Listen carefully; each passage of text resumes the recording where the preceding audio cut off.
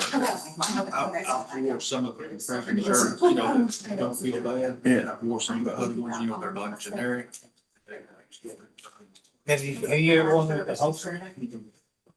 But that's supposed to be leather on the side, and really, it'd be a good place to put a cell phone in the other side too. All my bags. I might order one of them, I got. I wore every kind of holster, I think. But I wore the shoulder holsters. see, I wear on my ankle already, you know, and You know, when I went in narcotics, they, you know, we're carrying secure and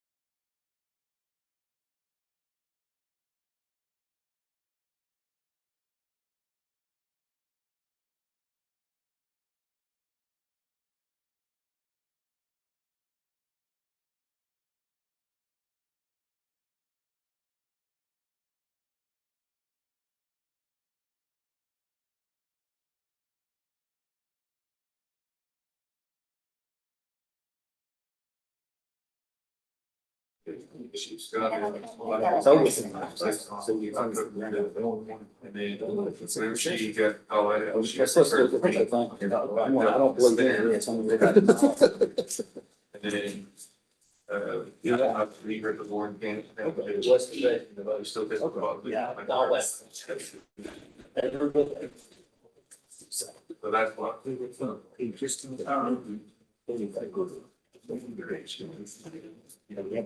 Well, it'll be. So there's, he is, yeah, he has the. Yeah.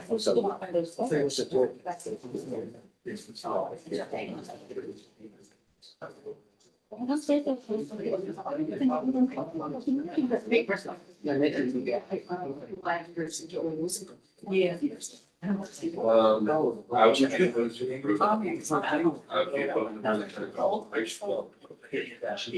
Yeah.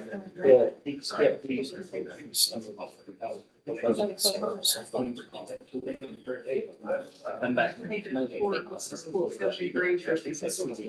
But how long is it?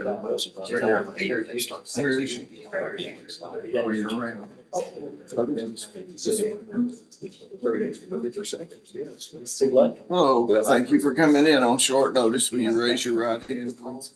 You solemnly swear or affirm that you conduct your duties as a member of the circuit court fairly consider all matters brought before you, that you follow the law of the Commonwealth of Kentucky and protect the Constitution of the United States of America, Commonwealth of Kentucky. So, thank you very much. You go with the clerk. Thank you, Judge.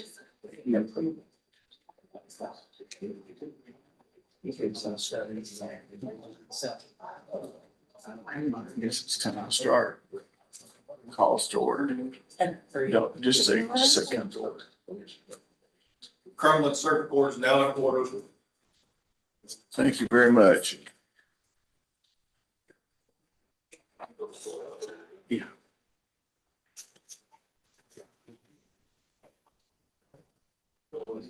We'll start on the criminal docket.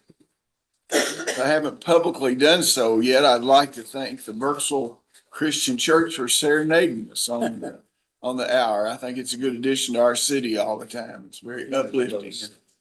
We'll get a good Not scheduled. exposure to the sounds here. We'll do with the transported prisoners first. Commonwealth of Kentucky versus Timothy Alexander.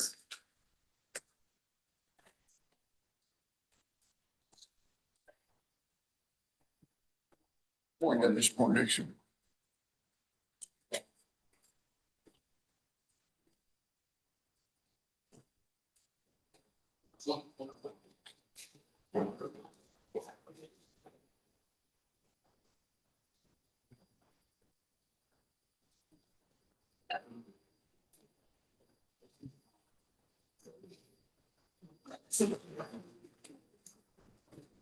Commonwealth of Kentucky versus Timothy Alexander, 19 CR 0042 and 23 CR 0039. Are you Timothy Alexander? You born in 1982. Last four digits, social security number 5227. You're here on a pretrial diversion revocation and also on a pretrial conference. What does the Commonwealth have to say? I believe we need a trial date. You want to come up to the podium where we get you on the record? Yeah, I believe we need trial dates, Ron. What's the charge? It's assault, second. Maybe, yes. And then you got the diversion revocation and the assault is the basis of the diversion revocation. Just go back there and have them come back. Plug in and get my calendars out. Go ahead. Yeah, the underlying case, the new case is the basis of the diversion revocation, so we'll need a trial date. Okay. My electronic calendar is out, so I have to plug it in here. I wasn't aware of it. It's out of battery. It's step back into it. It's inside my briefcase. It's where the cord is. Unless you mess it.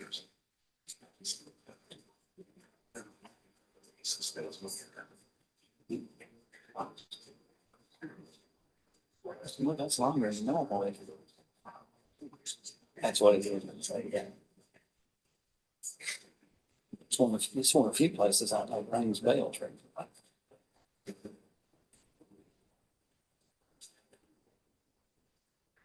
Since that is where it comes. Just as well as your chief, correct?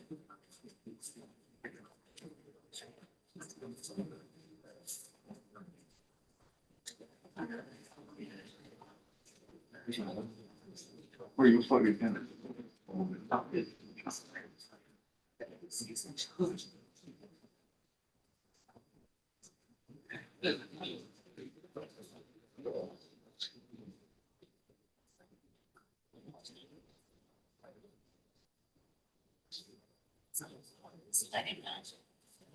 Just up here.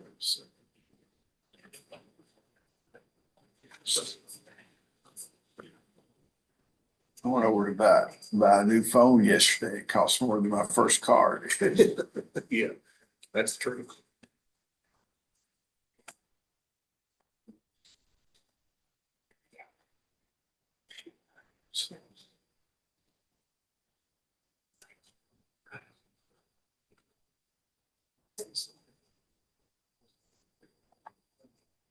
There we go.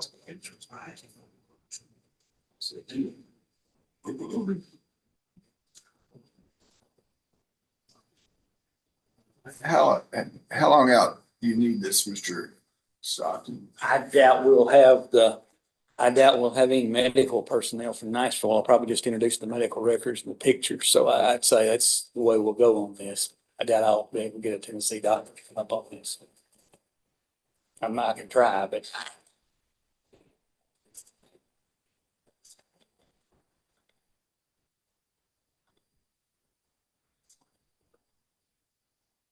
But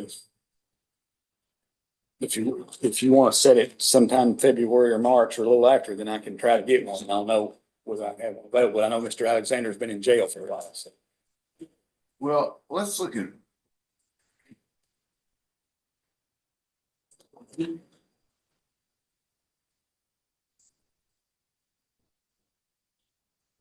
You've got, on March the 4th and 5th, you got Commonwealth versus Key, that would probably go.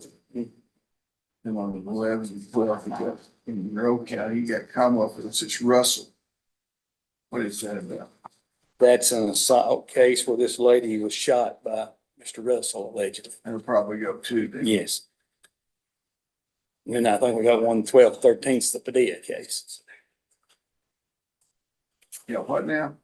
Jesus Padilla, that was reset for the 12/13. It was Of actually, March? yes. Don't have it all. February. Oh, February. I got a wrong number.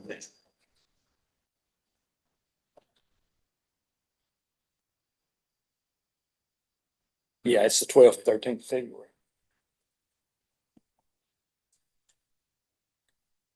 Is this a one-day trial, you think? I don't think so. What about March the 18th? That's fine with me. That'll look for me, Your Honor. Could we address this bond, Your Honor? We can in a minute. Okay.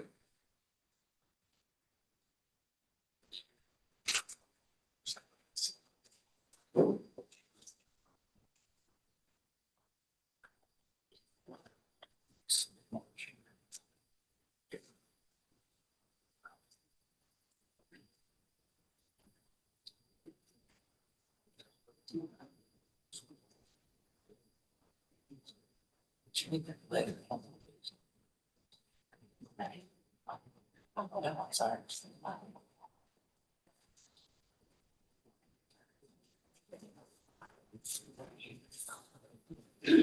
And we've set the Cumberland motion day that month on March 9th. That's right. So if we have to, you can go over to that afternoon and finish the trial. Mr. Stockton, we have set the rule date for March in Cumberland County the next day. So if we have to go over, if we don't finish the first day, we can go over and finish starting the afternoon at the 19th. See what I'm saying? Yes, that's After we fine. Finish the rule day. That's fine. Your Honor. Okay, now, I hate to make these bond decisions just out of the blue. Have you filed a motion? We've had a hearing, Your Honor. We had a hearing in Yeah. October. I know, I didn't grant that though. Well, we never had a decision. You do now. Okay. All right, Your Honor. He's been in custody for 255 days. You want to file another motion or you want to talk about what's the story? The Commonwealth actually signed an agreed order at one point, Your Honor, but Yeah, he was gonna be out on home incarceration. But that was when we were trying to get the medical records because there was a delay in getting those. So How about an ankle bracelet? that'd be fine with the Commonwealth. Mr. Alexander? No contact with Mr. Howard. yes, You have a violent past. Yeah, here, as far as this allegation are concerned. I don't know whether you did this or whether you didn't. What kind of criminal record does he have? He's on probation for the possession and he, and then he had an assault for conviction 2019. Speeding ticket 07. Yeah. Well, I'm gonna let you, where are you gonna live if you get out? My mother, Where is that? 325 Hill Street. Okay, well, I want you to stay there. I want to put an ankle bracelet on you. Yes, sir. And you can go to, have you been working publicly? Have you had a job? No, I was working with, Frank Gasker. Well, can you get a job there? Yes, sir. Well, you can go to work, church, or the doctor, okay, and stay at home. And you make arrangements with Junior Smith. Is he still doing that? Junior Smith? And your court date's on the 18th. You need another pretrial? no, Your Honor, not this Okay. time. Okay. Thank you, Your Honor. Yeah. Thomas Bradshaw. Let me see this motion. Sheriff, you okay there? You.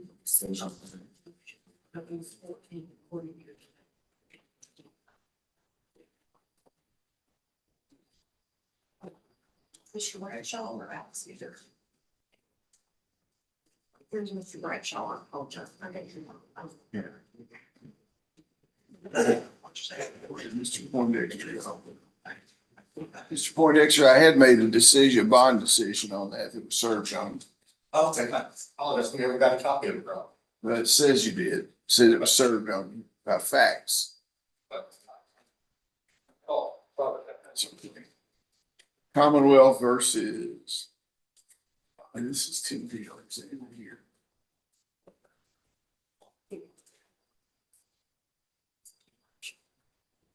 Commonwealth Kentucky versus Bradshaw. Yes, Your Honor, that's our motion.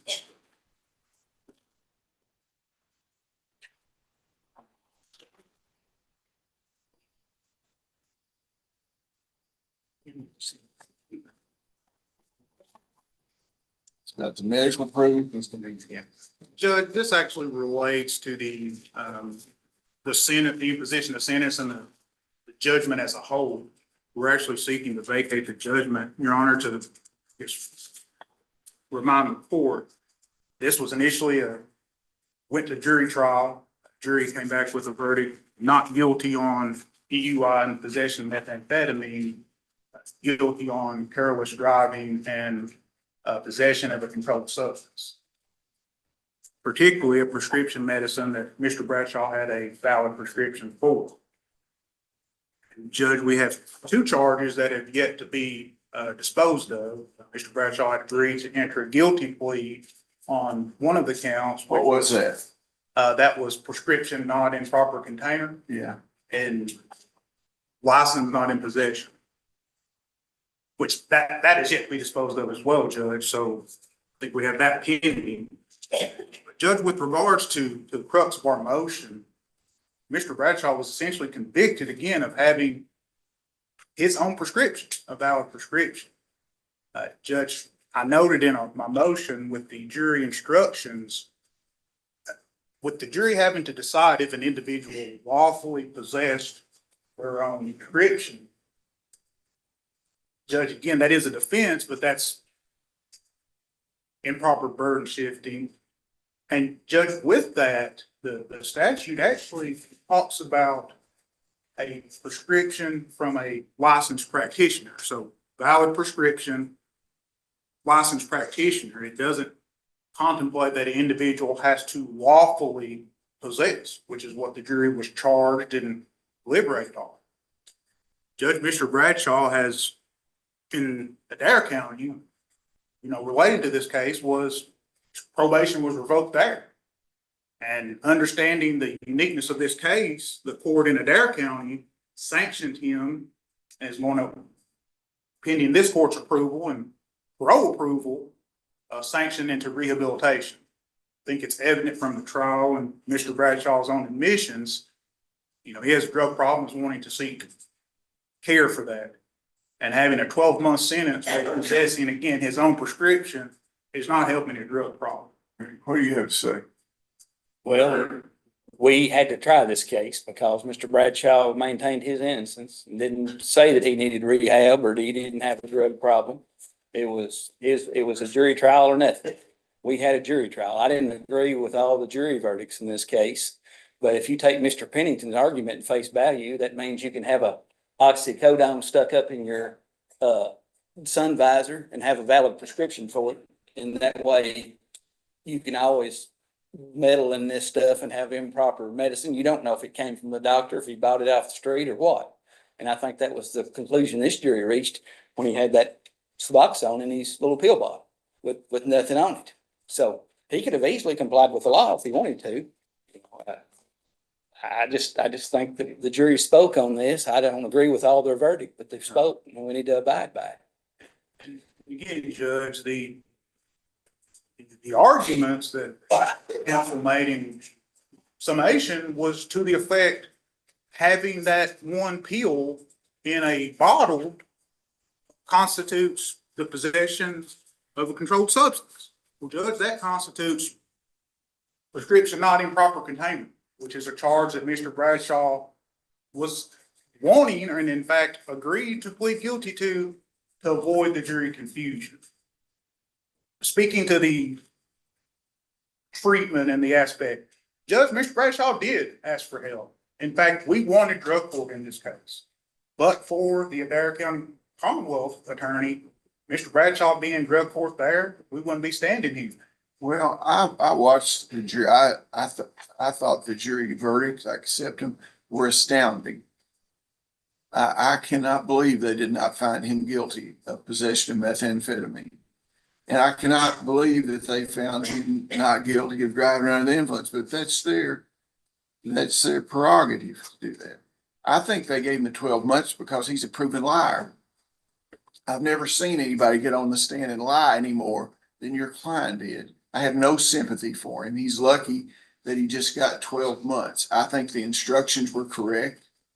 And I think he attempted to perpetuate a fraud on the judicial system. That's my opinion after having watched him. I mean, and as far as those medical records you tried to get in, it's not Mr. Bradshaw's problem that they didn't get in. It's your problem because you didn't properly prepare the medical records and get them certified, and you didn't have anybody to get them in. They weren't admissible until your client made some allegations and the Commonwealth brought them in. They ultimately got in, and you could use them in any way you did, but those medical records didn't help your client because they showed that the day after he alleged that he didn't drink alcohol, he didn't do these other things, that all those things were in his blood system. So I think the jury instructions were correct, and I think that the sentence is correct. Now, have they revoked him up in Adair County? No, Your Honor, they actually sanctioned him, and Judge, I think. Well, that's their prerogative. As far as down here, the Court of Appeals can overturn this conviction if they want to, but I think it's a good conviction. Judge, I'm finished with this case. Okay. Do you have anything other than what I've addressed? yes, Judge. Okay, go ahead then. It's my understanding in speaking with the parole officer in this case, that the charge is still listed as not possession of Suboxone. It's listed possession of a barbiturate, which I'm not a toxicologist or a I don't know chemist. what you're talking about as far as, what do you mean the charge? The Judge, only thing I deal with is verdicts. I I got understand. the verdict. What probation parole officer told you this? Who is the officer? Well, I mean, your client says a probation and parole. If you have something needs to correct, work it out with the Commonwealth. And if it's improperly listed, the conviction stands for itself. It's a judgment that was entered. You know, I mean, I don't understand what the charge, I guess. The charge The correcting the problem is that it was a misdemeanor and there wasn't any pre-sentence investigation report because it was a misdemeanor. Usually this would be corrected on a pre-sentence investigation report. I don't even know what needs to be corrected. The indictment was correct, the jury instruction was know what correct, he's so I talking don't know about. what's incorrect. I don't know either. Yeah. But if you can find out something yourself by talking to probation parole officer and get a hold of Commonwealth, if there's something wrong, we'll fix it, okay? Well, Judge, there are still 2 remaining charges. Commonwealth moves to dismiss. They're dismissed with prejudice.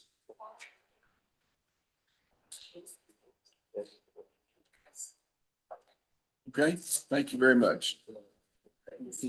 Joshua Duval.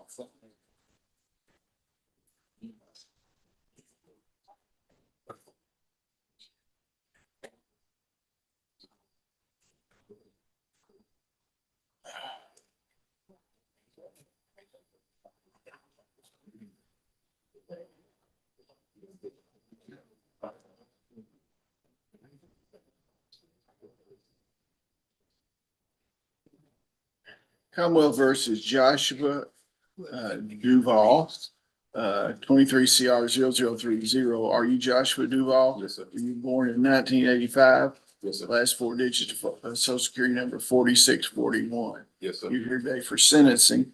Have you had an opportunity to look at this pre-sentence investigation report done by probation and parole? Judge, I have not received a copy of Mr. Duval's. Well, you know, you knew he was here for sentencing.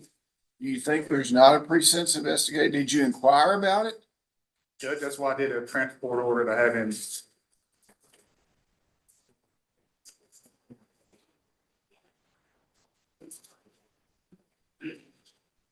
Barbara Johnson.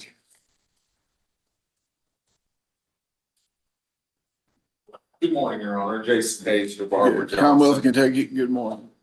Commonwealth of Kentucky versus Barbara Johnson, 21 CR 0024. Are you Barbara Johnson? Yes, Were you sir. born in 1990? Yes, sir. Last 4 digits, your social security number is 7842. Yes, sir. You're here represented by counsel on a probation revocation. What does the Commonwealth have to say?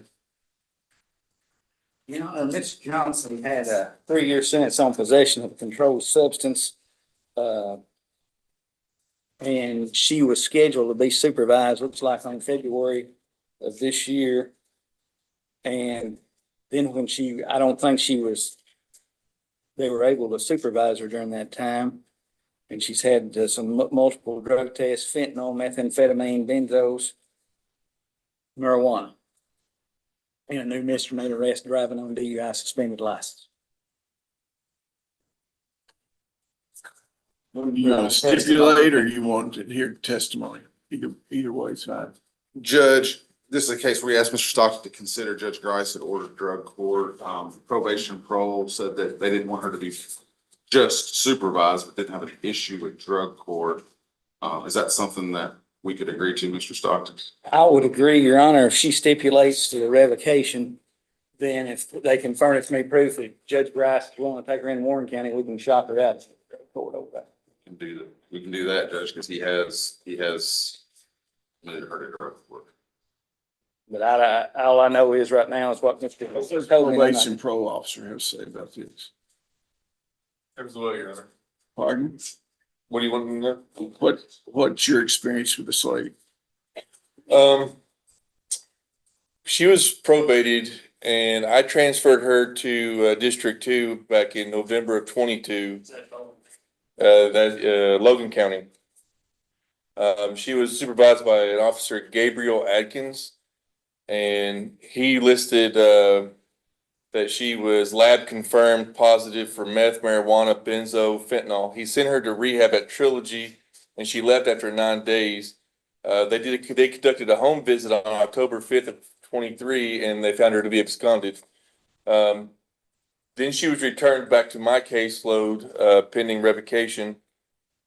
The day she got picked up, I sent Officer Amber Jones to the Warren County Jail to drug test her.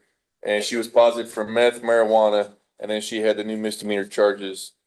I did see some orders from Judge Grice, but as far as I didn't read them because I was waiting to see what we were gonna do here. You think it'd be better to revoke her or just to hold it in abeyance to see how she does down in drug court? Well, I think she's already a convicted felon. Yeah. And my thinking was, Get behind them. my thinking was if we revoked her and then she's shocked out, that's it. For, she's used all of her time up. It's either this or nothing because she won't be eligible for shot again if she gets revoked out drug court. But if you want to do it otherwise, that's fine with me.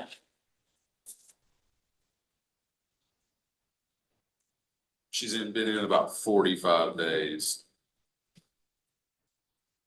Well, I'm gonna revoke her probation and then you negotiate with find out from the Commonwealth Attorney's Office down there. Yeah. What the deal is. I might transfer the case down there. Okay. That'd be fine. After, to consolidate them for judicial economy. I'll take a look at it. Yeah, this was just sprung on me this morning, so I need to confirm what's Yeah, going on. I'm just gonna revoke her and we'll look into it. I'm not saying what I'm gonna do. I'm not adverse to her going to drug court, but she did. Sir, Your Honor. Thank you. Wait, you finished? I wasn't. Oh, I thought you were No, done. I'm sorry. I take a breath every once in a while. You know, you're looking right on the precipice of going to the penitentiary here. You haven't, you left that other, drug treatment program evidently. I don't know. We could take some sworn testimony. I don't have that now.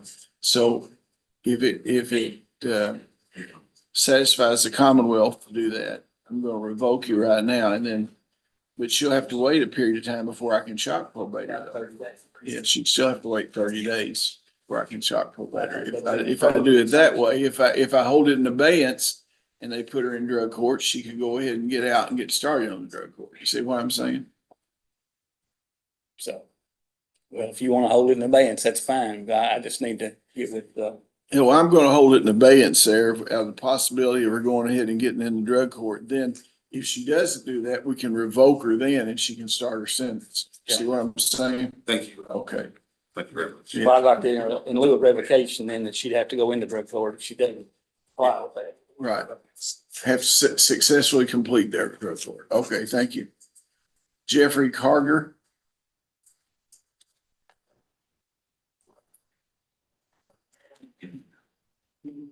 Jeffrey Carger. Oh, okay.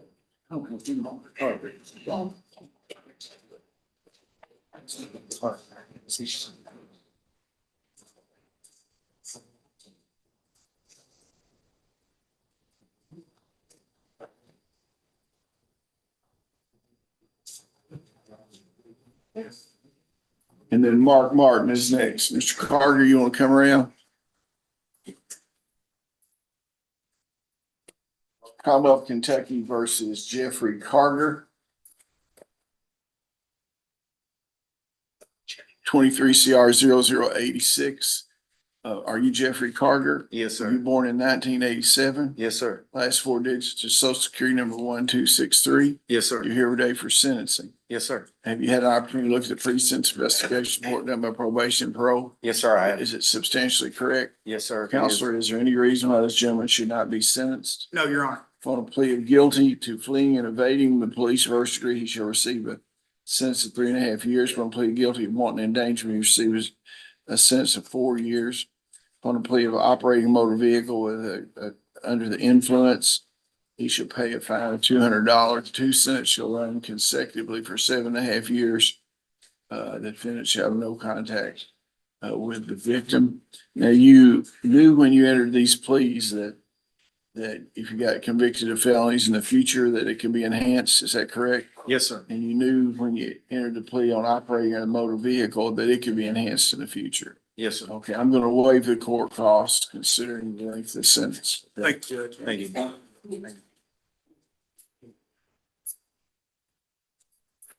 Mark Martin. Mark Martin, and then Kenneth McIntyre. Mark Martin? Yep. He was not? Okay, well, I'll get to him in a second. Commonwealth versus Mark Martin, 22 CR 0056 and 23 CR 0036. Are you Mark Martin? Yes, sir. You born in 1974? Yes, sir. Last four digits, social security number 1961. Yes, sir. Okay, these are on motion for shock probation. And Judge, it's my understanding in speaking with Officer Gardner that Mr. Martin will actually be probation, or excuse me, parole eligible in January.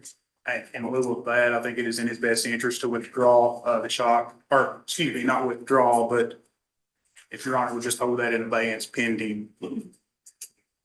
Well, you can file it. It won't be with prejudice if he withdraws them. I agree that it would be in his best interest to be paroled rather than shock probated. Yes, So Judge. you can just withdraw those two motions, and if he doesn't make parole, then you can file them again. Certainly, Your Honor. Okay, thank you. Kenneth McIntyre, I understand, was not transported. But, I think he's in Pike County. well, that was a facility, Your Honor. motion for shock probation, so you can file it again. Yes, Judge. Robert Purdue. And then Brian Roberts.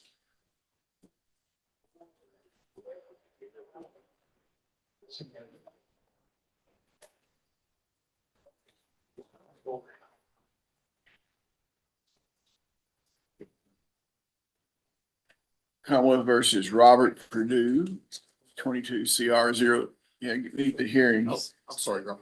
One of bailiffs, get the hearing device.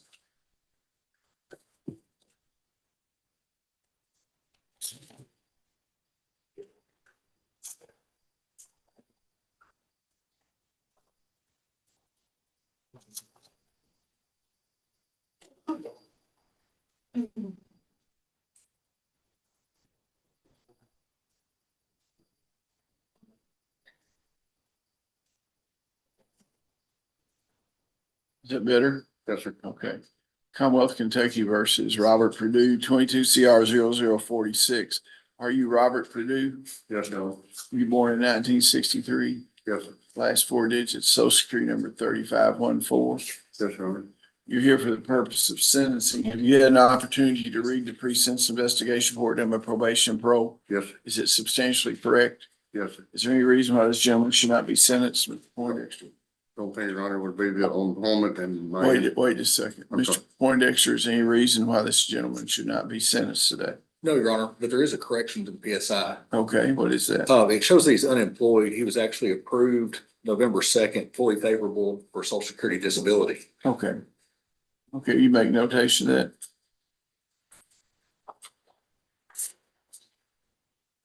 Now, was this where a pretrial diversion had been revoked? That's correct. Yeah. A pretrial diversion had been revoked. He shall receive a sentence of 3 years. And he still had the operating under the influence. What are the court costs in this case? Sorry, Vegas. I already paid the court costs. Okay, thank you very much. Can we address probation, Your Honor? You can address shock probation next time, but you can address probation if you want to. Well, Your Honor, we would like to address probation. Go ahead. Okay, simply because when he received the fully favorable decision from Social Security, he will lose it if he's incarcerated for more than 30 days. And he'd been trying to get it for about 3 years. He's also had no criminal violations between. How many days has he been in? 56.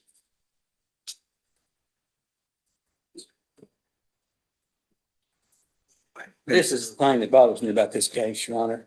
I understand he wants to get out and draw his social security, but we had two separate hearings on Mr. Purdue. The first time he offered a drug test and he denied use. They had to lab it. The second time they had a drug screen, he denied use. If he would just have cooperated with probation and parole, admitted he had a drug problem and got treatment, he wouldn't be in this position today. And now he comes to the court begging for mercy after he's been in all this trouble. I think the philosophy of a lot of these defendants is, I'm gonna lie to you, and lie to you until I get caught. And then when I get caught, I'm gonna come up with every excuse I can not to serve any time. And that's kind of where I'm at in this case. How many days you say you would lose it incarcerated for how many days? After 30 days from final sentencing, Your Honor. He's been in how long? 56. And I'm going to delay final sentencing till the January rule day, and then I'm going to give him 29 days after that. That'll get him in about the time that he would be eligible for parole. You agree with that? That's fine with me. I understand that it probably does need the social security, so I'm going to delay sentencing until January the 11th. And then on that date, if it's okay with the Commonwealth, I sentence him to 1 day short of what it's gonna make him lose his social security on, maybe a week, just in case. That sound like a fair resolution, you, Mr. Poindexter? Solemn resolution. Your Honor, when it's a guaranteed release, yes, sir. Well, if I'm still alive, somebody else might think that's a good idea. But if I could guarantee that I'll be here and healthy, I surely would sign the order. Would the court consider home incarceration? Just because he's also going through a divorce and they're doing property division and he's not He's there got for. a pretty good deal up to this point. It's okay, so let's just stop it here and he can you can wait till he comes back on the 11th and I'll sentence him. If you got anything else to say then that's changed, it's not that long. The 11th is an early rule day for me. Yes, sir. It's not even month. Okay. Yes, sir. And what? Oh, this is a Clinton County case. And when is the rule day over there? Hold on just a second. 25th, Judge. When? 25th. When you say it, if you want to. No, it's a Cumberland County. What about Clinton County? January 11th, not on day, that's why. Well, I had it right here. Just going by the list here. You look on. What is this list here? Last year's list? Maybe so.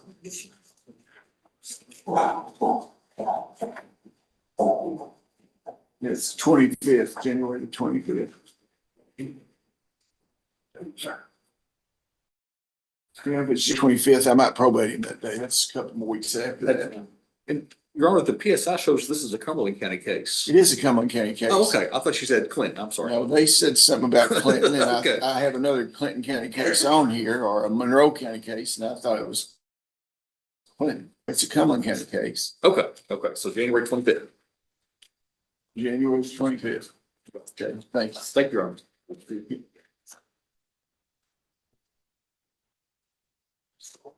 Brian Roberts is a Monroe County case. Your Honor, John Gardner appearing by Zoom for the Commonwealth. Okay.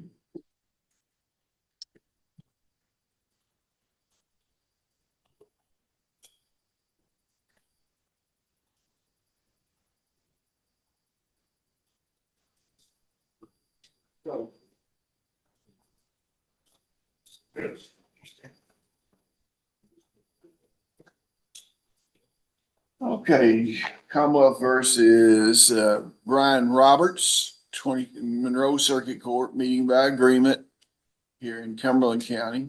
Mr. Roberts, were you born in 1992? Yes, Your Honor. Last four digits, social security number 7584. Yes, Your Honor. You're here today for sentencing in 23 CR 0006 and probation revocation in 20 CR 0025.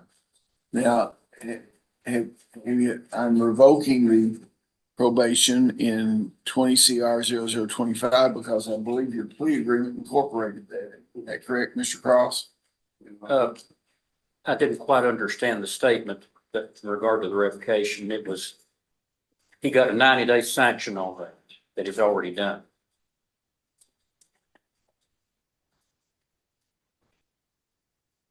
I was just reading the plea agreement.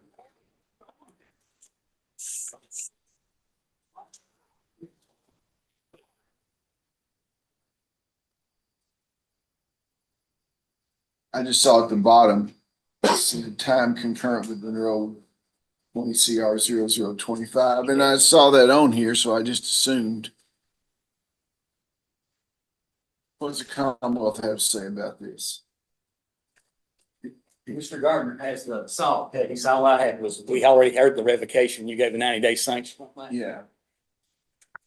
Mr. Garner, what's your understanding in this? He has 3 years. That is correct, Your Honor, and we agreed to supervised probation for a period of 3 years as well on this case.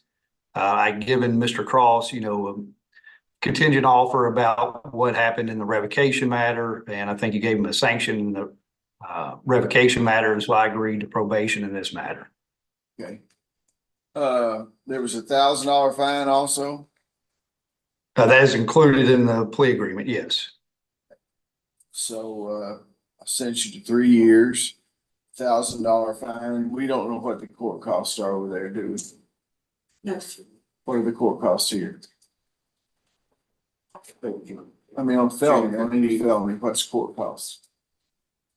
Around $215. It's, so he'll pay that. We have to pay it monthly. Yes, pay $100 a month, Your Honor. How about $70? That's fine. Okay. Pay me the 30, okay, that works. You pay you first, and this is a situation where you stab somebody, is that right? Correct, Your Honor. Well, don't be That's correct. stabbing anybody else. Next fist bump, you'll be going up for a long time. No, Your Honor. All right, okay, 3 years probated, supervised, $70 a month, $1,000 fine, for $1,000 and $215 court cost. Probation for 3 years. Okay, and And point of clarification, Your Honor, the 90-day sanction, he went in June 5th, so. June 15th, I'm sorry, 15th. So even though the paperwork didn't get through in drug court for some time, he has completed that. I think Mr. Stockton's. okay, that's fine. I just looked at the order at the bottom. It's the only reason I brought it up. It cited 20 CR 0025 and 21 CR 0099. So that's fine. You'll meet, when should he meet with the probation parole officer? Should he go to Glasgow, or who's gonna see him? Meet with Chase, believe. Yeah, Wednesday. See him anyway. I'll see him anyway. next Wednesday is coming Wednesday. I'll go see him tomorrow in Glasgow, Your Honor, as soon as I get up. Okay, well, Just taking care I'm of gonna let you stay over there in jail tonight and then you be over there by 9 o'clock tomorrow, okay? All right, so I get up tomorrow or today? In the morning at about 8 o'clock. All right. Okay. Thank you, Your Honor. Yeah. Thank you. Nicholas Sexton. I'm good. Thank you.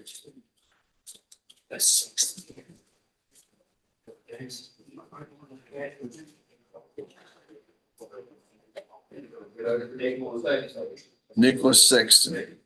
And then Dustin Sutherland. Tell him to have Dustin Sutherland on board.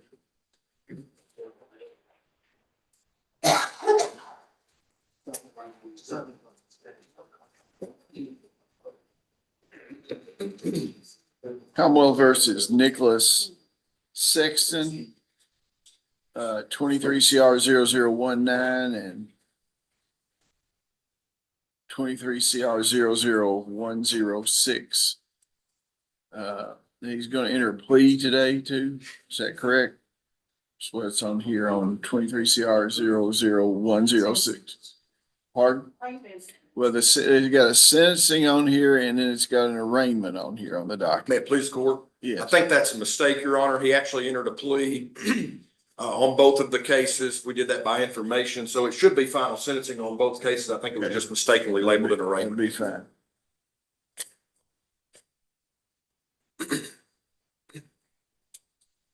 Mr. Sexton, have you had an opportunity to review the pre-sentence investigation report done by probation and parole? Yes, sir. Is it substantially correct? Yes, sir. Any reason why this gentleman should not be sentenced? No, Your Honor, one minor correction to the pre-sentence report. Okay, On the first page there, it references 23 CR 105. That should say 23 CR 106.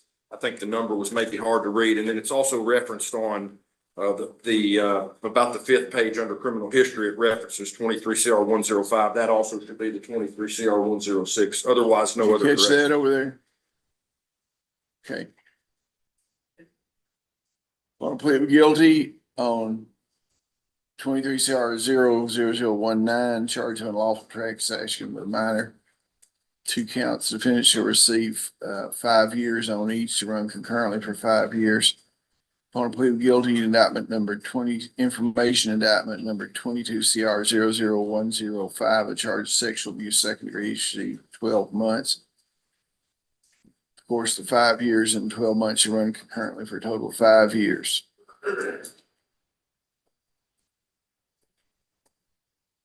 All evidence should be destroyed, okay? Yes, sir. Okay. The court costs involved in this and how much? 155. $155. I'll let him pay it $30 a month. First payment starts on 30 days after he's released, okay? Yes, sir. Thank you very much. Thank you. Dustin Sutherland. Dustin Sutherland.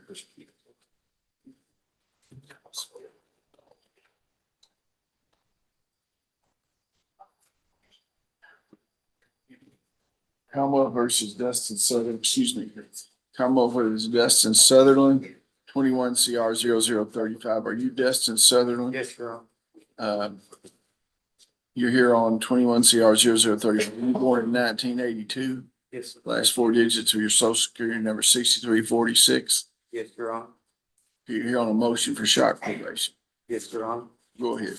And Judge, if I could inquire from Officer Gardner or Mr. Sutherland's eligibility for parole.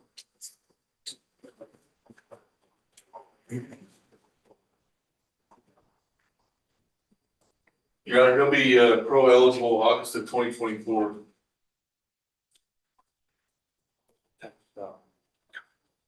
So Judge, given that we would like to proceed forward with shock, Tell me something. excuse me. Tell me something. Uh, Give me your call, your argument. Me?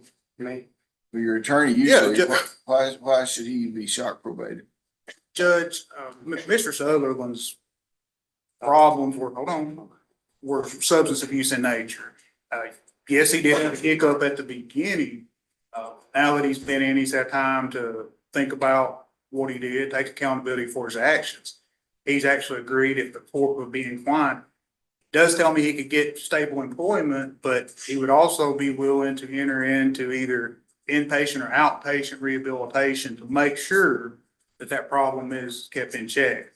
Mark has agreed to accept him and could have a bed letter within 24 hours.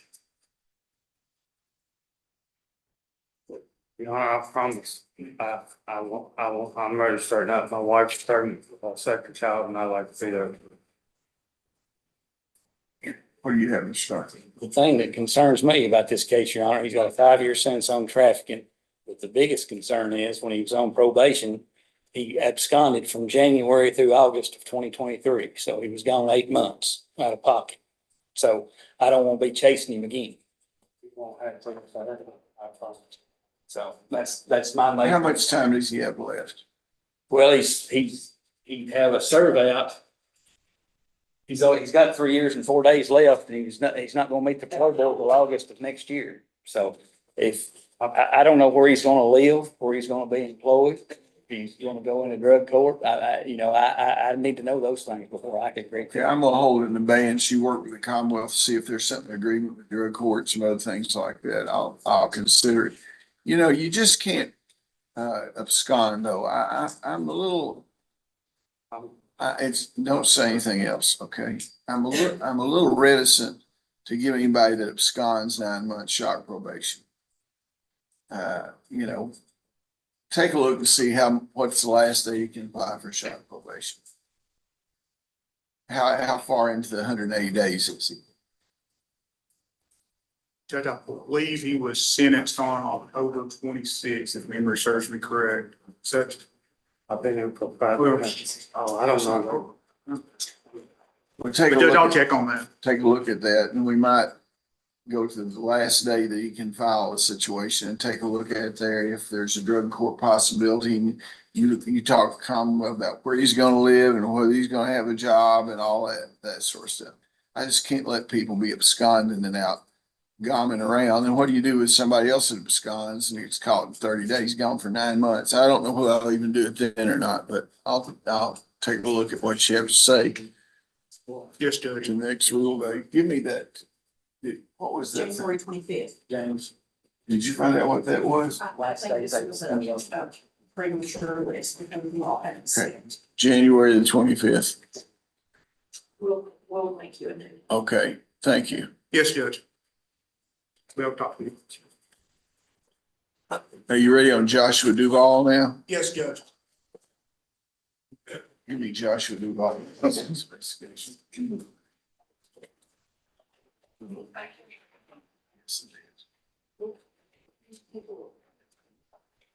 No, I guess it's here, but Okay. Commonwealth Kentucky versus Joshua Duval.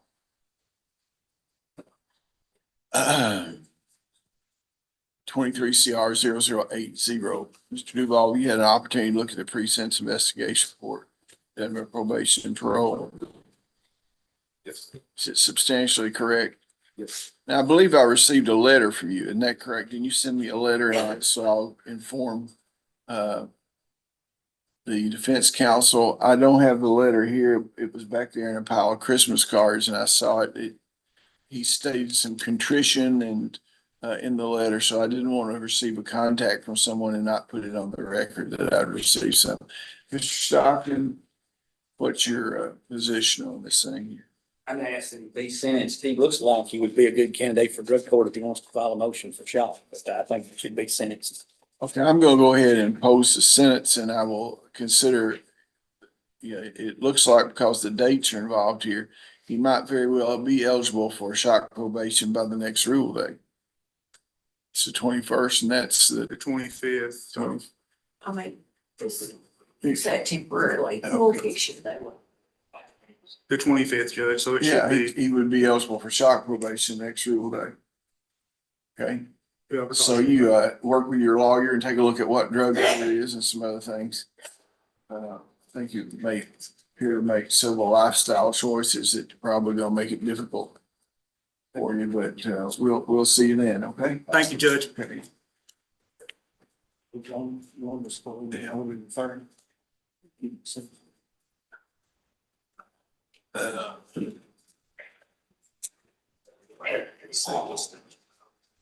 Okay, now, we have a case that have a translator here.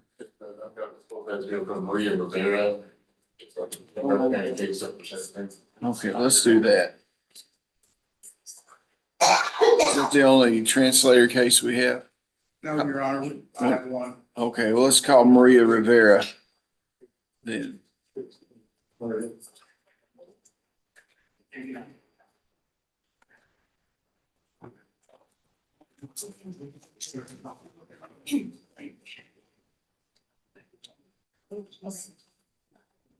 Translator, you raise your right hand. You solemnly swear or affirm that you've been accepted as a qualified a translator in the Commonwealth Kentucky court system. Thank you very much. Commonwealth versus Maria Rivera, Monroe Circuit case number 22 CR 00106. Are you Maria Rivera? You're here for Yes. sentencing. Yes. Have you had an opportunity to look at the pre-sentence investigation report done by probation and parole? Yes. Is it substantially correct? Yes.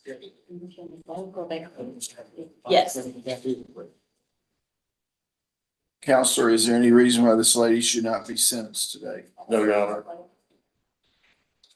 Okay, upon a plea of guilty to theft by unlawful taking or disposition of more than $1,000. Receiving stolen property. I'm just looking at the offer on the plea. Mr. Stockton? Yes, Your Honor. He says it's receiving stolen property, and it says in the offer on the plea agreement, it says guilty to theft, unlawful taking or disposition more than $1,000. It should be receiving. We can change it if we need. Okay, so it'd be receiving stolen property of more than $1,000, right?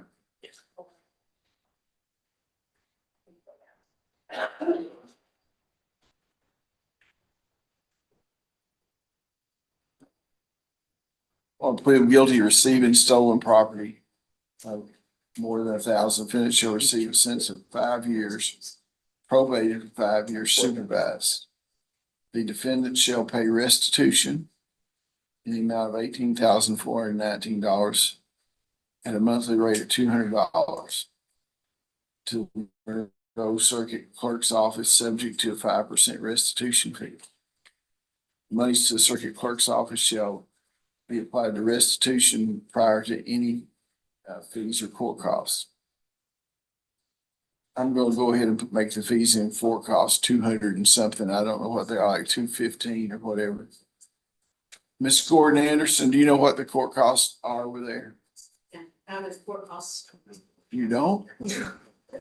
It's 215 here. It might be more than 215 there, so I'll just make it 215. So she pays that after she pays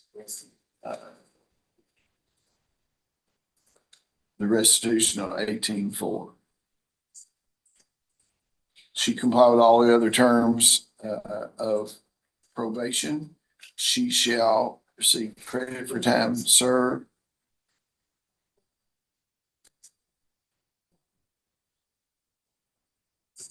And anything that, any evidence needs to be disposed of, will do so by, okay. She can meet with the probation and parole officer tomorrow in Glasgow. You'll need to call over and make an appointment for her.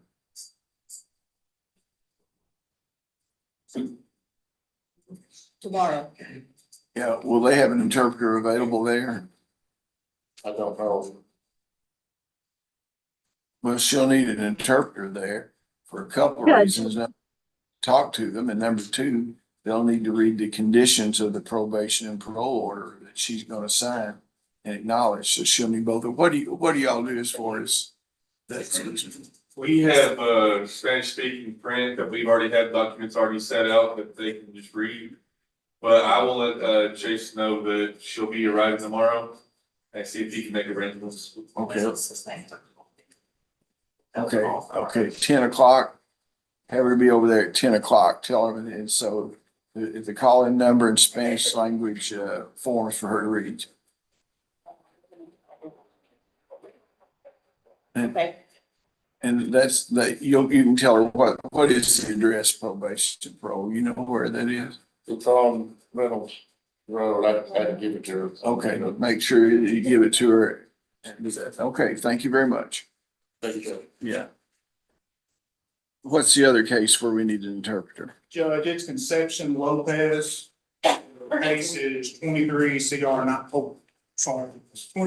64.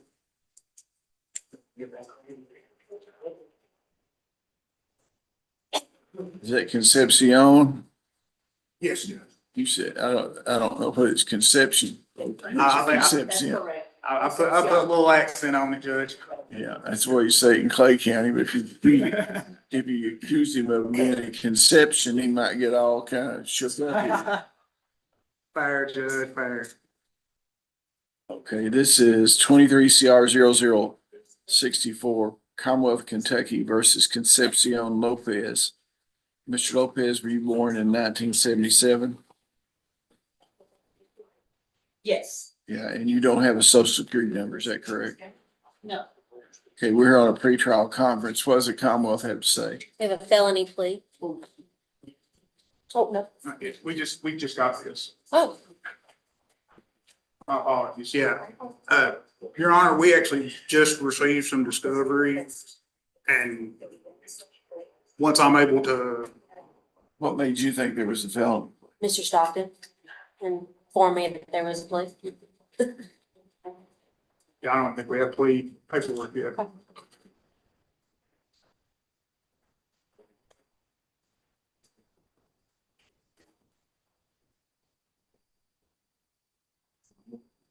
You have any objection to this happening on January 25th? No objection?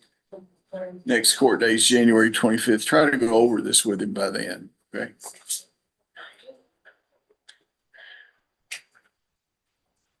Judge, do you want him here for a negotiating day, What is the negotiation day? the 19th? January 19th? Have him here on January the 19th at 9 a.m. and January the 25th. Both of them are conditions of his bond. Okay. Okay, thank you. Does that conclude the, Yes, sir, Judge, if that's what they review. yeah, well, Judge, we actually have a Clinton County case if the court would take a plea, on him? not for him. Does it need a translator? They would need a translator, Judge. Oh, okay. Okay, what case is that? Is it on the docket? It is not, Judge. Well, I mean, how are we gonna do it if it's not on the docket? Tell Mr. Stockton, Yes, Your Honor. they say they have a Clinton County case that's not on the docket. What's that? I think it's a possession case. It's hard enough for me to get ready for this docket, let alone something get in at the last Why are we minute, so I don't doing, know. why are we doing this today? Judge, we had plea papers executed. You need to speak up a little bit. We had plea papers negotiated. Mr. Rodriguez, when we came to court in Clinton County on the 11th, Mr. Rodriguez was not understanding some of the language in the plea. We'll have him over there in the next rule day. Okay. But I was just gonna say there was a trial set, so with the translator here, we were trying to do it for the convenience of the court, but we can. What's the deal now? There is a trial.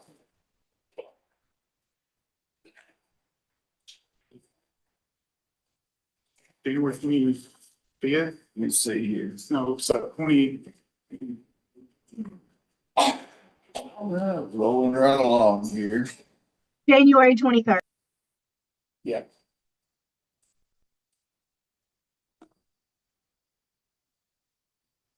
Got the voice here.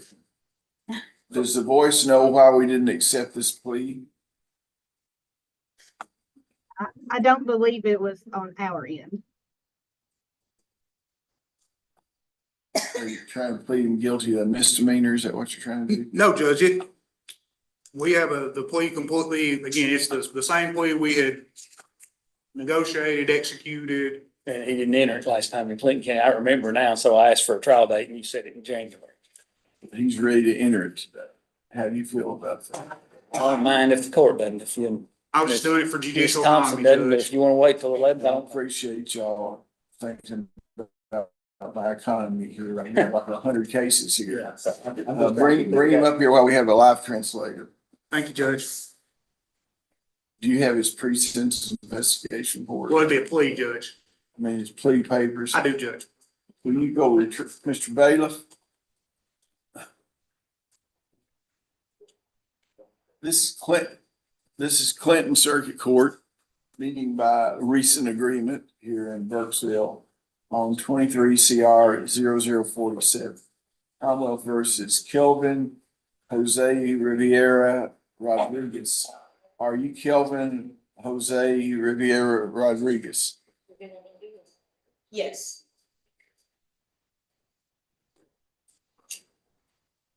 I understand that you wish to enter a guilty plea, is that correct? Yes.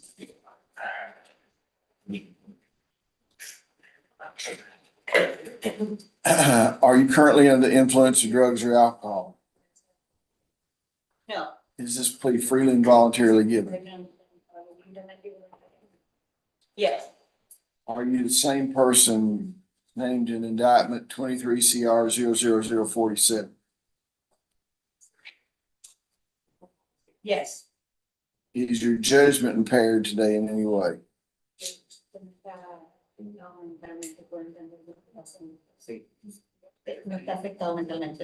No, I'm fine. Have you had time to talk to your attorney about this case? Are you satisfied with his advice? Yes. You understand that you do not have to enter a guilty plea today. Yes. You have certain rights under the Kentucky and United States Constitution.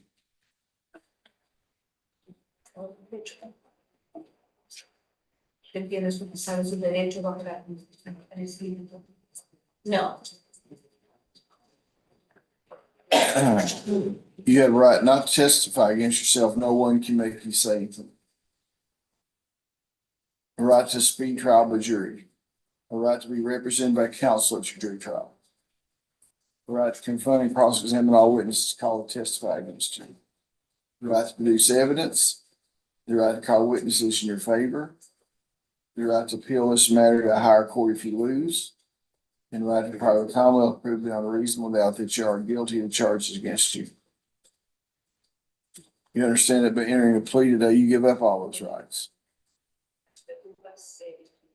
Now I may consider the Commonwealth's recommendation, but I may apply any range of sentence allowed by law. Prior to accepting your recommendation, I will await a pre-sentence investigation report from probation and parole. In the event that I do not accept the Commonwealth's recommendation and decide to impose a harsher sentence, you have the right to withdraw your plea of guilty and proceed to trial. What is the Commonwealth's Now I recommendation? reviewed the offer, Your Honor. I didn't bring my. You don't remember it? No, I don't. Mr. Bailiff, we hand that over.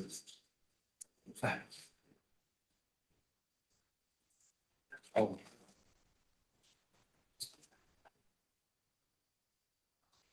Your Honor, Mr. Rodriguez will plead guilty of fleeing and evading police, first degree. Receive a sentence of 5 years. Serve 45 days home incarceration. Shall plead guilty to failure to maintain insurance. $500 fine and cost. He'll receive credit for any previous home incarceration, but he'll still have the 45 days to do. And he'll obtain and maintain gainful employment. It's a felony plea. Yeah. Is that what you agreed to, sir? Yes. Are you pleading guilty because you did commit the acts charged in the indictment? Yes. Knowing your constitutional rights, is it your desire to allow the court to fix your punishment? Yes. You understand after any of this plea, future convictions would enhance the range of penalties. Yes. Did you sign this document? Is that your signature on there? Yes. Okay, let him look at it again. I'll accept the plea, order pre-sentence investigation report, and schedule a sentencing date in Clinton County on January the 11th. And if you'll take this back to Clinton County, if you'll hand that to Jesse. Okay, I'm not gonna take him into custody today, but he'll need to meet with the probation and parole officer over there. Can you provide him a phone number for probation and parole over there? Yeah.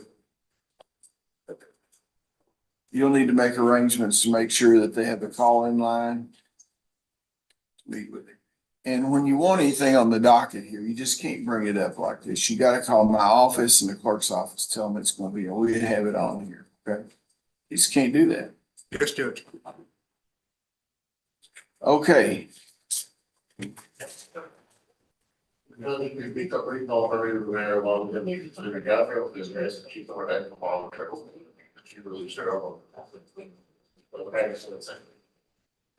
She's supposed to come on. that Maria Riviera thing, did she come off the month? Yeah. Okay. Just, we'll need to get an order signed on that. You'll need to submit an order and have the person that does the ankle monitor to come off. Okay? Kenneth Alexander. Thank you. You have anything for me to sign or anything?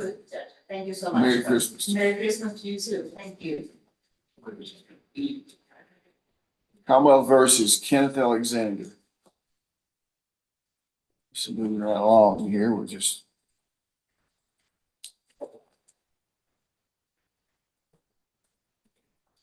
Are you Kenneth Alexander? Yes. You born in 1964? Yes. Last four digits, social security number 6237. Yes. You're here down at the pretrial conference. What does the Commonwealth have to say? Your Honor, we need one more negotiation date. The victim has not responded to us, and we're gonna have to bring her to What court. is your negotiation day again? January the 19th at 9 a.m. January 19th, be there, and January the 25th is the next court day here. Both of them are conditioned to your bond, okay? Richard Armstrong. Rainy. Stroughton.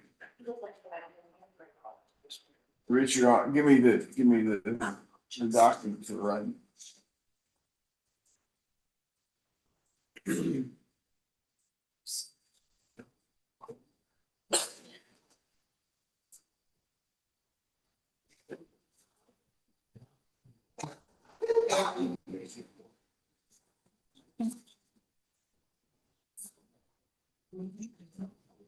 Commonwealth versus Richard Armstrong. 23 CR 0080. Are you Richard Armstrong? Yes, sir. You're represented by Office of Public Advocacy in District Court, correct? Public Defender's Office, is that right? Yes, sir. Okay, I'll continue that appointment. You have the right to remain silent. The grand jury of Cumberland County has returned an indictment charging you with possession of controlled substance in the first degree, possession of drug paraphernalia, possession of marijuana, failure to maintain insurance on a motor vehicle, failure to register or transfer a motor vehicle, no registration plates, expired registration plate, careless driving, and failure to wear a seatbelt. Counselor, you acknowledge the identity of your client received an indictment, wait formal reading, interplea of not guilty, preserving all pre-trial motions. Yes, Your Honor. Okay, he'll be here on January 19th at 9 AM for negotiation and January 25th for the next court date. Both of those are conditioned your bond. You understand that? Yes, sir. Okay. Cody Appleby's next. You can go. Cody Appleby.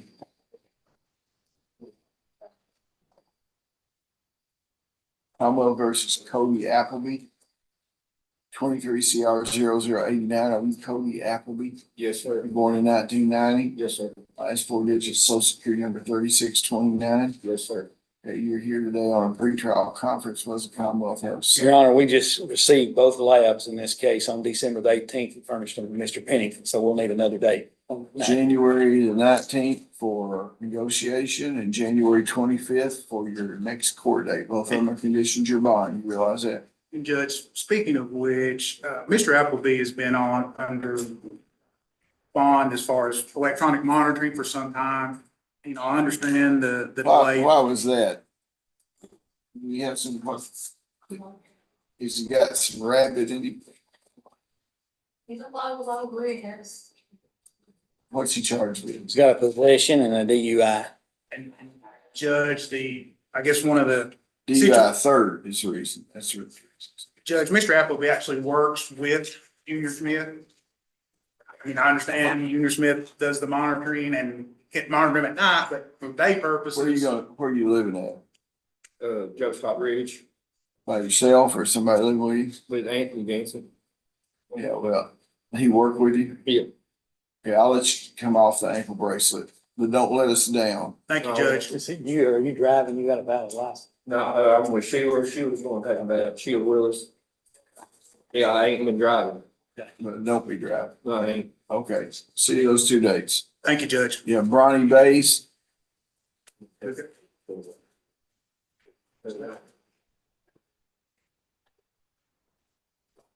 Commonwealth versus Bronny Bays, 22 CR 0026. You're Bronny Bays, born 1984, last four digits, social security number 5442, right? Okay. Yes, sir. What do you have?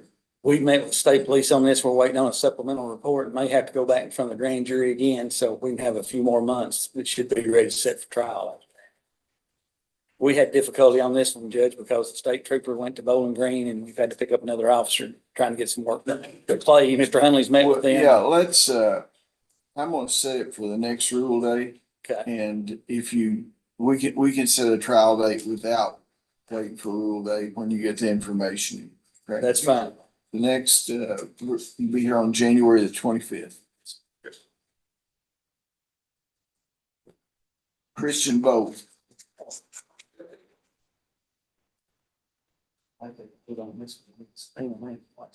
Cromwell versus Christian Bow, 23 CR 00102. Are you Christian Bow? Yes, sir. Come on up there and speak up a little bit. Were you born in 2004? Yes, sir. Last four digits, social security number 4270. Yes, sir. Here for pretrial conference. Mr. Cross and I couldn't reach an agreement on this. I attempted to call Deputy Watson to discuss the case with him when we was doing that, but he worked night shift. I'd like to have one more pretrial and have Deputy Watson there. If he can't settle it, I'll get a trial date. I agree, Your Honor. Let's have a negotiation day, correct? Yes, 19th. You'd be at January 19th and back here on the 25th. What's the charge here? It's fleeing and evading. Okay. Okay, Thomas Carson.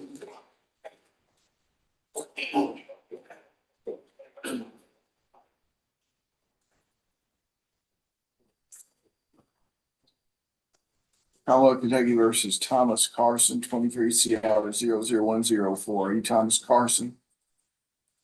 Are you Thomas Carson? Can you hear? Mr. Bailiff, come over here.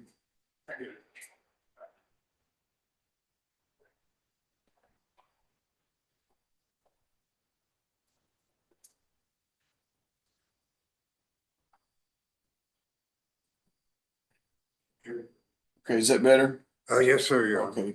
Commonwealth versus Thomas Carson, 23 CR 00104. Mr. Carson, were you born in 1952? Yes, sir. Last four digits, social security number 5176. Oh, yes, sir. 5176. Do you know what your social security number is? Yes, sir, I do. Okay, I hope so. What does the Commonwealth have to say about Mr. Thomas Carson? Your Honor, I met the victim this morning. I think there's gonna be additional charges, so if we could have one more pretrial. Well, you want to, negotiation day on January 19th. Hopefully you can tell them what the additional charges are by then. I was caught blindsided before the grand jury this morning myself. The victim caught up with me and Mr. Penny and I discussed this at the last pretrial. I thought we were getting close to an agreement on it. But evidently we may not be because the victims had a change of heart in this case. Negotiation day, January 19th, next court date, January 25th. What is the charge? He's charged wanton endangerment, shooting toward their house, plus evidently where they live close together, and there's been at least two different packages of some value delivered to Mr. Carson's house. And that's where the additional charges may come from because he's not giving those to where they should have been delivered to. So that's the ongoing problem we've got in this case. Blades on UPS or? Yeah. FedEx probably. I guess that's kind of like the Monopoly game, Oh, bank carrier. FedEx, we get them indicted, just be all right. Okay. See those two dates, January 19th, January 25th, okay? Kevin Cooper. Kevin Cooper.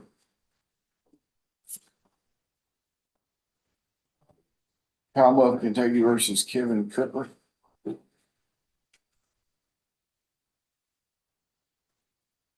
Are you Kevin Cooper? Yes, sir. You born in 1997? Yes, sir. Last four digits, social security number 9637. Yes, sir. You're here in 23 CR 0073 for pretrial conference. What does the Commonwealth have to say? Diversion, please. What is this?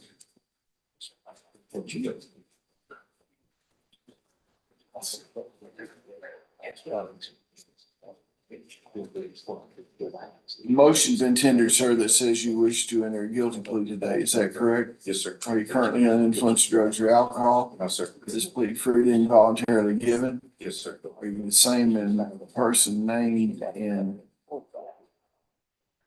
indictment number 23 CR 0073?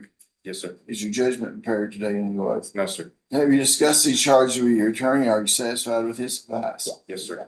Have you reviewed the evidence which the Commonwealth has against you? Yes, sir. You believe you've been fully informed about the case? Yes, sir. You understand that you now have to enter a guilty plea today? Yes, sir. You have certain rights under the Kentucky and United States Constitution for life. Specifically, I need to know that you understand those rights. You have the right not to testify against yourself. No one can make you say anything. Speedy trial by jury, right to be represented by counsel at your jury trial, right to confront and talk to them, all witnesses called to testify against you. Right to produce evidence, right to call witnesses in the favor, right to fill this matter to a higher court if you lose, and right to apply the Commonwealth to beyond reasons that you're guilty of charge. Understand that by entering a guilty plea today, you give up all those rights. You understand that? So now I may consider the Commonwealth's recommendation, I may apply any range of law, any range of sentence provided by law, I don't have to accept. In the event I do not accept the Commonwealth's recommendation, decide to impose a harsher sentence, you have the right to withdraw your plea of guilty and proceed to trial. Now I'm gonna do some, couple of questions as far as your eligibility for pretrial diversion. Have you previously been diverted in the last 5 years? Have you had any felony convictions in the last 10 years? Certainly. Well, I mean, is there a doubt about it? He's got a misdemeanor diversion in Adair County, Your Honor. Mr. Stockton, does the misdemeanor diversion disqualify someone from getting this diversion here? I don't think it is, because I don't think there's anything in the statute that allows a misdemeanor diversion. It's commonly done in district courts. There's no statutory What construct. we used to call common law diversion. Yeah, so I don't think it does. You understand that if you fully complete the diversion, the charges will be dismissed, pretrial diverted. You understand that if you do not complete the diversion successfully, you could be brought back in front of the court. I could revoke your diversion and schedule sentencing. In that situation, you would be a convicted felon, and that can be used against you in the future. You understand that? Yes, sir. What is the Commonwealth's recommendation, Ms. Gordon Anderson? Upon a plea of guilty to possession of a controlled substance, first degree, the defendant shall receive a sentence of 3 years, pretrial diverted for 5 years. Diversion is to be supervised. Upon a plea of guilty to failure of owner to maintain insurance, first offense, the defendant shall pay a fine of $50. The sawed-off shotgun shall be returned to the defendant upon him providing a federal tax stamp. Otherwise, it shall be forfeited under the Kentucky law after 6 months from the entry of this plea. The defendant agrees to be assessed by the social services clinician and will follow any recommendations thereof. The defendant shall obtain gainful employment or do 30 hours per week of community service until gainful employment is obtained. The defendant agrees to have any and all drug paraphernalia and contraband disposed of in accordance with the laws of the Commonwealth of Kentucky. Is that your understanding of the plea offer? I'll make one correction, Your Honor. On this actual original, we amended that to failure to produce insurance card. It's a different statute with a different penalty. Yeah, it should have been, that was the reason it was only a $50 fine. That's correct. Are you pleading guilty because you committed acts charged in the indictment as amended? Yes. Knowing your constitutional rights, I've explained to you, is it still your desire to give up those rights and allow the court to fix your punishment? Yes. Is that your signature on the document? Yes, sir. Could you retrieve that? I noticed some reference to a shotgun. What's the deal? When we negotiated that, it's legal to have a sawed-off shotgun in the Commonwealth of Kentucky if you have a federal tax stamp that's properly registered. And they had one, but they didn't have it registered. If they can get it registered in time, they'll get it back. If not, it's gonna be forfeit. And they're fine with forfeiting it, Your Honor. His mother had bought it at a yard sale. Well, that's where they got the gun where they killed Jock Kilbonsky at. They got a court sale in Mount Sterling. The fact that you get a machine gun at a court sale doesn't make it not a machine gun or doesn't make it not a sawed-off shotgun. But I hadn't researched the law. I didn't know that. You know, about looking at sawed-off. About yard sales or? Know about this shotgun. Didn't know that about LeBron. Well, now you know about court day in Mount Sterling. Yes. I don't know about, where was the shotgun? You can look into all that, okay? You do. That's what's gonna ask you. How's he gonna have a shotgun? It's what we'll do here. Okay. Big kinds of. Okay. Yes, I want you to look into the shotgun though when you do this interview with him. Sure. Sentencing will be scheduled on January the 25th. You know, wait a second here. Let me, Mr. Stockton, Yes. I'm just skeptical that they can even get anything under the current environment. will you leave Mr. Stockton alone while I'm talking to him? Move on over here, go over it. His mother said that she's filed a forfeit that. Okay. Well, I'm not so sure. I need to know something about the shotgun. Where was the shotgun? What's the deal on the shotgun?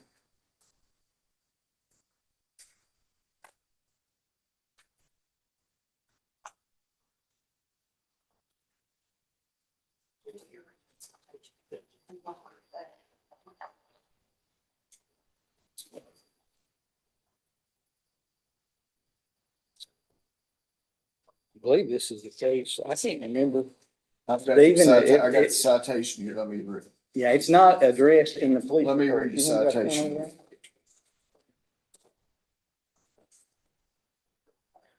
He said that he did assemble it, so that way they didn't lose all the parts. Okay, according to Mr. Poindexter, it was disassembled. This is not addressed in the citation or the police report. It And we is had too, trouble. it is too. Yeah, I also discovered a sawed-off shotgun inside the vehicle. Yeah, but it was After I- disassembled. wait, after I discovered the items, I gave him money. So they found several bags of plastic substance, which are crystal, several plastic bags with crystal substance, a glass pipe and crystal residue, and a scale, and a sawed-off shotgun. I'm This not- is disassembled. Well, That's what I was getting ready to say, it wasn't addressed in the report, that it disassembled, that Deputy Watson put it back together so he wouldn't lose part. well, the guy's got scales and and bags of crystal residue in there. Well, the lab report. So here, I think it was only 0.06. we can try the case, but it is a residue case.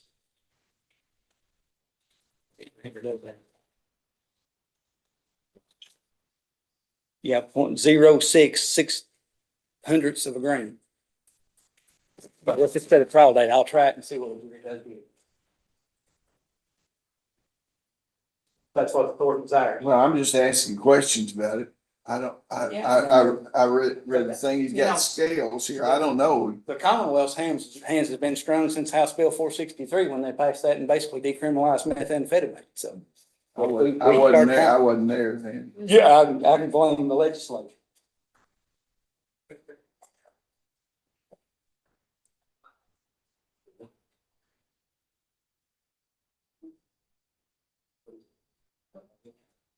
Well, I'm gonna take this under advisement. We'll come back here on the 25th of January. I'll decide what I'm gonna take to the diversion plea about.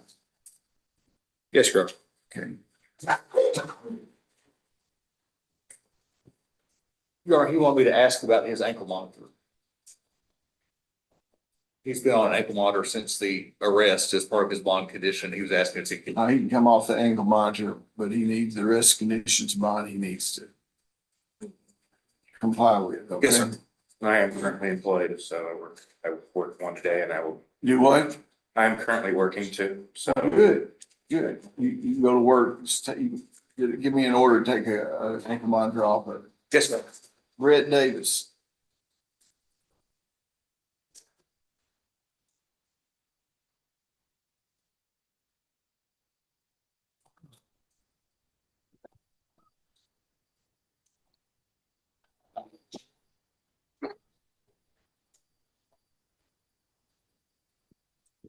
Where's Brett Davis? Anybody know about Brett Davis? On Zoom, Your Honor.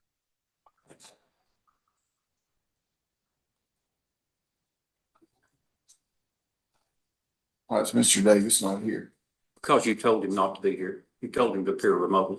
Where's he from? Birdstown, but he's working away.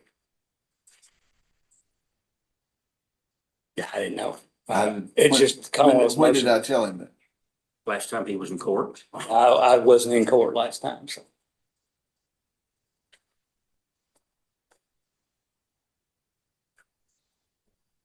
We're here for a pretrial conference. Commonwealth has a motion to continue the trial, please. When's it scheduled for now? It's scheduled for next week. All right. Yeah, it was said, I wasn't here last time and it got set over my schedule and I asked the court for an alternate date. Because I couldn't be ready next week. It's scheduled for the 27th. 28th, I think, maybe next Thursday. Yeah, well, when you want to sit? Whenever the court Judge, that wishes. trial's already been continued. An order of continuance was entered. Yeah, I already said, I can't understand why it's Okay. on here, but you want to set it for a trial date now? Yes. Yeah, I don't think I'll get any resolution without a trial date. Well, it's a case of restitution, and quite frankly, the more time we got, the more greater possibility there is. I'm meeting with Mr. Davis this next week. What's the charge? Mr. Davis allegedly took over $60,000 to build these two travel nurses a house and depending on his version and my version, Mr. Cross's version, he did about $3,000 to $10,000 worth of work. And skipped They out. didn't get their money's worth, Your Honor. The question is it a criminal matter? But we're trying to resolve it through some sort of repayment arrangement, but right now we can't. Let's just go ahead and set it for trial. Way to use this.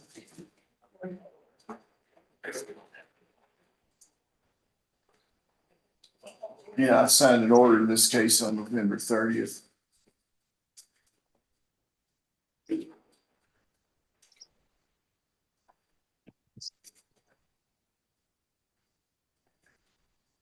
Here's what the order says.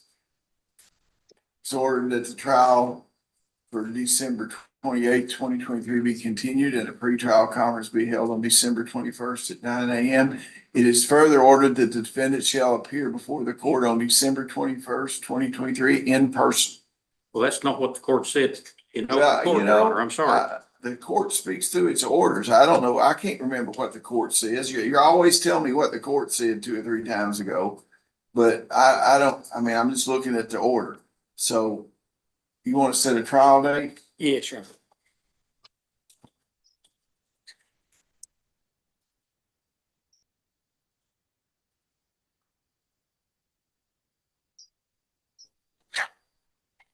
Your Honor, my memory is faulty. I apologize, but that was what I told Mr. Davis. It was my understanding that because he was working away, that he appeared remotely. It's a 1-day trial. How much time are you gonna need?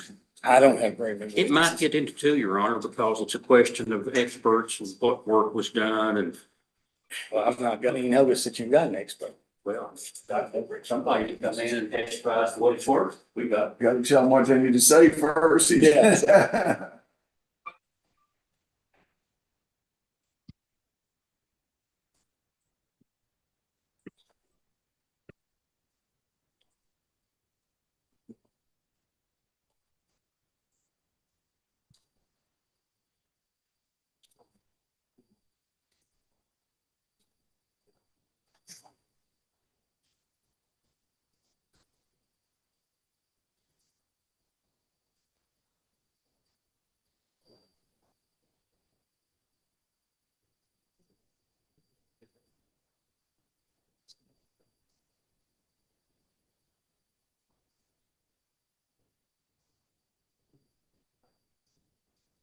I'll lose service. Let me get over this. It's my heart, man.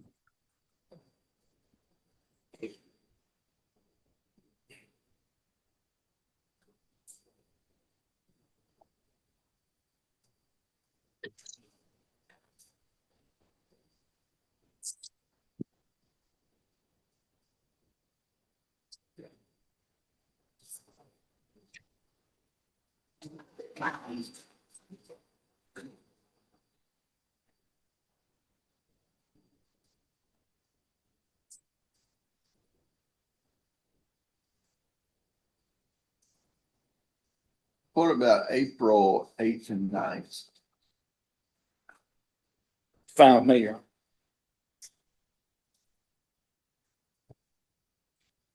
Honor. Your Honor, Tuesday, April 9th is yeah, we can do it. We can.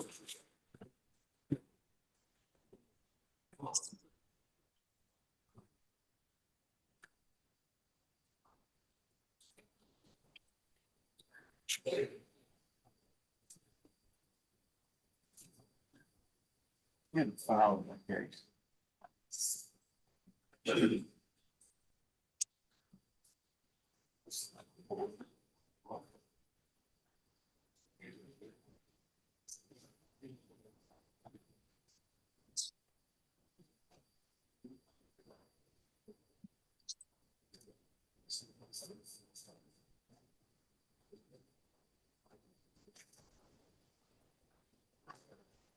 Your Honor, I might suggest a pretrial at February.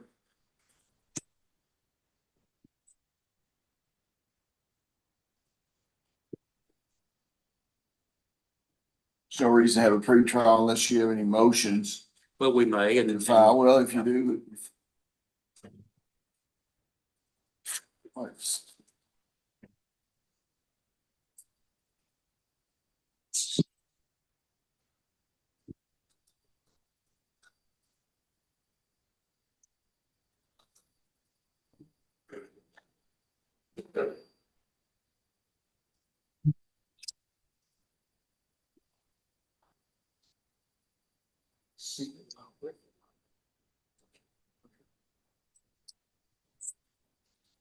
Let's make it the 15th and 16th.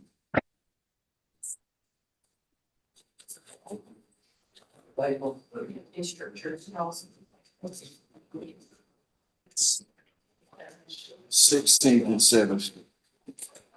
16th and 17th. That's fine for Commonwealth. I'm sorry. So we're still the 8th and 9th. 16th and 17th. 16th.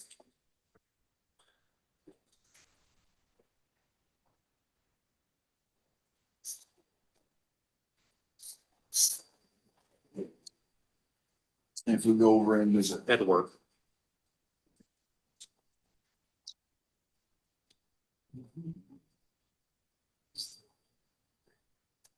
Mr. Davis, give me a call. So give me a call, Mr. Davis, this afternoon. Okay, thank you.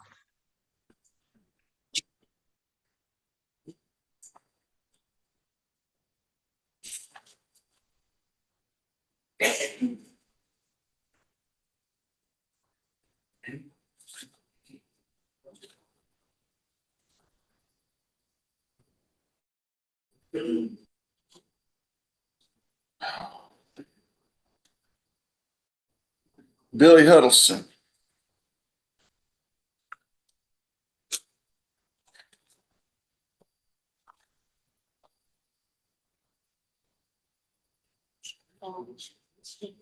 Commonwealth versus Billy Huddleston. 23 CR 00101. Are you Billy Huddleston? You born in 1962? Last four digits, social security number 3418. What does the Commonwealth have to say for Mr. Billy Huddleston? We had a tentative plea, Your Honor, but I think Mr. Petty didn't want to look and see if there was any suppression issue before he entered the plea because it entails prison time. That's what? Prison time because he's in possession of felony conviction, in possession of a firearm. But Judge, if we don't need a negotiating day, we can just come back on the 25th to have a plea or set a trial date. I don't understand what the problem is. What's your problem? I'm looking at the evidence to see if there's any, Well, had you Motion. signed a plea agreement before that? excuse me, Had he entered into a plea agreement? no, Judge. Thought you said something about a plea. I said we had a tentative in Oh, case, okay. that he doesn't find any Or issue the with the suppression, stop. or the suppression failed, Judge.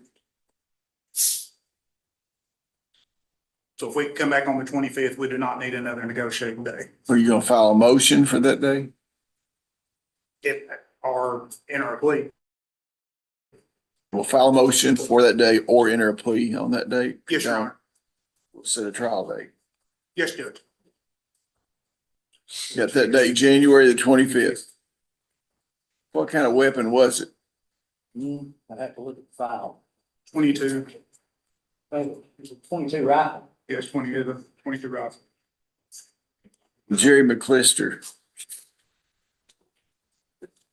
Jerry McClister. Judge. Mr. McClister's sister was in this morning. She actually brought in a letter. He's in the hospital right now in TriStar Centennial Hospital in Nashville. You got a copy of the letter? Excuse me? You have a copy of the letter? I do, Judge. Give it to Commonwealth.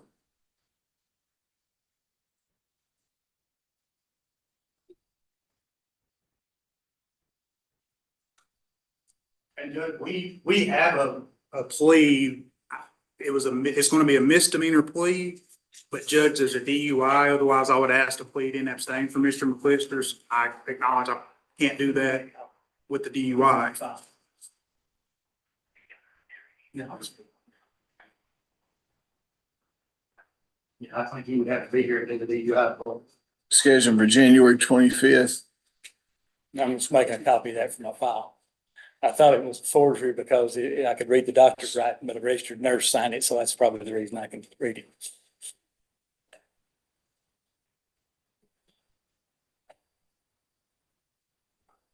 Charles McCoy. This is a pretrial conference and a competency.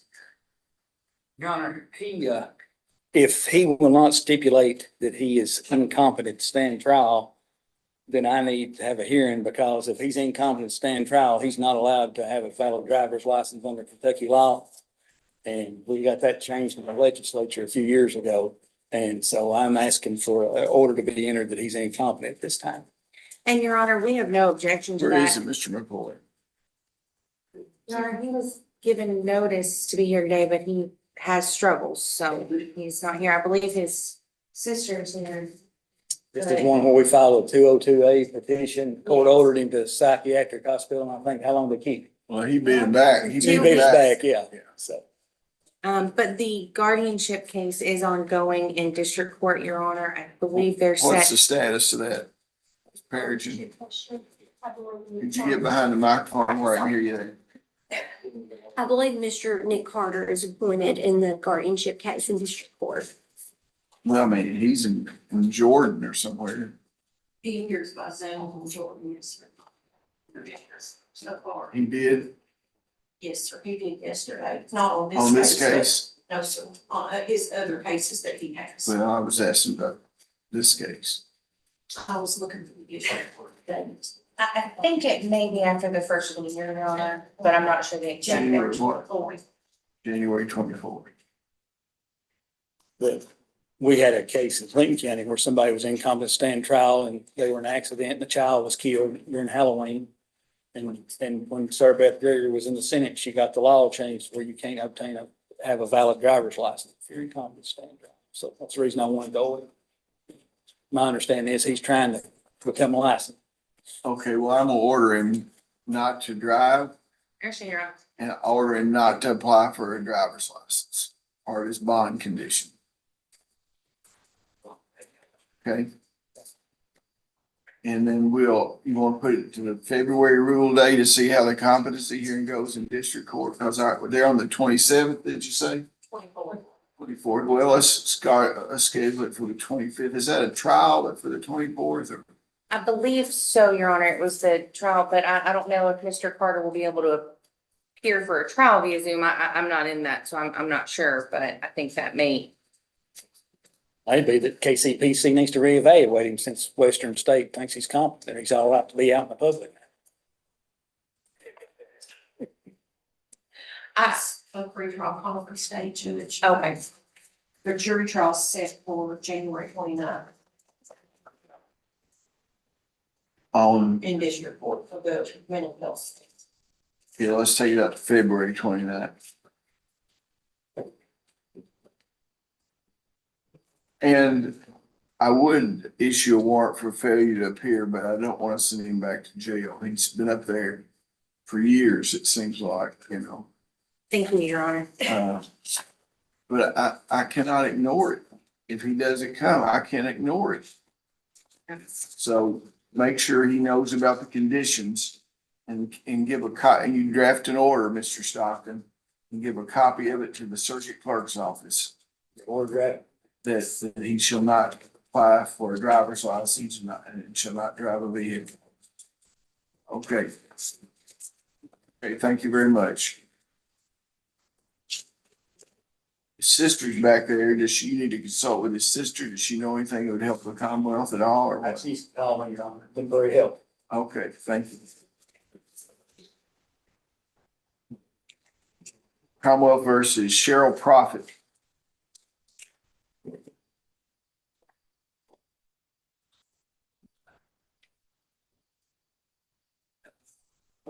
Are you Cheryl Prophet? Yes, Your Honor. It's 23 CR 00100. You born in 1966? Yes, Your Last Honor. 4 digits, social security number 1603. Yes, Your Here for a pretrial conference.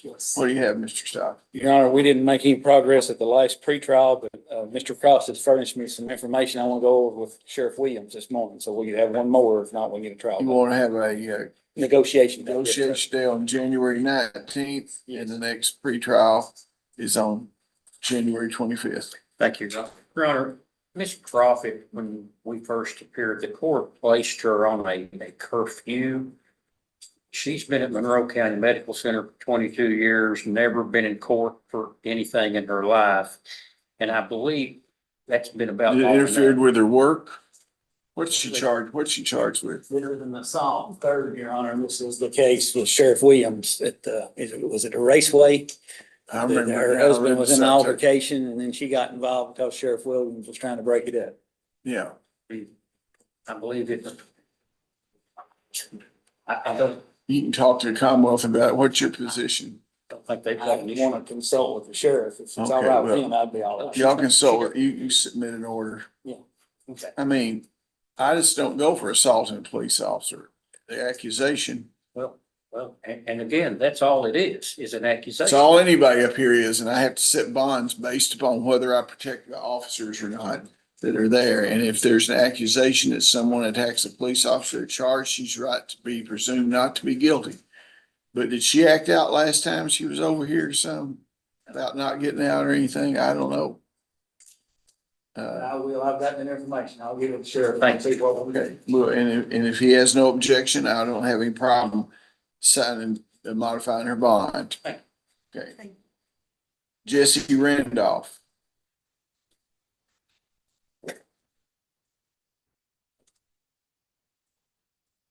There's an active warrant out for Jesse Randolph. He's here now. Why is there an active warrant out? What was it?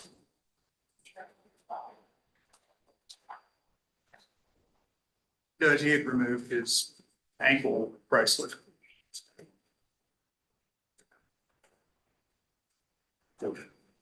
My understanding, according to Junior Smith, is he was working at Patriots. It was a false alarm on it. It went off.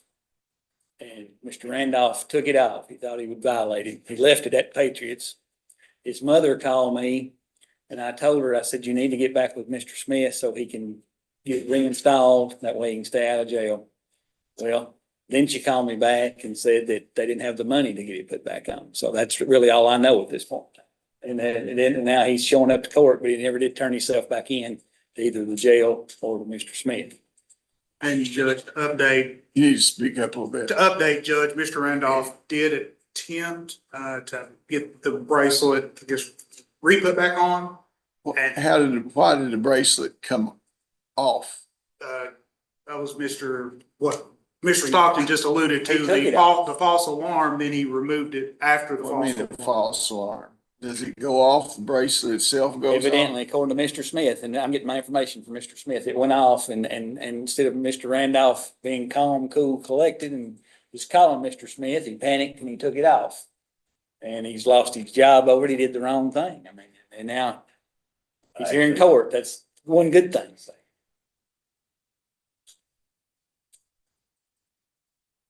And then he couldn't get it put back on according to his mother because he didn't have the money. That's all I know. And the order, they actually needed a subsequent order once it was removed. They said they couldn't put it back Junior on. needed court order. Correct. Okay, So even if they would have had the money, it was inability. okay. And Judge, I will say, as part of the plea, there is a significant amount of restitution that Mr. Randolph owes actually to the city of Burkesville for some property damage. That was part of the plea, is for him to pay his restitution payments, and it's my understanding he's actively seeking employment, is trying to go back to Patriot so he can start that restitution. Judge put him on a ankle monitor. Almost defeats the purpose because that money that could otherwise be used for restitution is being, paid back into the county. Thanks.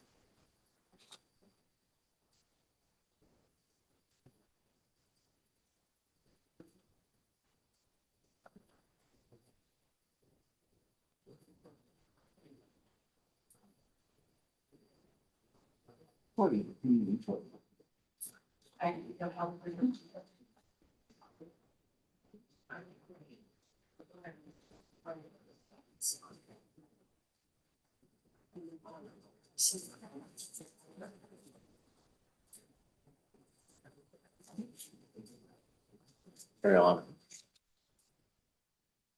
Something not right about this. I think, and I can't remember if I put in a plea or not, but he needs some mental health treatment. May has to be.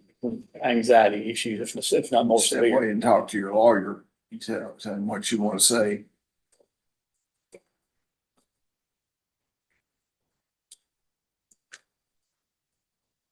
It's been a day, right? This is the case that I prefer with you, Mr. Penny, trial, he's one of the reasons that I don't need my names to know what I'm using. Okay. Just want me to continue it next month. Yeah. Okay, but can't stop. Well, we'll get on the record.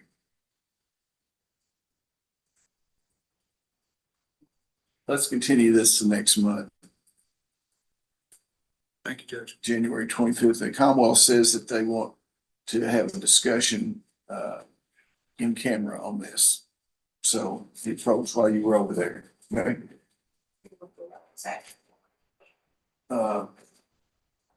I withdraw the active warrant. And what are conditions of his bond now? It's a standard curfew. Okay, I want him on the standard curfew. Where are you living at now? Monticello, Tusky. Where? That's a big town. You live It's, with your mother or you have yes. your own place or what do you have? It's my mother and father. Are they here? My mother. His mother is, Judge. Okay, well, he needs to stay at home. You can only leave with work, church, or the doctor. I go there. Work, church, and I don't want you to say anything else, okay? You get with the Commonwealth, we'll be back here on January 25th. Thank you, Judge. Hannah Scott.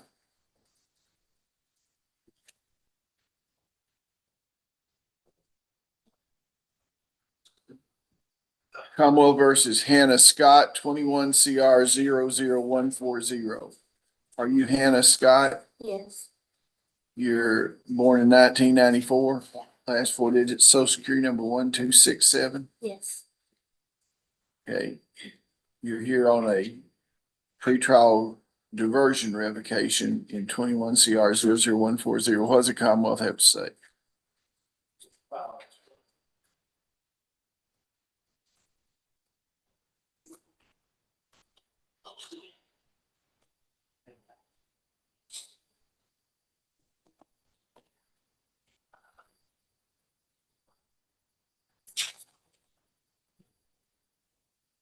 Your Honor, Ms. Scott has a 5-year sentence for burglary, 3rd degree. It looks like she's had 5 positive for methamphetamine. I think at this point in time, she was positive while participating in not SAP-IOP, IOP. I think that the Commonwealth would either want to revoke and go into drug court or that she be assessed for drug court this time. Because she's not doing very well on probation. And Judge, we have no objection to a referral to specialty court. Ms. Scott tells me I can't hear you. Ms. Scott tells me she would very much be interested in specialty court. But I don't know that she should be out. I'm fear for her own safety. She's had 5 positive tests and doesn't look like she's slowing down. So if the court needs to revoke her to do that and get her in drug court, I don't know, but. You gonna stipulate or you want to hear it? We'll stipulate, we would ask to increase the frequency of tests and then let Ms. Scott remain out of custody. Well, this is. We probably should have had a hearing because this is the one where her mother there was a community complaint from her mother and she was seeing things and things. I'm just worried that she might overdose and die. Well, we sent her up here and then they had to transport her. Yeah, She's in custody. yeah. And we'll have a hearing on, 25th. 25th. Yes, Judge. Hold a pre-sentence investigation while revoking her pretrial diversion. Do a drug court. Take her to custody. No. Jennifer Spears. Jennifer Spears. Commonwealth versus Jennifer Spears, 23 CR 00091. Are you Jennifer Spears? Yes, sir. You born in 1985. Yes. Last four digits, social security number 6051. You're here on a pretrial conference. What does the Commonwealth have to say? Your Honor, this is a case involving restitution from, on a district court estate. I think if we can have one more time, we can arrive at a number and get this resolved. January 19th for negotiation Yes. and January the 25th. Both of them here at 9 a.m. conditions of your bond, okay? Ella Stearns. Ella Stearns, there's an active warrant out for Ella Stearns. She's in CIC. Okay, Jamie Stearns.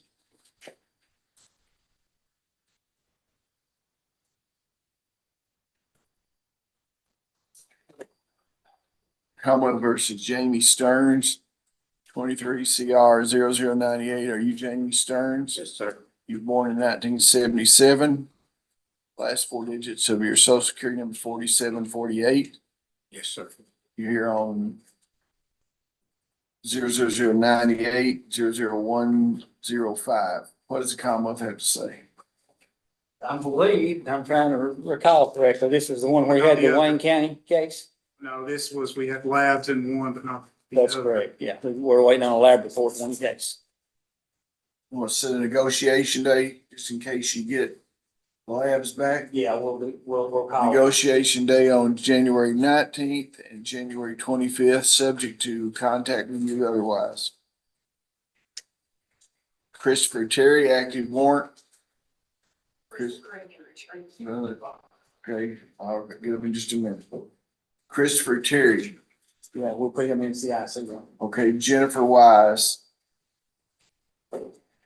That's. Jennifer Wise.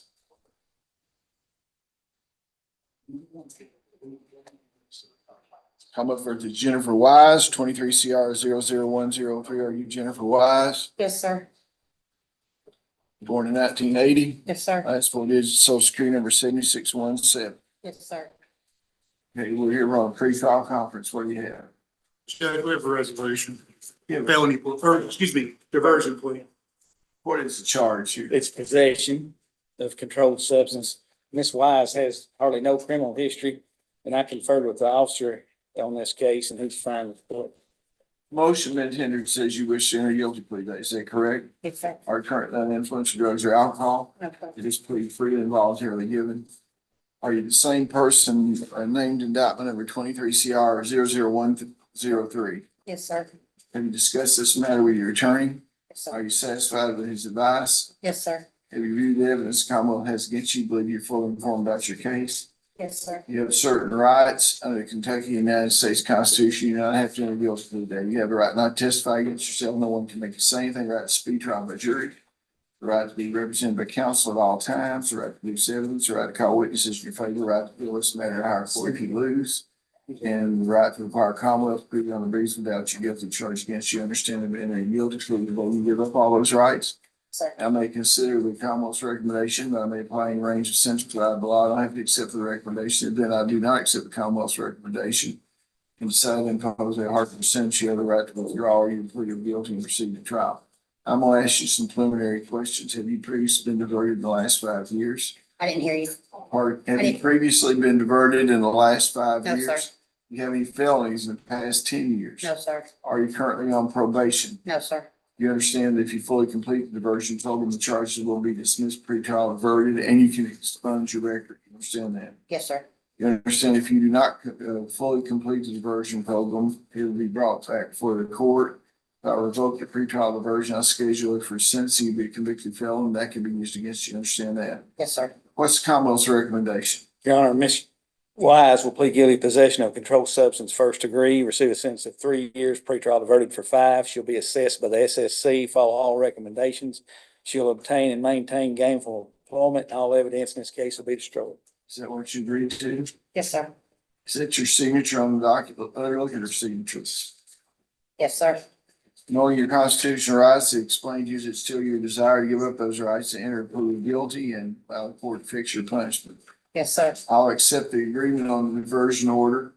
I'll sign it in a few minutes. You'll need to meet with the probation parole officer right back there, okay? What are the court costs of the case? $215. $215. You need some time to pay that? Little bit, please. Okay, I'll just pay it $40 a month. The first payment due 30 days from today, okay? Sure. Okay, Cinda Young. Cinda Young. Cinda Young. Are you Cinda Young? Yes, sir. This is 23 CR 0079. Miss Young, were you born in 1959? Yes, sir. Last 4 digits, social security number 6221. Yes, sir. You're here for a pretrial conference, you understand that? Yes, sir. Okay, what we got in this case? Diversion plea. I understand that you filed a motion that says you wish to enter a guilty plea today, is that correct? Yes, sir. Are you currently under the influence of drugs or alcohol? No, sir. Is this plea free and voluntarily given? Yes, sir.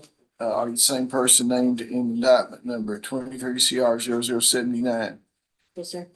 Is your judgment impaired? No, sir. Have you discussed this matter with your attorney? Are you satisfied with his advice? Yes, sir. You read the evidence Commonwealth has against you, but you fully understand the case. You understand you do not have to enter a guilty plea. You have certain rights under the Kentucky United States Constitution. Before I can accept a plea, I need to know that you understand those rights. Yes, You have the sir. right not to testify against yourself. No one can make you say anything. Your right to speak trial, but jury to be right to be represented by counsel at your true trial. Right to confront and cross-examine all witnesses called this against you. Right to produce evidence.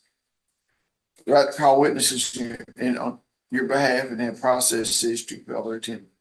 Right to appeal this matter to higher court if you lose. Right to require the Commonwealth prove on a reasonable doubt that you're guilty of charge. You understand the entering a guilty plea today that you give up those rights. Now, may consider the Commonwealth's recommendation when applying range of sentence provided by the law. I don't have to accept it.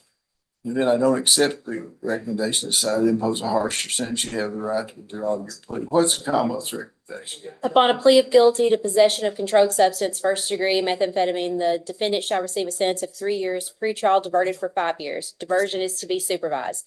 Defendant agrees to be assessed by the social services clinician and will follow any recommendations. The defendant shall obtain gainful employment or do 30 hours per week of community service until gainful employment is obtained.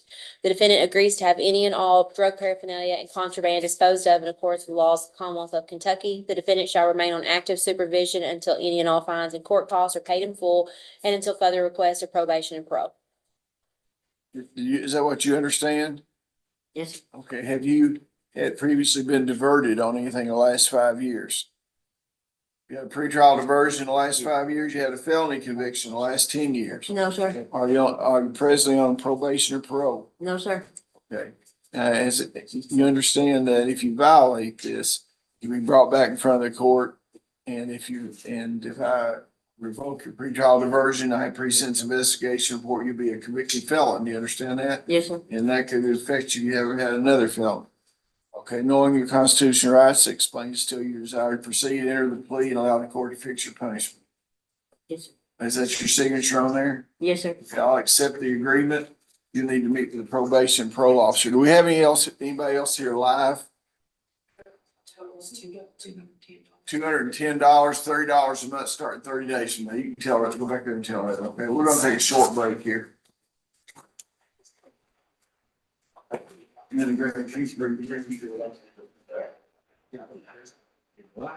Randy, when he comes back, he'll be ready for grand jury. They're had his. Yeah, I've seen him down. I've seen him on that.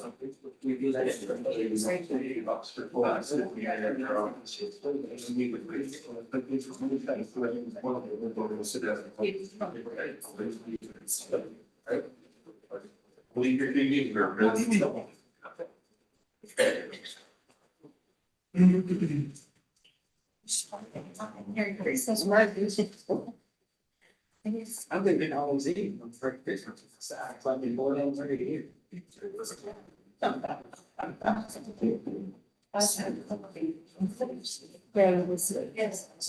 Every day. So I was in the city subject within that last week. And then I was home with like these Washington Sunday. You got great. About 30 seconds. Washington and.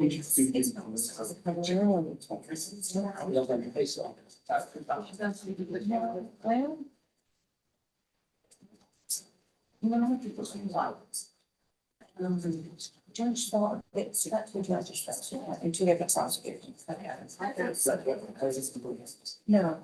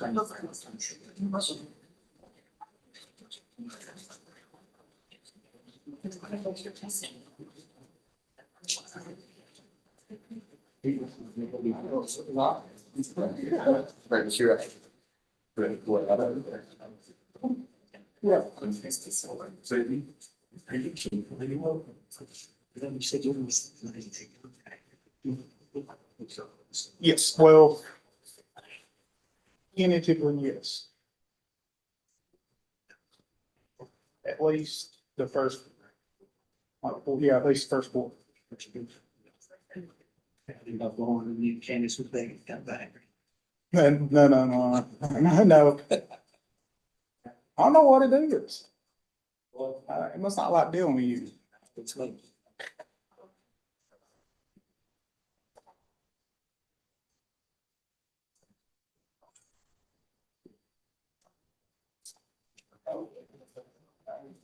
Y'all didn't feel bad.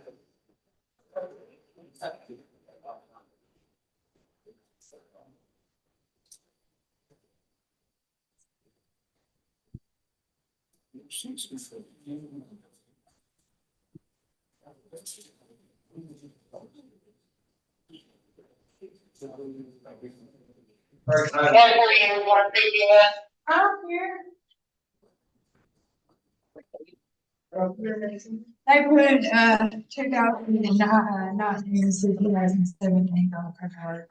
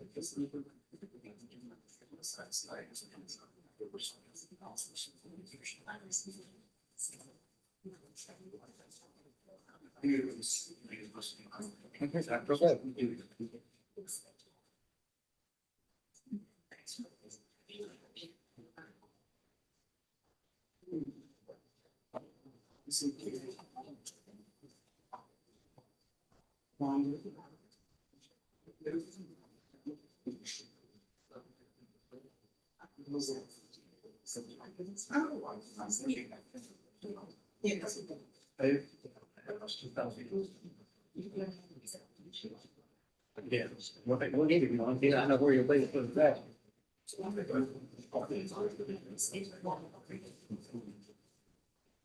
Easy no, I wouldn't be here on the side of this. Everybody be seated, that's fine. Yeah, I don't know if it was flat. Ladies and gentlemen, the grand jury, have you finished your work for the day? Who's the foreperson? You still the foreperson? Will you retrieve that for me, Mr. Taylor?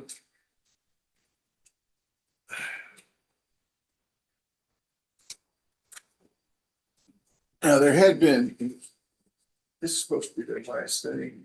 There had been some talk that there was a vote taken among members of the grand jury, said y'all wanted to extend your service for another 6 months. Was that correct, or? Mr. Bailiff, I thought that. Okay.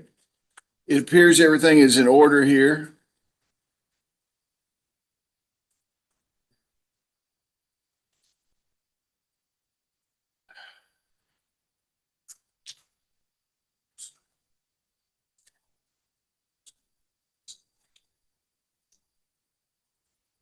As I've told you before, we'll take a look at these, get them entered in the computer, make a decision on whether we need a warrant or summonses, depending on whether they're in custody or out of custody.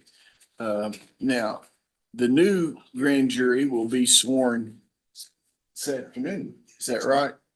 So unless you're called into special session between now and about 2 o'clock, your service is finished. When can they expect their checks? When? January.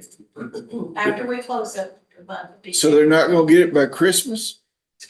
All the other clerks get their jurors' money by Christmas. But I guess that's okay.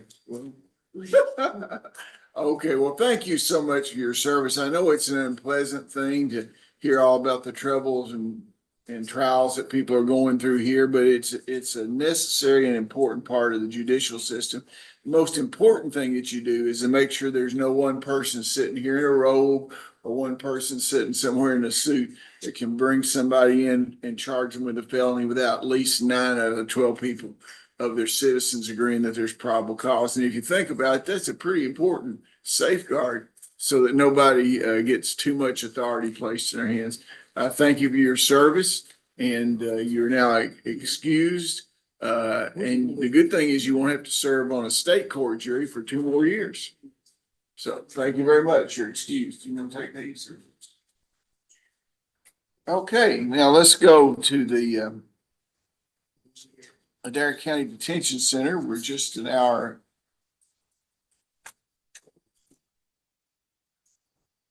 Hold on.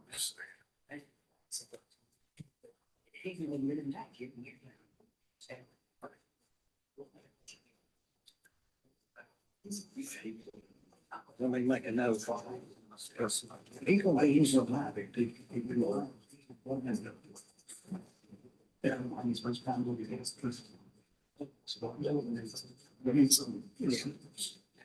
I don't think it'll straighten up. Then Kenneth Neal. He's not on the docket today. Yeah, he's in the jail. I didn't know he was in custody.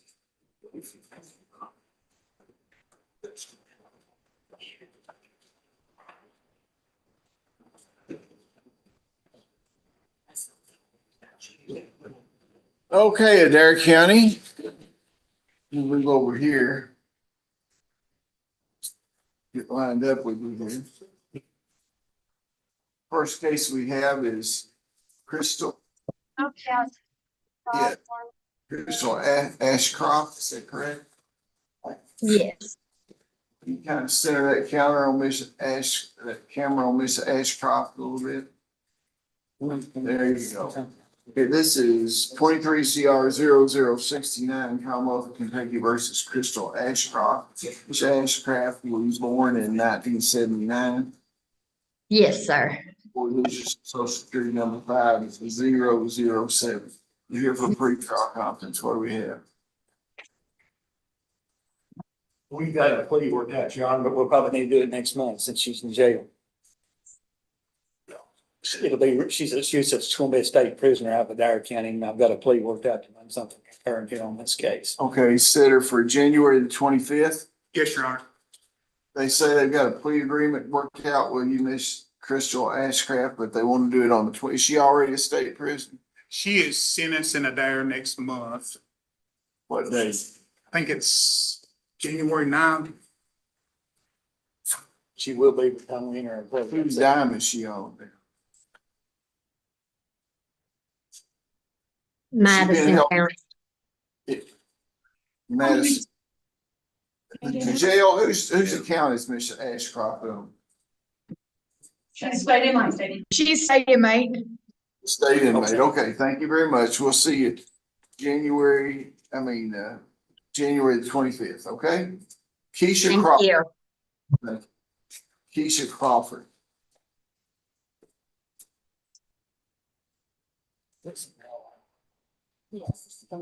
Commonwealth versus Keisha Crawford, 21 CR 00147. Are you Keisha Crawford?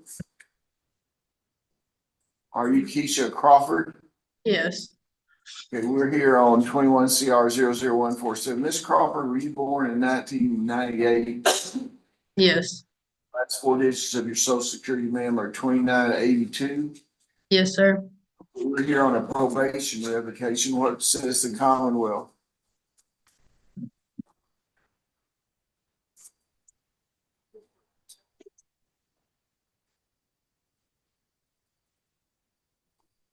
It's Officer, I'm there. Yes. Officer Burger. Officer Burton. I guess just take some testimony, Your Honor. I've misplaced my file. This was a late add-on. Okay, Officer Burton, would you raise your right hand, please? Swear the testimony you're about to give is the truth, the whole truth, and nothing but the truth. Yes, Your Honor. What's your name, with whom you're employed? I am Officer Caitlin Burton, and I am employed with the Department of Corrections, Division of Probation and Parole. Okay, you may proceed, Mr. Stock. Ms. Burton, have you been supervising Ms. Crawford? She was transferred to my caseload on April the 11th of 2022. Okay. And have you been attempting to supervise her since that date? Yes, I have been.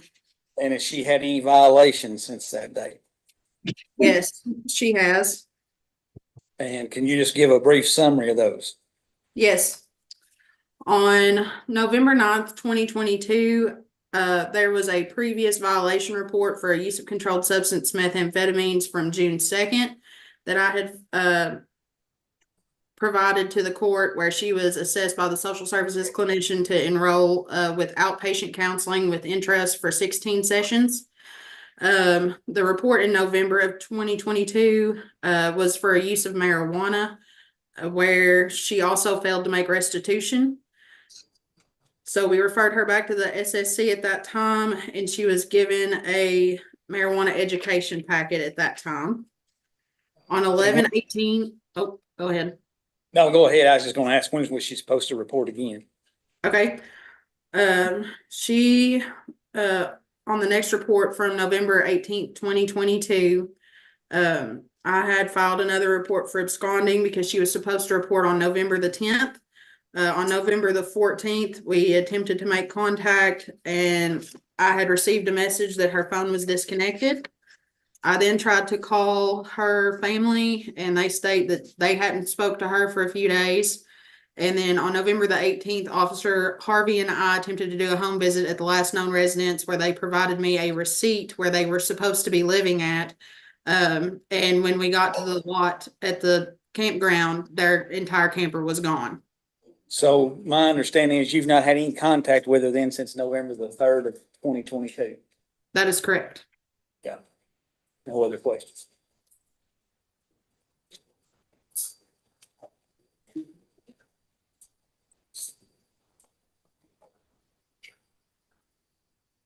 Officer, are you aware of the circumstances as to where Miss Crawford was apprehended at?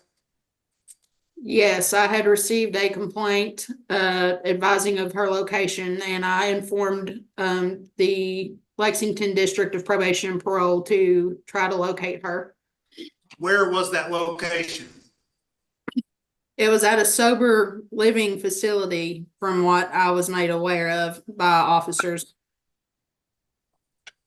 And were you able to ascertain how long Miss Crawford may have been staying there? The complainant said that it was 2 weeks that she had been there at Lexington. I'm not aware of anything else.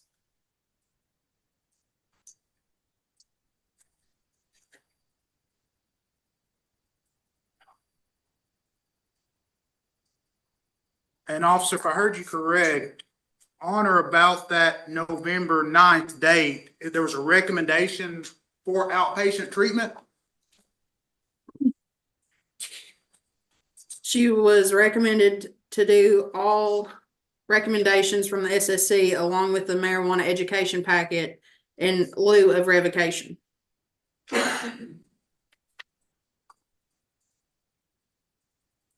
Thank you, officer. Those are all the questions I have. No redirect, no other witness. You have any witnesses you'd like to call? Judge, I would, I'll call, Keisha Crawford. You raise your right hand, man. Swear the testimony about you is the truth. Excuse me, the truth, the whole truth, and nothing but the truth, tell me. Yes. You may, yeah, thank you very much. You may- Thank you, Judge. Keisha, you've heard the testimony.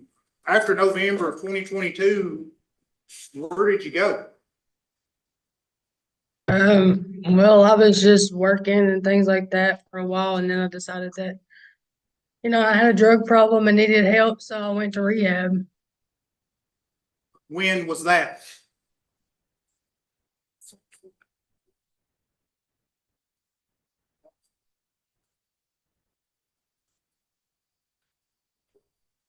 She frozen now, go ahead. She froze.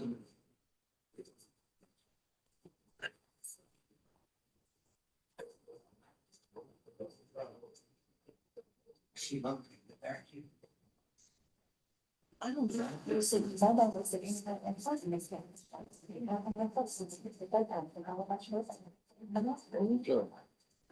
It's not a really good sign with the rest of the docket we have here.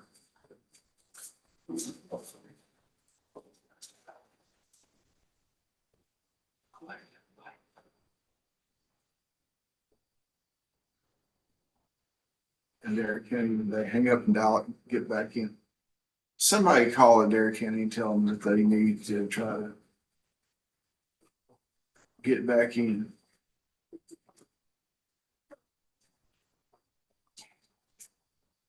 Yeah. That's Thomas Jennings. Get back in.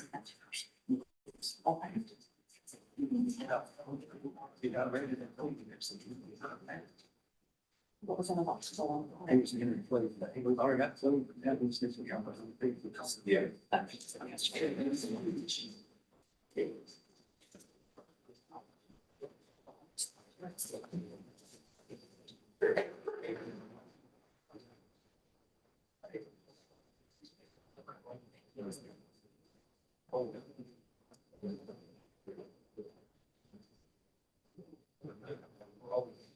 Hey, somebody's got it there, County Jail, they're back on there.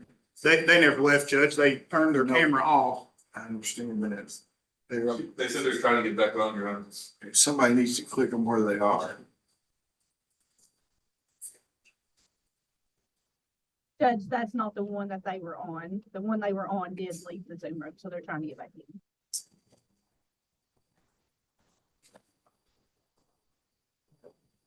So then take care of it. So then take care of it. Did you ever ask about that from the opposite? I took it up. Oh, did you? Yeah, I done told. Did you get it from this? We're back. Sorry about that. We're having internet issues. Okay, Yeah. okay, you want to continue your inquiry? Yes. So Keisha, I just asked you, where were you at in November of 2022? November, I don't even remember. Tennessee, I think, is where I went back to. And I think you were saying you were working and at some point with, And then I realized that I needed rehab and I went to rehab. do you remember when you went to rehab? I went to rehab 4.5 months ago. Where did you begin rehab at? Somerset, Kentucky, And what was the name of that facility? Lake Cumberland Recovery.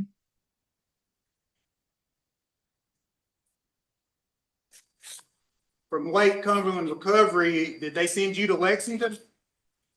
I went to Lexington, yes. And we've heard testimony from the officer that this was so related. Look, you need to talk into the microphone. She can't see you when you're looking over there. Ms. Crawford, the place in Lexington, was that also rehabilitation? Yes, sir. And what was the name of that facility? Peace and grace. You can look this, he's up over here too.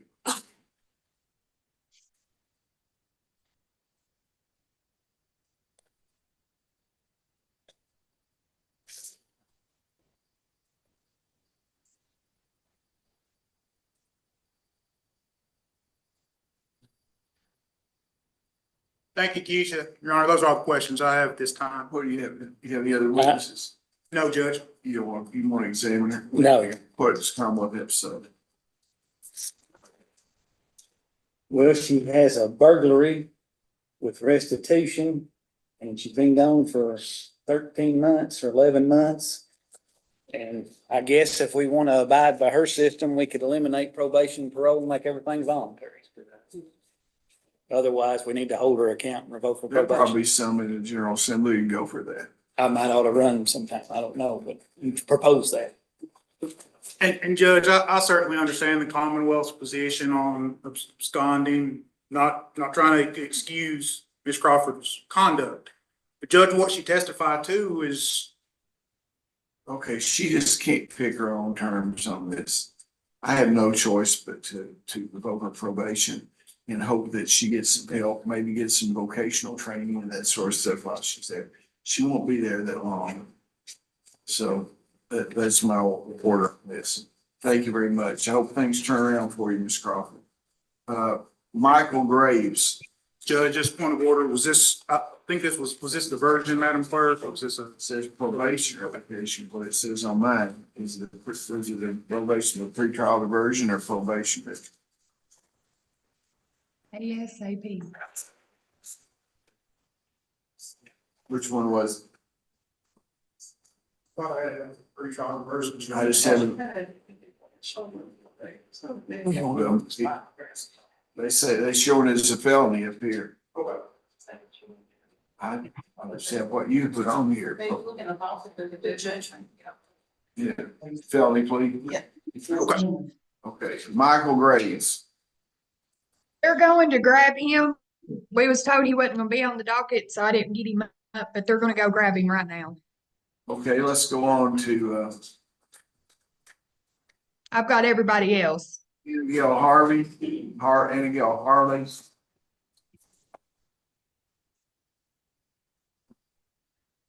Annabelle Harley, are you Annabelle Harley? Yes, sir. This is 22 CR 0092. Were you born in 1999, Ms. Harley? Yes, sir. Your last 4 digits, social security number 3238. Yes. You're here on a pretrial diversion revocation. What does the Commonwealth have to say? Your Honor, this is a case where Miss Harley pled guilty to possession, got a 3-year sentence here in Kentucky. She was transferred to Tennessee. She got a DUI in Tennessee. She was arrested. And then Tennessee, under the interstate compact system, made Kentucky take her back for supervision. So we've got to go forward with our motion to revoke pretrial diversion, but because of that. Now, the DUI is still pending in Tennessee. Correct, Your Honor. And Your Honor, I have furnished unto the, I furnished to the Commonwealth an update of the case in Putnam County that I received from her attorney there, Mr. Knight. Her next court date is, I believe it's January 17th. There is blood work pending. To refresh the court's memory, Miss Harley was the victim of a domestic assault, fairly severe. Admittedly consumed some alcohol thereafter at a restaurant and was stopped and arrested for DUI. Yeah, and this is the case, court recalls Mr. Cross called you on, was wanting to get her out of jail, and then you learned from the police officer, and then in the probation report, she was alleged to have kicked the car or whatever while she was. She allegedly hit, according to the citation, she hit the window of the cruiser 3 times. He did not charge her with anything, and considering the kind of day she'd had, it's not permissible, but it's understandable. And what I'm going to propose to the court, Your Honor, on her behalf is as follows. She's not been convicted. We don't know what's going to happen. I would move to allow her to be released on home incarceration. Where does she live? Putnam County. I can't supervise her down there. We can't supervise her down there. But we can, Tennessee sent her back. we can put her on home incarceration. Tennessee sent her back up here. They're not going to continue under the interstate compact to supervise her. Your Honor, if she's on home incarceration. I can't put her in home incarceration. Why not? We done it, we put him in, had Tennessee people before. I don't understand. Well, you can put her on home incarceration, she just won't be supervised. Right. That's what you want, but Yeah. I think that's where you and the judges have. I don't know whether I've ever put anybody in Tennessee on ankle bracelet and home incarceration. Your Honor, we've had it done before. We've had people on the bracelet down there.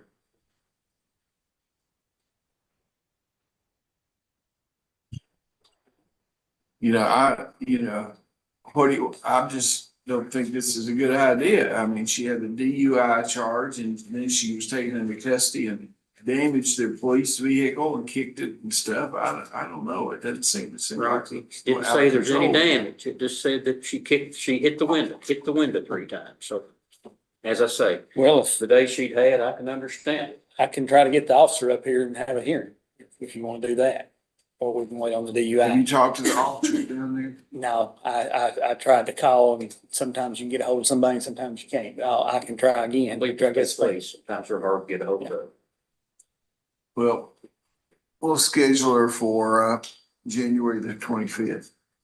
Your Honor, I know her father's here. He's traveled from North Carolina.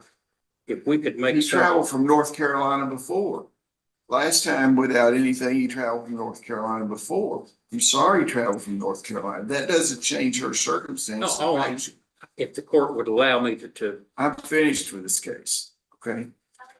She'll be back here on January the 25th. Thank you. Todd Howard. Commonwealth versus Todd Howard. 23 CR 0099. Are you Todd Howard? Yes, sir. You born in 1985? Sir. The last 4 digits associate your social security number 9931. Yes, sir. Okay, we're here on 23 CR 00099. Says that we are here on a pretrial conference. Y'all have a plea agreement? We do, Judge. Is it a diversion or a felony plea? Diversion, Your Honor.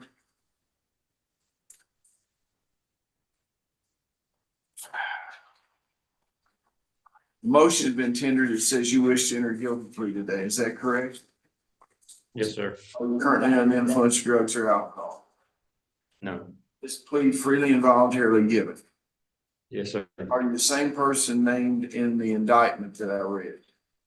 Yes, sir. Judgment impaired today in any ways. No, sir. Have you discussed the charges with your attorney and are you satisfied with his advice? Yes, sir. Have you viewed the evidence the Commonwealth has against you? Yes, sir. Do you understand that you do not have to enter a guilty plea today? You have certain rights under the Kentucky United States Constitution. You have the right not to testify against yourself. No one can make you say anything. You have the right to speedy trial by jury, the right to be represented by counsel at your jury trial, the right to confront and cross-examine all witnesses, call and testify. The right to be the evidence, the right to call witnesses in your favor, the right to appeal this matter out of court if you lose, and the right to require the Commonwealth to prove beyond a reasonable doubt that you're guilty of the charges against you. Understand that in the plea today, you give up all those rights. You understand that? Yes, sir. Consider the Commonwealth's recommendation, but keep it there for just for a second. Okay. But may apply any range of sentence provided by law. I don't have to accept the recommendation. In the event that I do not accept the recommendation and decide to impose a harsher sentence, I would give you have the right to withdraw your plea. Now, what is the Commonwealth's recommendation?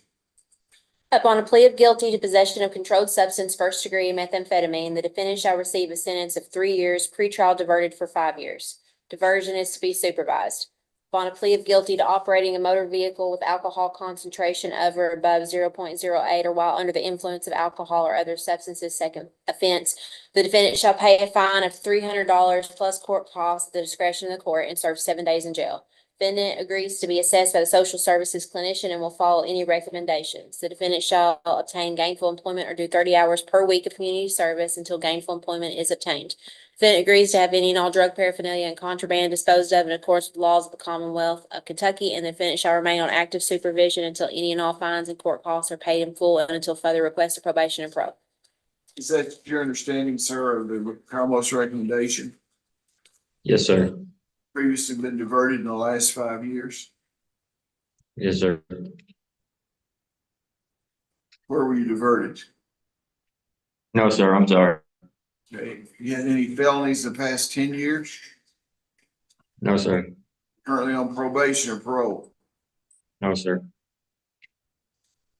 You understand if you completely complete this diversion, the charges will be dismissed, pretrial diverted, you can have your record expunged. However, if you violate the terms of this agreement, be brought back in front of the court. If I void your pretrial diversion, I'll have a pre-sentence investigation report, then you'll be a convicted felon that can be used against you in the future. You understand that? Yes, sir. Pleading guilty because you did commit the acts charged in the amended indictment. Yes, sir. You know your constitutional rights to explain still your desire to enter a plea to allow the court to fix your punishment. Okay, Yes, sir.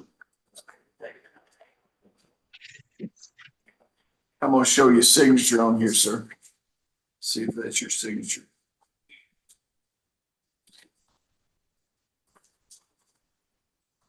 Is that your signature on there? Sir. Okay, thank you. I'll accept the plea and sign the diversion. What are the court costs on this thing?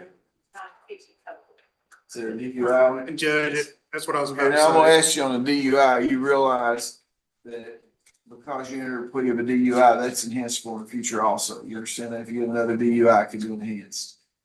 Yes, sir. Okay, well, you have $900 and something. When do you pay that? Give me, I don't know, sir, a couple months at least. Okay, well, I'm gonna tell you what I'm gonna do. I'm gonna allow you to pay $100 a month on it. The first payment's due 30 days from today. Okay? Mr. Stockton, he's getting out today. Is that correct? Yeah. Yeah, you'll need to meet with probation and parole. When will y'all see people? Tomorrow morning, Your Honor. Well, why don't you, I'm gonna let you out in the morning. And you just go over to the probation and parole officer, the office over there. What time? 9 a.m. is fine. Your Honor. 9 a.m., okay? So you get out first thing in the morning, you go over to probation and parole. Thank you, Judge. Okay. Ms. I got Mr. Graves up here if you want to do him. Okay. That's Todd Howard there, correct? Yes. Okay, let's go back and do, Michael Graves. Yes, sir. Cromwell versus Michael Graves. 23 CR 0060, you are Michael Graves, correct? You were born in 1972. Yes, sir. Correct. 4-digit social security number 9793. We're here on pretrial diversion revocation. What does the Commonwealth have to say? Well, Your Honor, he had a positive meth test, was referred to Speak up that. just a little. He had a positive meth test, was referred to the SSC, went to rehab, had to restart, then he left and was picked up in Florida. So I don't know if he wants to stipulate or not. But he had to be extradited from Florida in this case. Your Honor, here's where we are with Mr. Graves. He has taken an unauthorized vacation, we'll call it a filibuster in Florida. They only brought him back, I believe, Wednesday. He's not going anywhere, and he may have another charge here. I would move to pass the hearing until the 25th, where I can meet with Mr. Graves and with Mr. Stockton and see if we can get a global resolution of whatever he's got. Does he have another charge here? Well, we had several grand jury cases. I can't remember. Mr. Cross seems to be aware of what the grand jury. Yeah. It's not on the list. Yeah, I think he took his dad's truck to Florida, and I don't know if his dad wants to even press charges on it or not. It's not one that I would be keen to prosecute since it's family. He's Because apparently they tend to been- change their minds in cases like that. He's facing a criminal charge in Florida in that regard. If he's going to have to deal with something, I hope we can just deal with it up here. Well, I mean, We don't have a case, so. tells you they're not gonna deal with it up here. So Well,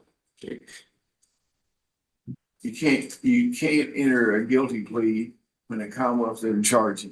well, Your Honor, This is the first impression that I've ever seen. but no, Your That you Honor, wanted to between enter a now, guilty plea for somebody. between now and January 25th, we might want to do an information on it and get it all resolved and call Florida and say, we'll deal with Well, I Mr. can Graves put up off, here. I can put off, sentencing if that's the case then, but I'm gonna have to do what, avoid his pretrial diversion because he responded.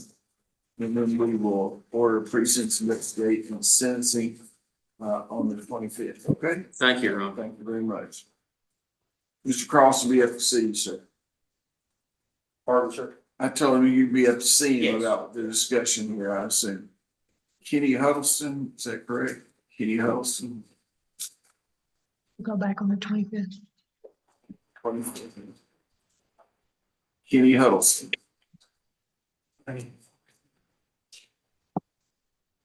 Commonwealth versus Kenny Huddleston. 18 CR 0016. Are you Kenny Huddleston? You're here on a probation revocation. You were born in 1990, Mr. Huddleston. Yes, sir. Last four digits, social security number 9589, correct? Okay, what does the Commonwealth have? Your Honor, this is his second motion to revoke probation. He had marijuana test, positive for meth.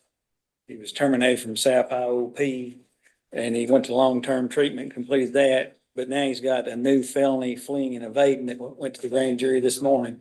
So if the court wants to set a time where we can try to wrap all of it up, I'd be glad. Now let's set him for a negotiation day on the 19th of January and the next court date on January 25th. Mr. Huddleston, they said there was a case that had gone through the grand jury. Is that it? And today you were indicted. So what they're going to do is your attorney will be up and talk to you about that case. So you can wrap all this stuff up. Maybe you can do one day. So he'll be up there. Okay. Thank you. Jameson Malum. Jameson Malum.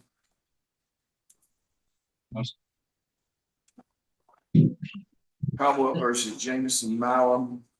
23 CR 0092. 23 CR 00107. Are you Jameson Malum? Yes, Your Honor. We're here for a pretrial conference on these two cases. You were born in 2003, did I say? Yes, sir. What does the Commonwealth have? Felony plea, Your Honor. Okay.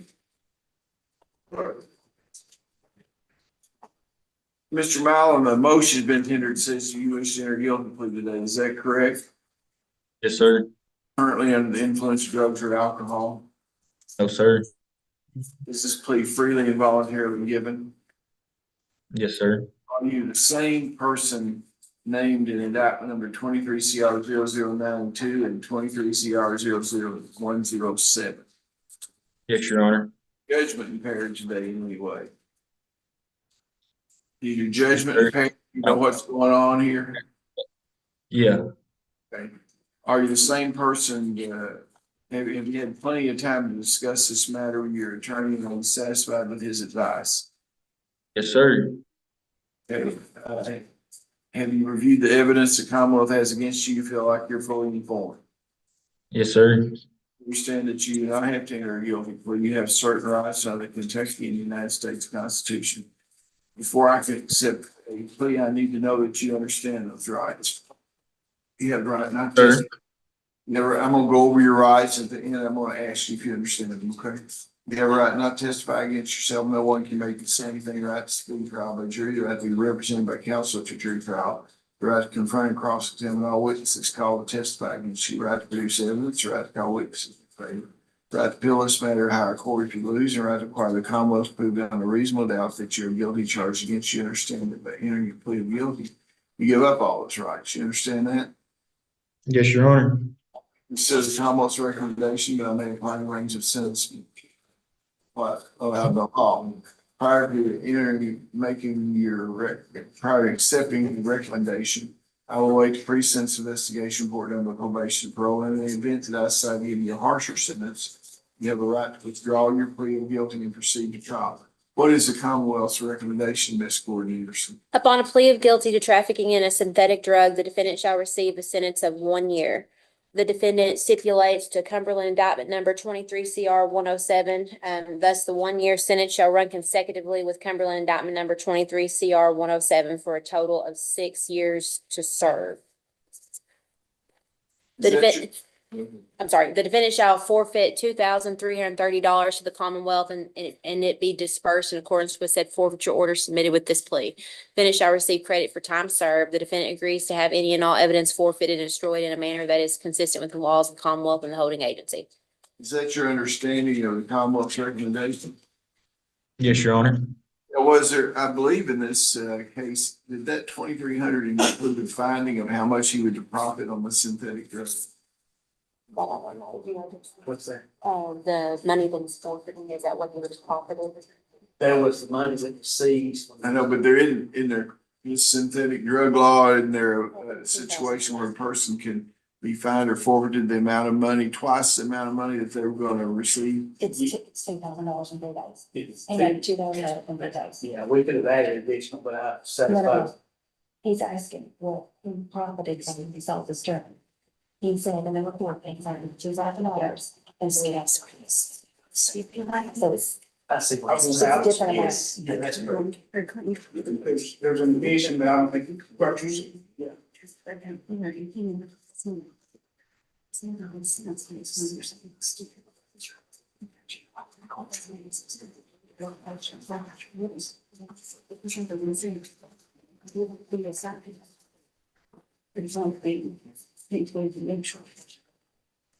Okay, this case was transferred down here from Clinton County, One of them, yes. one of them, and he's never been sentenced on that case. That We realized once he entered the plea in Clayton County and then it got transferred here and there was never a sentencing done. Oh, okay, so we need to do that too. well, he's got a PSI on that, so what we can do. That's why I was gonna ask if we could waive, No, PSI. I'm not. Well, I'm for- gonna tell you what we're gonna do.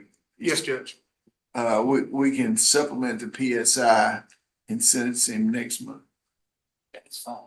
And he made a statement to the officer that he had made approximately $2,000 in 3 days selling the synthetic drug. So that was the basis for the forfeiture. Yeah, but you can get up to $4,000, correct? Get twice the amount, and that's what the statute says. But he's going to prison, I wasn't gonna make him pay it. Okay, well, I'm just trying to see what the $2,000 was. Yeah. So you made the prosecutorial, within your prosecutorial discretion, that the $2,000 could be identified as money that he made, and that's your forfeit. Yeah. I just thought the forfeiture might go to different places under that statute than it does money that you confiscated. It's divided differently. I It's think what- it's divided equally. Yeah, 50-50 is percentages. yeah. We'll fix that in order whenever his final sentence. Okay. Yeah. Just long, so we'll have him here on the 25th for final sentence. Yeah, and there's some, I know what Ms. Thompson referred to, and then Ms. Beaver Ms. Thatcher had a discussion on that. I think it's the fine can be this, is rather than. Well, you'll forfeiture. need to delineate which one of those you're electing under because it has a impact on how it's distributed. Okay, we'll do that. Sorry. Let's show him his signature. Give me that document there. Judge, that's Madam Clerk had.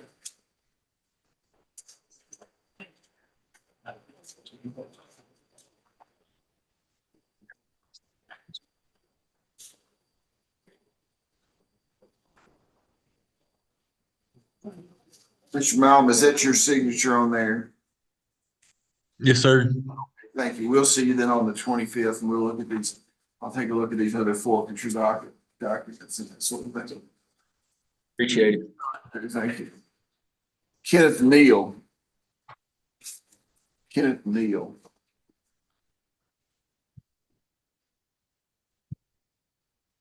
Commonwealth of Kentucky versus Kenneth Neal, 23 CR 0025. Are you Kenneth Neal? Yes, You born in 1978. yes, Last four digits of social security number 4427. yes, that's it. Okay, we're here on 23 CR 0025 at pretrial conference.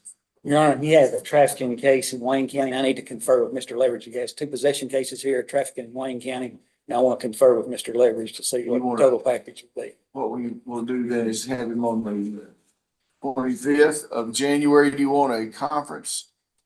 If we could, Judge, his pretrial conference in Wayne County is January 9th, so he should have clarity Okay, on so that. you meet on a negotiation day on January 19th. Next trial date on January 25th. What they're trying to do, Mr. Neal, is roll your stuff up in Wayne County and this together, okay? Yes, sir. Okay, thank you very much. Thank you. We got Thomas O'Donnell on the docket.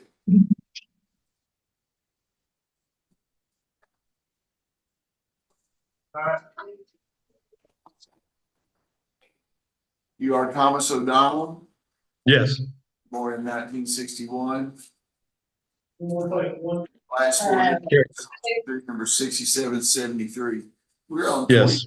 PR 00103, and it says arraignment. Oh, was there superseding or amended indictment? There was a superseding indictment. We have not received a copy of that, Your Honor. I thought we would receive it this morning. Well, you will, you're about to, just a second. Thank you. I think they've already been done. It's already been done. Oh. Oh, the grand jury, Mr. O'Donnell, grand jury of Cumberland County has returned an indictment charging with capital murder, aggravating circumstances. Is that right? Yes. And is this a superseding or an indictment, or how you gonna? It's a superseding indictment, Your Honor. Okay, and were there other charges that were you're using the same number?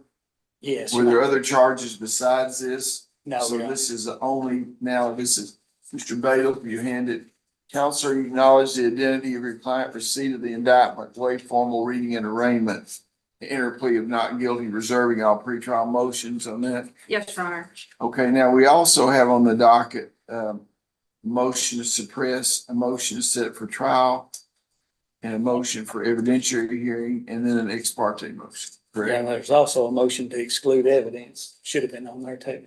That's correct. Okay, which one of these you want to hear first? Your Honor, I think the Commonwealth filed a motion to set these for evidentiary hearings so that we can call witnesses. That's correct, Your Honor. I've read through their motions and I probably have a different opinion on some of the facts. So I believe I'll have to have an FBI agent, KSP, and maybe the lab examiner here. So probably a day. And then we've got a hearing on the suppression statement. That's going to take a little bit of time. So I'd ask for at least a half a Those on day. the next rule day? Or you I don't it'll think we take can more? do it on a little day. Okay, well, let's pick a date here, and then Mr. O'Donnell will need to be on issues like this, he'll need to be present. Yes. So we'll need to have a transport order. Let me look at my calendar. And Your Honor, I'd like to inform the court with a caveat. I'll have to make sure the witnesses are available. Oh, I understand that. Well, let me just do this. Yeah. Let me, you get that information and contact defense counsel. And then y'all call me on a conference call and we might be able to set it sooner rather than later that way. And if that's okay with all of you to do that. Yeah. And I'll be available. You call my chambers and we, even if I'm not there, my staff lawyer has the calendar, we can set something. Now, that would take care of the motion to suppress an evidentiary hearing. And then Motion to exclude. Motion to exclude. And then we'll do an ex parte motion in a few minutes. And then we can't set for trial until these other things are taken care of. The only reason I filed the motion said trial date when we set Whitledge, because of their schedule, we had to go out into September. And I didn't want to get too far down the line. Yeah. Okay. Well, we can do that, and y'all need, depending upon what the evidence is or what they need to develop. I don't know what their ex parte motion is about, so it could be, take time for development, it could be, once they put you on notice, if they develop anything, you could need additional payment. You know, okay. Okay, if y'all wait around to the end of the docket, we'll go downstairs in the chamber. Madam Clerk, can you prepare that chamber down there for us to do the ex parte? Downstairs. Downstairs, Okay. we'll do that in just a minute, okay? Thank you. Thank you very much. Janessa Smith. Janessa Smith. Yes. Commonwealth versus Janessa Smith, 23 CR 006. Are you Janessa Smith? You born in Yes, sir. 1999? Yes, sir. Last four digits of your social security, 1768. Yes, sir. What do we have, what does the Commonwealth have? This is kind of Mr. Huddleston. Mr. Kenny Huddleston is the alleged victim in this case. And he's been on the run. He's currently incarcerated. We called his case earlier this morning. And so I would ask that this case be set for January 25th. So I'll need to know if I need to get a special prosecutor on one of these cases or if I'm going to proceed on this case. Okay, so there's no reason to have a negotiation. No. What's she charged with? She's charged with stealing a four-wheeler or joyriding with a four-wheeler. And Judge, I don't know if Mr. Huddleston's still in the room, but it's my understanding that he is not going to wishing to proceed against her. If he wants it dismissed, I'll agree to dismiss. Because. Well, you need to get a written statement from Mr. Huddleston, sent to Commonwealth Attorney's Office. And y'all can do it by agreed order if he doesn't want to proceed with it. Yeah, but I've never been able to contact him. In fact, I'd had subpoenas out for him to try to get him to court. So. They'll be in contact with you, Ms. Smith. If it's not dismissed by agreement, you'll be back here on January 25th, okay? Hey, sir, so I got to stay in jail? Or can I just plea out to it and go home? Cause I really want to get home. No reason to plead out to it yet, cause it might be dismissed. So what? You know what? For what? So, Wait just a second. yes, sir. Cause they're waiting on him to sign papers. It's just gonna take a minute. She's got another indictment for today. Your attorney will be up to talk to you about this, okay? All right, sir. Thank you. Donovan Waller. Oops.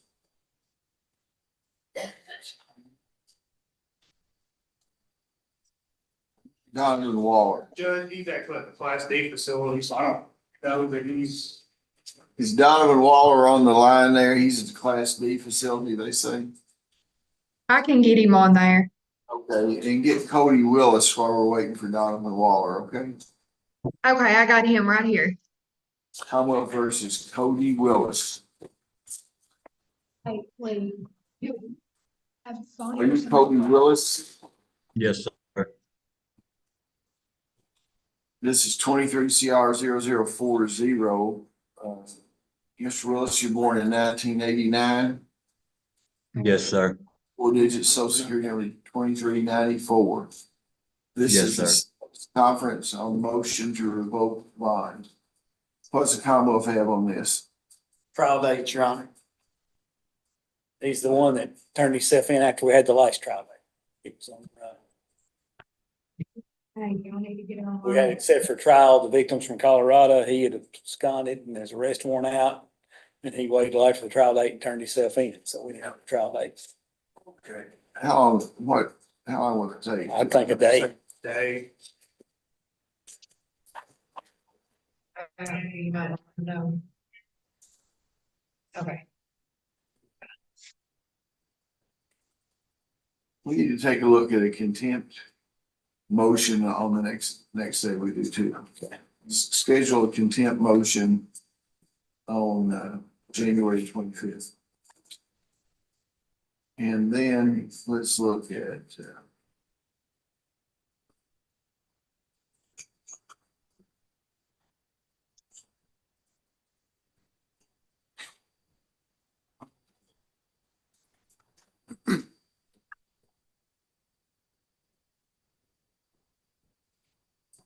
what about January the 26th?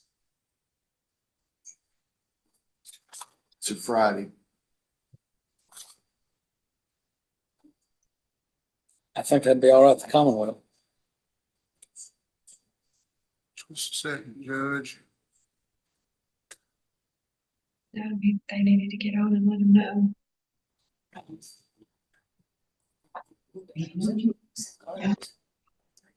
That cover girls. That's what it's something to do. And that might be about ready for even that.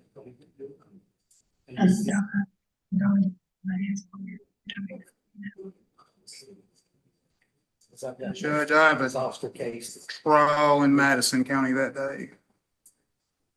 He's not gonna move.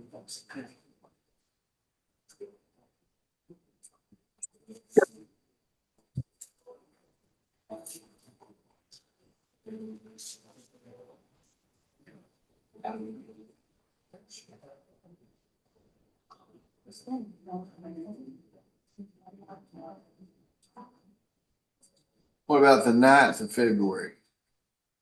That's fine with Commonwealth. Is that a negotiating day? It is.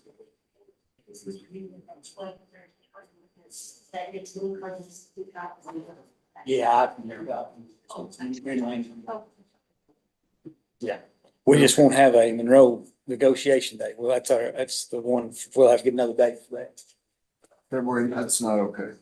Now, we'll do it. We'll just get another date for the negotiation day from Monroe. We might do it on the 2nd.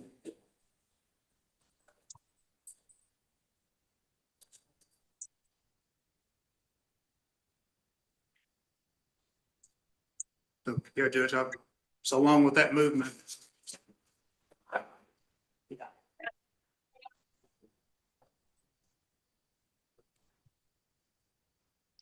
Hey,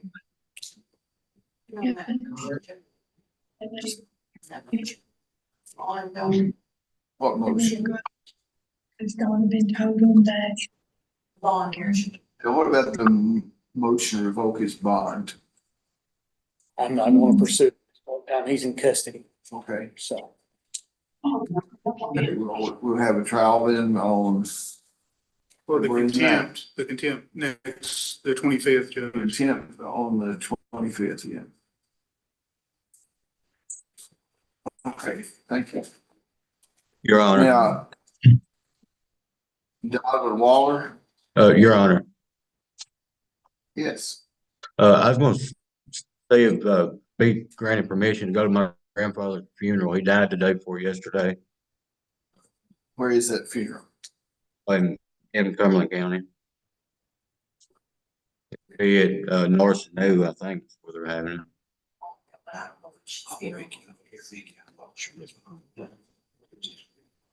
Thomas J., can you make arrangements to transport him down to the funeral? Okay, we'll make arrangements, sign an order for the jailer to transport you down there, and you need to tell your family to contact the jailer to make some arrangements for you to have a change of clothes brought up to the jail where you can change clothes. Before you go, I want you to go down there. Your Honor. Prison outfit, okay? Thank you, Judge. Now we have Donovan Waller. It's the last one, I think. Is that your Class D That facility? may be the Adair County RCC. I think they're trying to get on. Okay. Ah.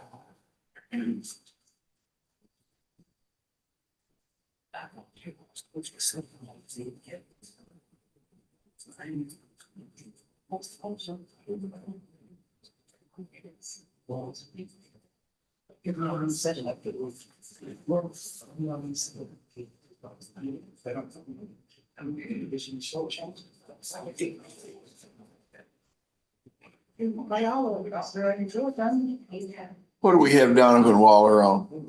A plea, Your Honor.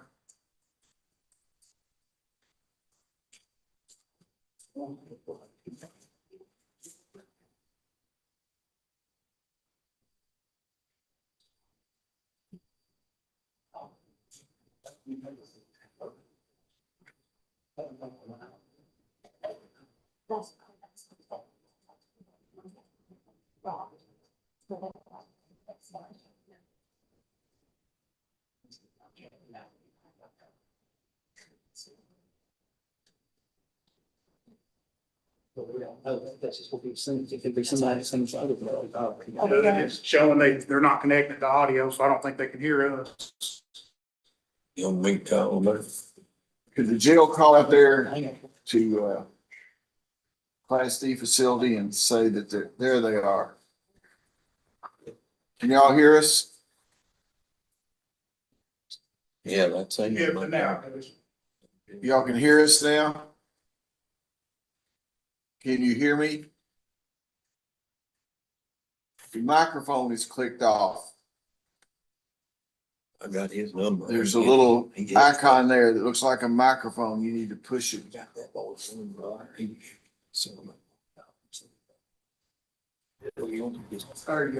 Okay, can you hear me now? Yes. Commonwealth of Kentucky University.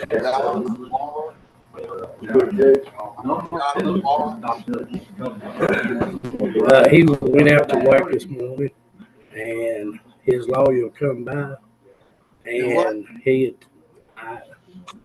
his lawyer come to see him today and told him that he wasn't to be in court today. So we sent him out to work.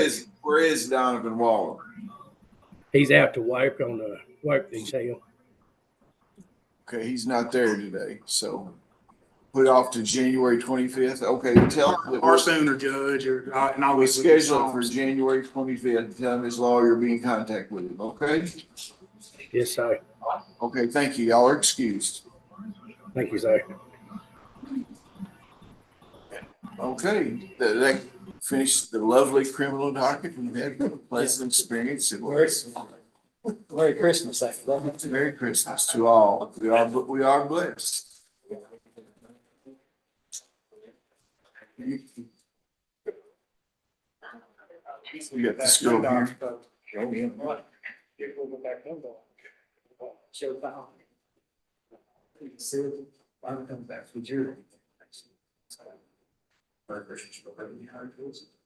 going to. Now, what's next for, Be going downstairs on the dog. we got an ex parte, going downstairs for. What else? Show cause. Show cause docket. Anthony Garrett owes $2,020 in 13 CR 0039.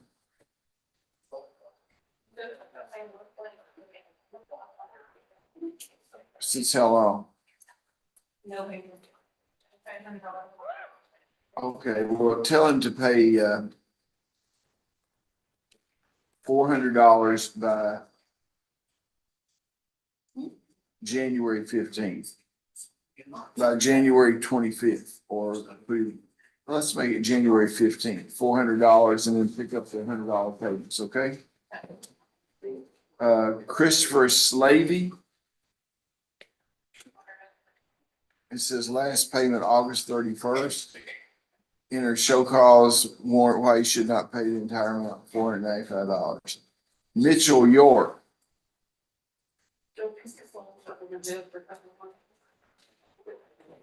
You what? Been in jail about 3 months, Yeah.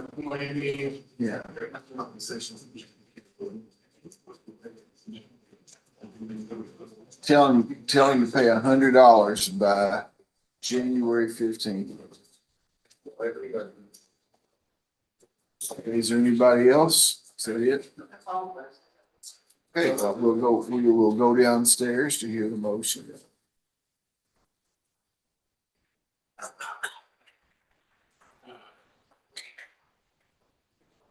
So she's staying or? Oh. I'll just go. If you need to buy yourself downstairs, just. Yes. Just outside the door. Just outside. Just because she's.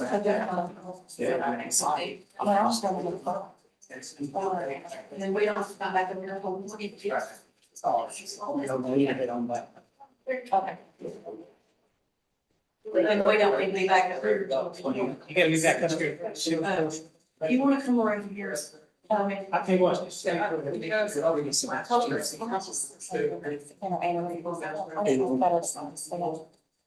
Well, yeah, I mean, that's fine. Well, something like that's fine. We're gonna run everybody out. You're gonna be here, there's no use in him getting run out. That's fine. We'll keep one up there. I've got a load out there. Oh, you gonna get him in this? I need to call you and get those dates. I'm actually in the, yeah. We're so bad. No, it was scheduled at 11. We're just not. Jesse, you're gonna get here as soon as we can. I'm sorry, I can't be responsible for myself. We'll be it from this. Okay. Yeah, like it down, doctor's office here. And then there's a. And then we'll put it straight, actually.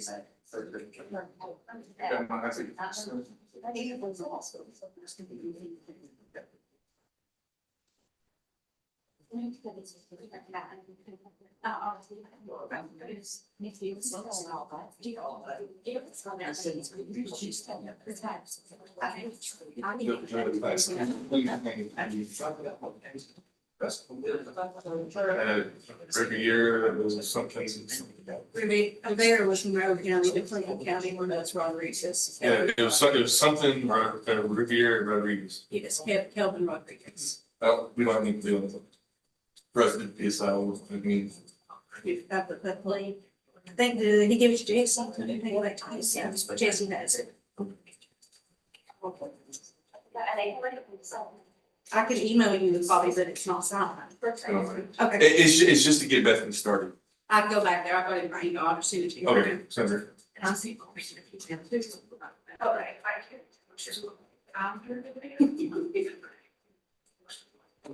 Yes. Good. She don't. I'm sure Christy Queen was a little bit. She don't be inside. I think she would be.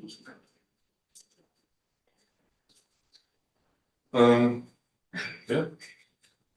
You got anything else? Oh, Yeah, you wouldn't. well, no, I ain't just over this. That's what you say. Well, I may have guessed.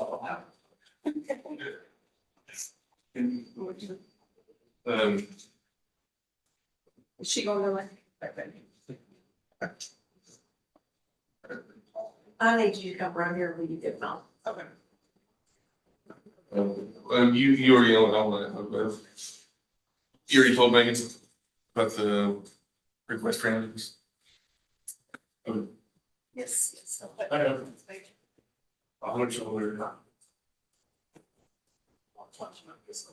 She said you love it, you wanna do this all the time, and that one. I'm gonna do it tomorrow, and then she can have it back. Well, you got it. I think that hard. You think she would?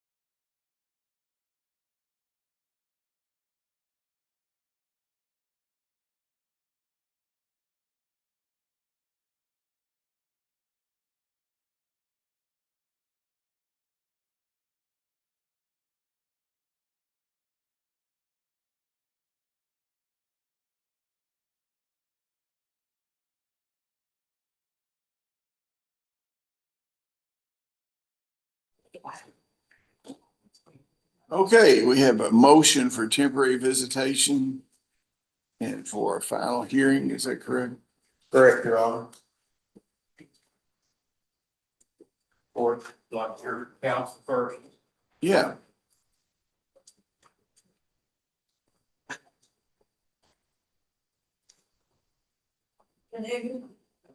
May it please the court, Your Honor. The motion that we filed back in October set forth somewhat of a chronology about this case. We have done everything counsel can do to try to work out some sort of an agreement.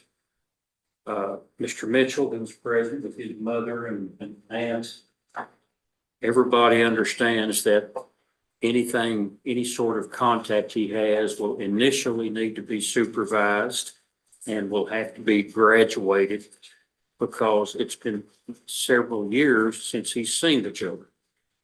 However, he has been fighting to try to see them for well over 3 years. They initially filed a proceeding in Pickett County. He first came to office in September of 2020. I don't want to get down Right. how many times he came to your office or anything. Well, wait just a second. Are there exceptions in this case?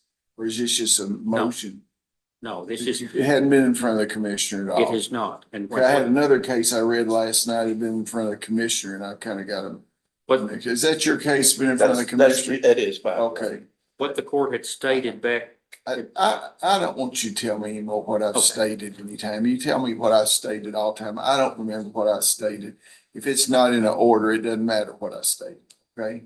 Let's just get down. What kind of visitation are we talking about? Your Honor, we just like to have a few hours supervised by my client's mother initially for a couple of months on occasion, and then we can see how that goes. Okay, now, Yeah, you get behind the podium. and she has concerns about this. She's prepared to testify to some brutal domestic violence that's taken place, one involving the minor child, one of the minor children being face forward on a couch. I mean, there's been physical injuries sustained. Were there charges filed in this? There have not been charges. How long ago did this happen? In 2016 is when those incidents happened, and that's what instigated her leaving the home. And then he's been incarcerated and various things have happened. What she had proposed was for him, if contact would begin immediately. Obviously, the children they don't know who he is. So she wanted. What has she proposed? She has proposed for him to seek some treatment, domestic violence, like a batterers intervention program, that type of thing. And also for it to be in a therapeutic setting, because a therapist would best be trained to know how to attain to the children's needs, to address the children's needs with not ever seeing this individual. And it would be supervised that way. And then also he could be receiving some ongoing treatment for the problems, because this domestic violence was not just with her. He has a history before her and after her. So it's a pattern, and it affected her young children, and she's prepared to testify and tell the court about that today. But she would agree to, he would do the batterers intervention and it be in a therapeutic setting. I think she also had maybe asked for a mental health evaluation, something of that nature, but she understands that this may have to happen, but she just thinks there's certain safeguards that need to be in place. Rather than just throwing the children, they don't know who he is. And the last time she was around him, she was terribly beaten, and she can tell more about it, but one of the children ended up face forward, an infant on the couch, so. I may respond, Your Honor. He's done anger management. He's done various classes over the years since this has been pending. Ms. Hundley wants to talk about the children being afraid of him. It poses a question. What have they been told? What have they been told? We don't know. The last thing we want to do is throw them into a situation where it's hard on them. But the longer it goes, the worse it is. And we realize we've got to crawl before we can walk. You could suggest for this sort of thing. You get behind the podium. Yeah, just any therapist. I mean, I think we looked at, we had some at mediation that we kind of proposed, just somewhere that would be in Clinton County. I think that would work. for them, to do. Was it Quest Counseling? I think that we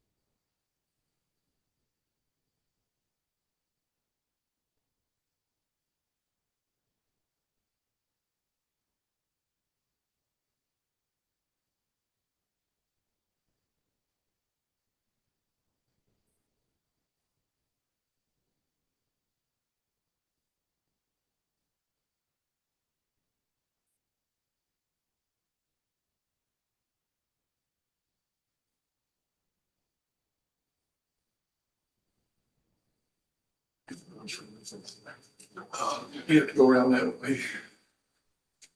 Did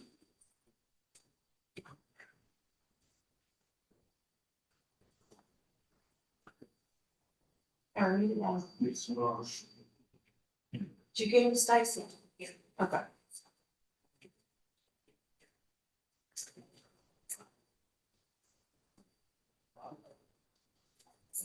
Yeah, crowds go on over here. So you how are you? I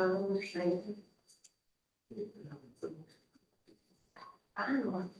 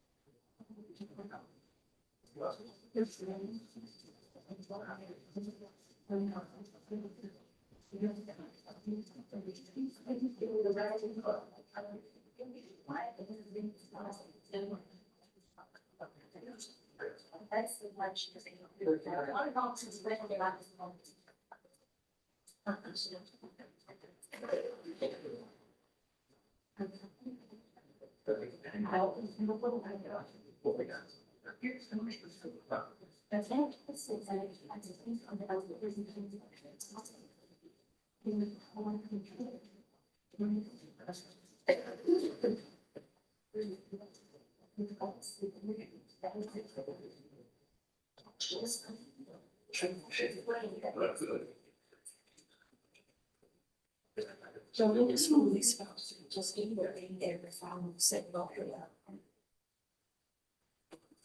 the ones that still are long, they're money on the. Okay, thank you.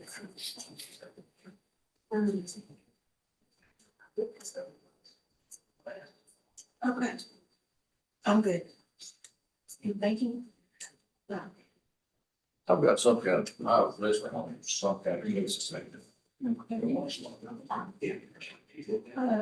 Waste management insurance company versus Ledger excavation. You may have just stood in for another attorney, let me get it.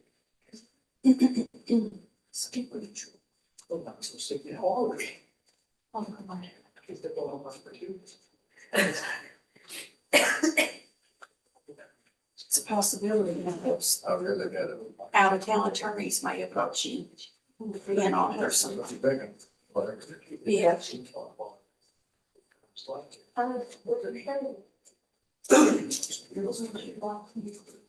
It was transferred here. That's Ken Judd. And that's Ken Judd. That's how he heard today. What can I say? Had my name on it. Oh, well, anymore, I don't even let things, what that year face of that. Yeah, I got an email from Ken. He didn't receive notice of the motion, so they're gonna re-notice. Okay, thanks so much.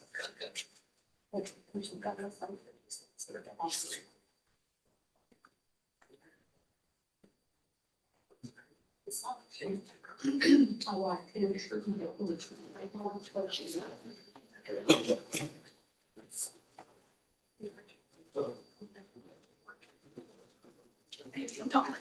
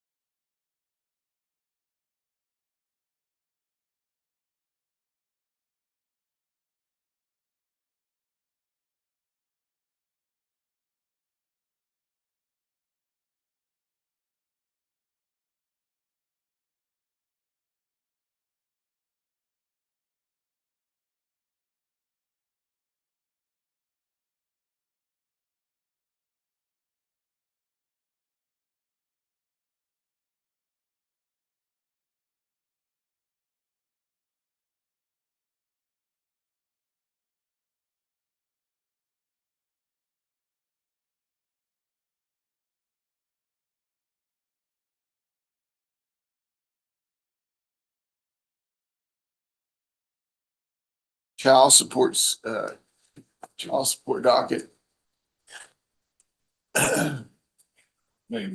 No. Severe versus severe.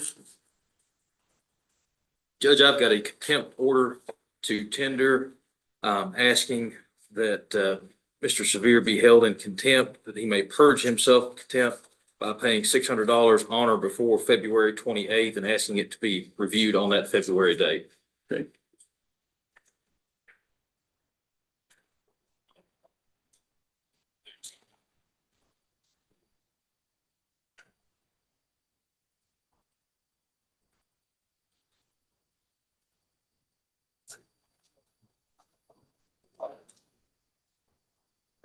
Shelton versus Shelton. Judge, another contempt order, current arrearage in the amount of $1,599.62, asking that Mr. Shelton be held in contempt and that he be permitted to purge himself of that contempt by paying $500 on or before February 28th, and that matter be reviewed again on that following day in February.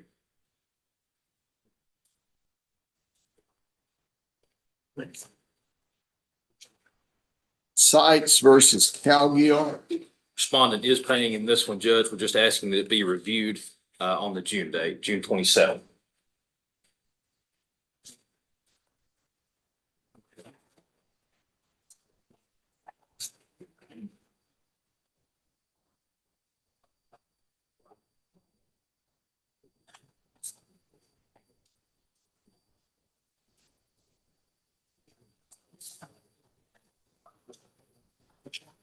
Cooper versus Cooper.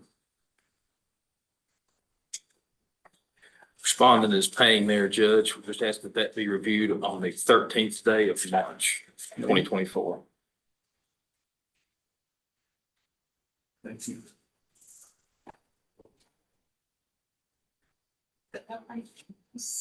March states the 19th, that change. Yeah, that got changed to the March the 19th. Okay, So I'll just go put. that's fine. Thank you, Judge. Delineate that. Hope Springs Eternal, that the NCAA tournament will go differently than it has in the last few years. Don't jinx it. Hill versus Haywood. Judge, another contempt order. There's an arrearage, asking for an order of contempt, but also that he be allowed to purge himself of that by paying $500 on or before February 28th to be reviewed that following day in February. Okay. Thank you. Is that it? So that's all I have, Judge. Okay, thank you so much. Thank you very much for the excuse. Yeah, Merry Christmas. Thanks, Mayor. Adair Circuit Court, meeting in special session. Are you doing Adair Circuit Court? The Dean versus Sparks? Yes. Yes, I am. I'm Jennifer. Nice to see you. I hadn't seen you in 6 years or more. Yeah. So who are you representing? I'm representing Miss Johnson. Miss Dean, now Johnson.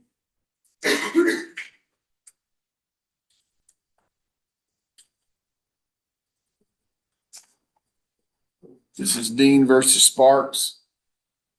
Correct? It is, What do you Judge. have? I have filed a motion asking that we transfer venue to Pulaski County. Ms. Johnson and the child have been there for about 4 years now.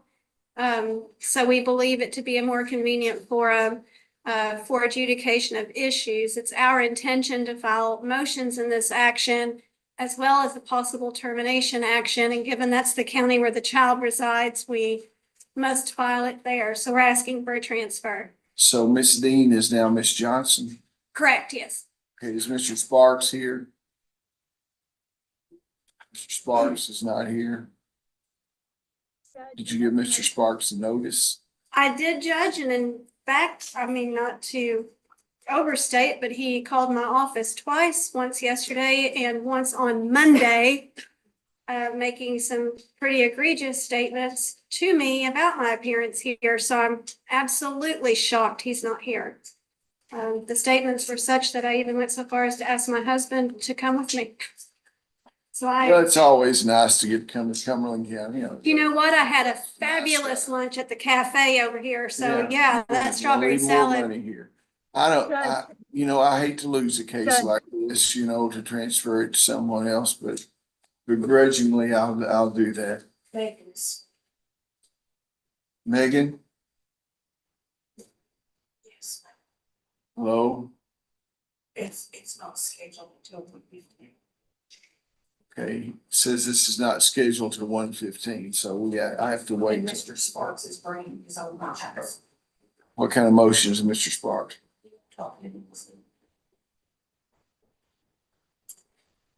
They're No. right there in front of you. Okay. Okay. It's my staff lawyer. Oh, okay. Well, if you want Wait just a to second. recall it at Wait just a 1:15. second. Oh, okay.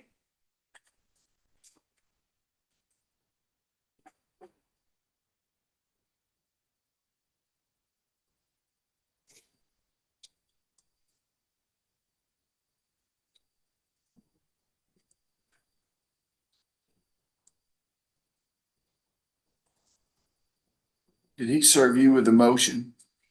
No, about 2, 3 weeks ago, give or take, the child support office advised Ms. Johnson that he had filed a pro se motion. And she came in and obtained a copy. He claims he mailed it to her at 7852 Liberty Road, Columbia, Kentucky. She says that she never received it, but we did get a copy from from downstairs once the child support office told her that something had been filed.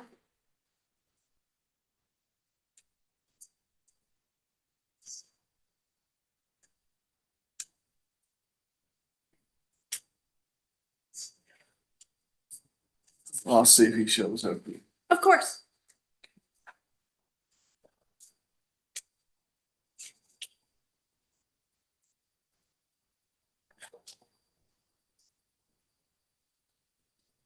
Hey, I'm doing well. How are you?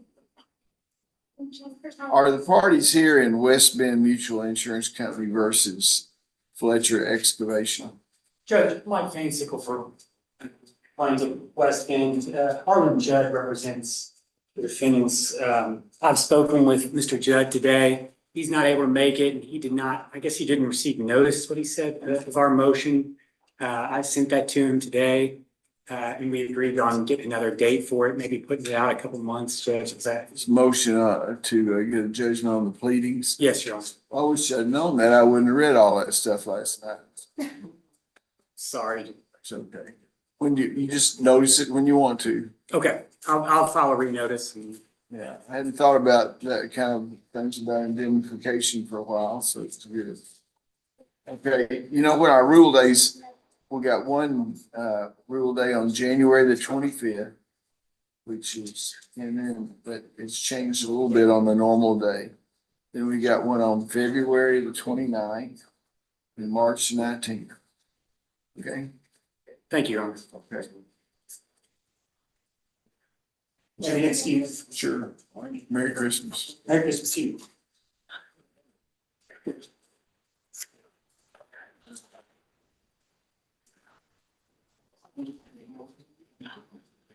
At your convenience, Your Honor. Well, we've got a little time here before we start on our 115 documents here that we got. We can do the therapy at the community-based interventions in Albany. My client also found she's still requesting that he do the batterers intervention program. I don't know what that is. It's an 8-week course to address domestic Well, let violence. me tell you what, let's see how it goes with these interviews here with these first set of things. Yeah, I'm not sure that that's going to address, I mean, I would ask for you to hear her testimony, to have a hearing, to hear her testimony of the in-depth. I mean, it's severe domestic violence. I mean, I wouldn't just tell you that she's not trying to just withhold a child. I think there just needs to be something intensive to address those issues. And we're just asking for him to do that. And it can happen at the same time as this therapy is going on, but just something to address that. She also is asking for a psychological evaluation and a hair follicle drug screen. I mean, the proof So will we haven't show. accomplished anything really. Well, we have, Your Honor. Here's where we are, if you're through this out. Your Honor, we're in agreement. We're following the lead and the directive of the court. Community-based interventions for therapeutic visitation initially is fine. Whatever the court or the therapist deems appropriate is how we'll proceed.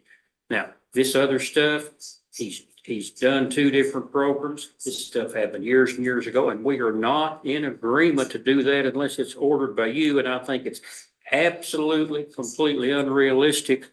And Your Honor, that Ms. Hunley and the prior counsel have done a heck of a good job putting this thing off. We have been over backwards with mediations. We're good on the therapeutic visits. He'll take a hair follicle test today. That's fine about that, but I think we have done well. You said proceed with the therapist, and that's what we've agreed to do. I don't think anything else is necessary. But the therapist is not going to make recommendations. I mean, if they're not agreeable to do address all of the issues, I mean, the therapist is going to address the children and their ability to reunify with their father. We also need to address the domestic violence issue. And so then our position would be a custodial evaluation would be needed. We were just trying to kind of short circuit that because those are things we anticipate that would be recommended. I'm not a custodial evaluator, but those are the type of things we think would be recommended under these circumstances. So we were trying to come up with a plan to address that. And so if they wouldn't be willing to do that, our proposal would be to go to a Dr. Evans or Dr. Feinberg in Lexington, let them meet with everyone and then make a professional assessment of what needs to happen. If they don't want to follow the plan that we've requested. Your Honor, I'm glad you're deciding this case because we're going to let Ms. Hunley and her client will never get a darn thing. Thank you. But I mean, that's all we're asking was just to start that we're willing to start therapeutic visits You're now. talking about something that happened 7 years ago. Well, Is that right? Well, and it's happened as recently as a year ago. And I believe we had his ex-girlfriend that would also come and testify that there's been domestic violence. And then the person before her. I mean, we don't have proof that these things have been addressed. These are very, very young children that do not know him. A 3-month-old child was laying over on a couch. I mean, it's a serious situation. And Well, you said it happened 7 years ago. And how old are the children? I'm sorry, the one was How old 3 are the months. children now? Now, 7 and 8 now. Well, one of them hadn't been born then. That's correct. She was pregnant whenever he did this as Okay, well. and then one of them was 1 year old, so that neither one of the children remember that. All they know, Well- Your Honor, is what they've been told. It's not, she has not told him about any of these things. But again, I mean, we'd have her testify and tell you about those, and that's what we were prepared to do today. I think she's entitled to a hearing on those things. Tell the court, I mean, we're prepared to do She's that. not gonna get a hearing today on it, because I've got a complete docket. I understand. What are you doing tomorrow? I have court in Pulaski tomorrow. All day or? Probably till about noon. Be over here tomorrow. That's 11 o'clock here. Be over here tomorrow at 1 o'clock. Okay. It's fine, bro. We'll be here at 1 o'clock. Because I'm not gonna tear this thing out forever. Because anytime anybody says domestic violence or anything like that, as lawyers, it triggers something right now. And we need to hear it because I don't want to pick a paper up the next day and see something's happened. So you'll get a hearing tomorrow. She better have some pretty compelling testimony. Okay. Thank you. Thank you. Yeah, I'll be here at 1.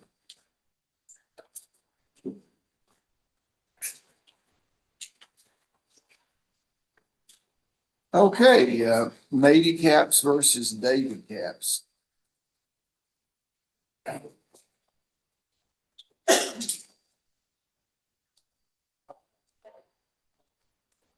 This is just a review. We have mediation scheduled for next week. And I think you were just reviewing it to make sure we had mediation scheduled, so. Everybody satisfied? Who's the mediator gonna be? Bob Young with Helpo. We'll be fine. All right, Okay, thank you. Yeah. Justin Wright versus Kendra Scott Wright.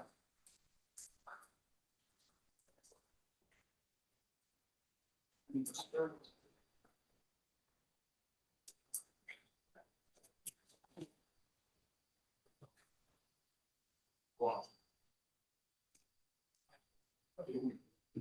morning, afternoon, Your Honor.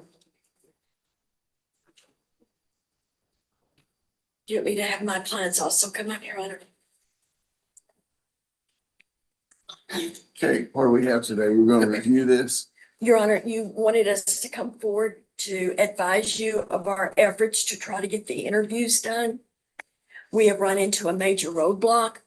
Every agency, group, or facility we've contacted either wants, they won't do it because there's not a patient-facility relationship, or they want a lot of money.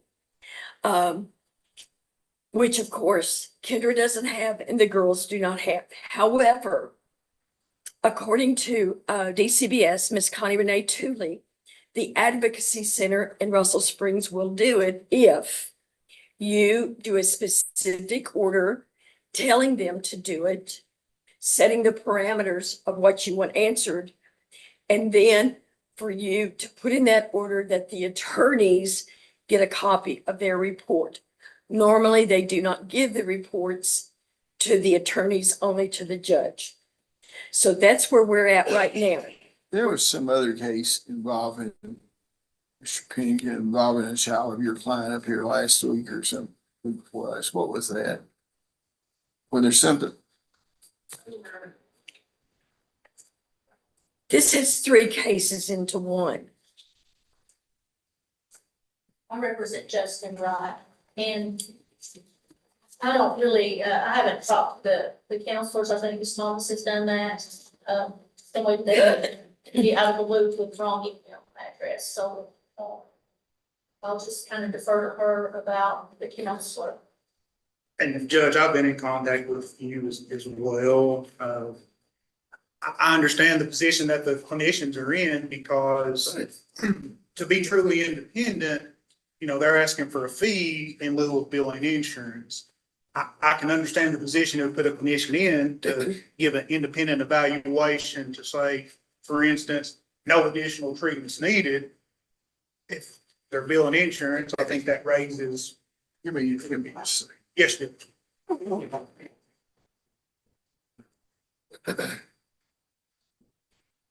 Do you have a judge with the Advocacy Center?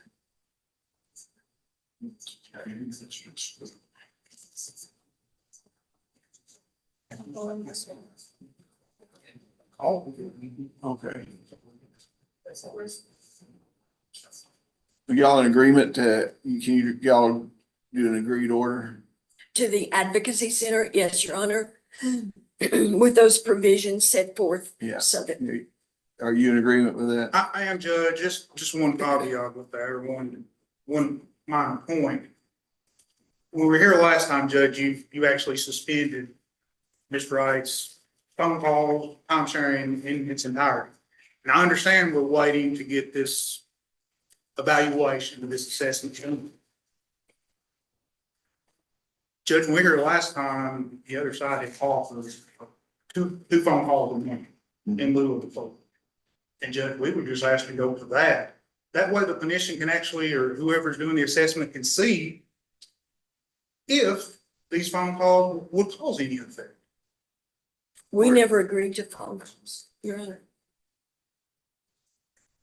until you get the independent evaluation. That was the whole purpose, was to find out what parameters are necessary, Your Honor, for the recontact between Kendra and her daughters, to find out what's best interest of the girls. Judge, That's gotta be White actually paramount. did stand right here and say that. That's gotta be Say it, paramount. Ms. White.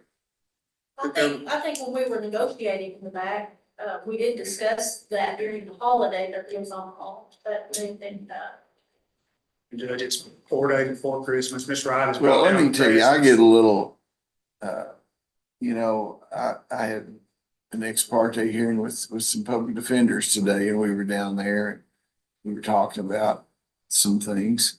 And, after it was over, I talked to some of the attorneys.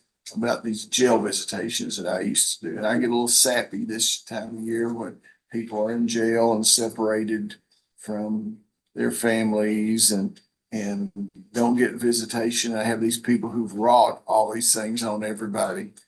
Down, and then it comes Christmas, they all want to come around and they want to visit and they want to do that, but they don't think of what they've done destructively before that gets them there. And we had a case, and I won't mention it, that was in the judicial system about one of your client's other children, other child that you know about, correct? Okay. And it just makes me think about what a path of destruction that people can establish with children and communities and everything if they act the way your client has acted irresponsibly down through the years. So my sympathy, as I've been thinking about this case since then, my sympathy has grown colder since we were here last time about what I see happening with these children and whether she ought to be reunited with them at all or not.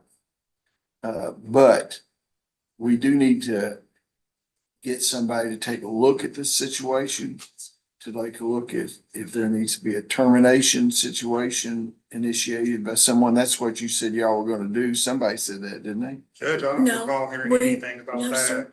Well, I mean, Yes. I was just thinking that must be what you're alluding to. Ceasing the visits until the evaluation, and then what parameters to So protect you're the not to little the point where girls. you want to talk about terminating parental rights or anything like that. We're not there. I'm just asking you No, because sir, you were we're not alluding to that, and I thought about all these things that we went through. Judge, a month ago, we were talking about two phone calls a month. We're nowhere near termination. So You're not near termination. I'm just wanting to know what their end game is, okay?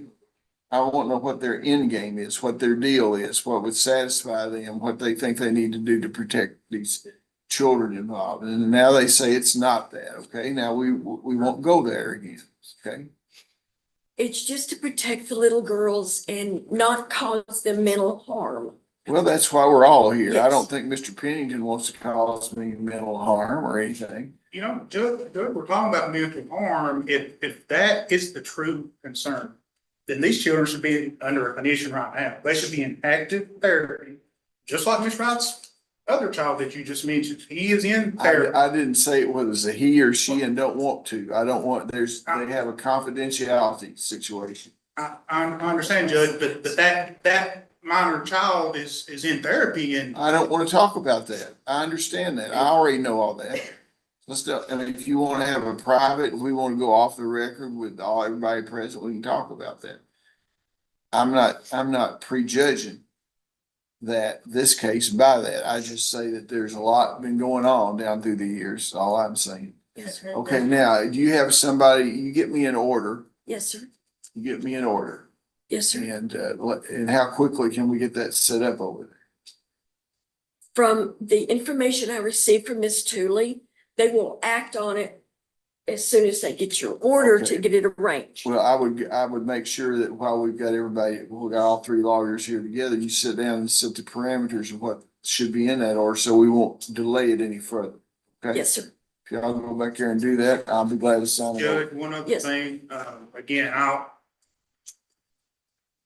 need to make a motion, I can. I do believe what we've heard and some of the proffers to the court.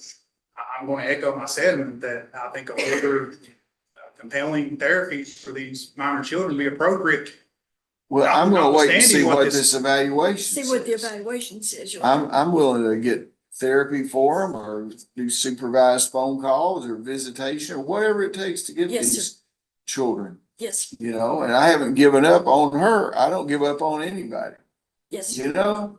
I just want everybody to know, including your client, that I will do whatever is necessary to protect those children, and that's what's going to happen if it up to and including termination if it ever gets that. I hate to do that, but I am capable of doing that because I've done it before, and it kills my soul at the 2 or 3 times I've had to do that. One time I had to leave the bench and was inconsolable Now, if you do anything like that or consider, if you're a judge and even consider doing anything and it doesn't really bother you, ought to quit. So. Yes. And Judge, the last matter, and again, if I need to do a separate motion to be heard on it, I can, but I think while we're here, I think it might be appropriate at this time that the minor children be appointed a joint friend of the court or guardian ad litem. I don't think that's inappropriate. You know, we can do that. Thank you, Judge. I you wouldn't object to that, would you? Well, Who do you represent? I represent Connie and Gary White, who Okay. have custody of the oldest. Miss Wanda represents Justin, who has full custody of the youngest. Okay, well, let me get somebody to represent the children, so it won't be Thank you, all right. Judge. Okay. It's all right, you know. Okay, Get somebody, not that everybody here, I think, probably thinks they're doing what's in the best interest of children. yes, sir. Who's next up on the list? We'll check downstairs. Okay, thank you. Okay, well, check with me before you do that, okay? Okay, well, thank y'all. If you Thank go you, back Judge. there and get me an order ready. Yes, sir. Mid-South Partners versus NDH Corporation of Kentucky. Good afternoon, Judge. This is Judd Patterson from Mid-South Capital Partners. It's our motion for summary default and order of sale. Is this the $90 bill or is that some other county? Well, you certainly had us tender an affidavit of my fees, Your Honor, which we've done. And I think it was an old one, yes. Unfortunately, we got to do about as much work as a bank foreclosure to get these things done, Your Honor.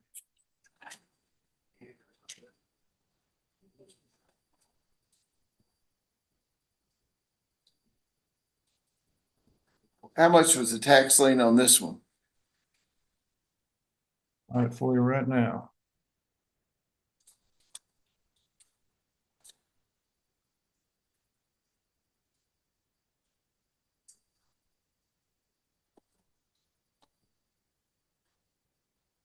Let's see, we have the 2010 tax bill, Your Honor.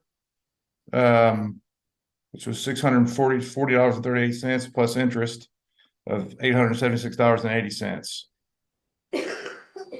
Administrative fee of 100, pre-litigation fees of $417.76. Then we had the 2011 year bill of $696.27. It's all on the second page of our final judgment, Your Honor. First Okay, and second well, paragraph. we'll take it under advisement and take a look at it, okay? Thank you, Your Honor. Thank you very much. Make sure Megan gets that file. Yes.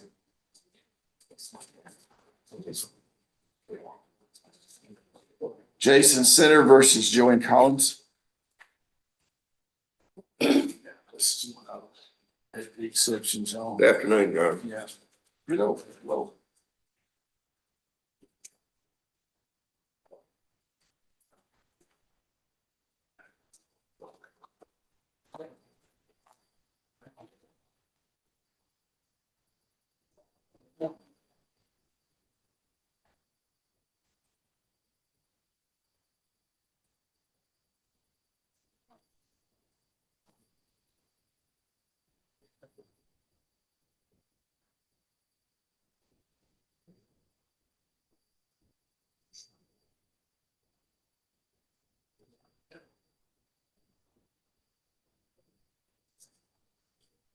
Let's talk about the holiday visitation stuff first, okay?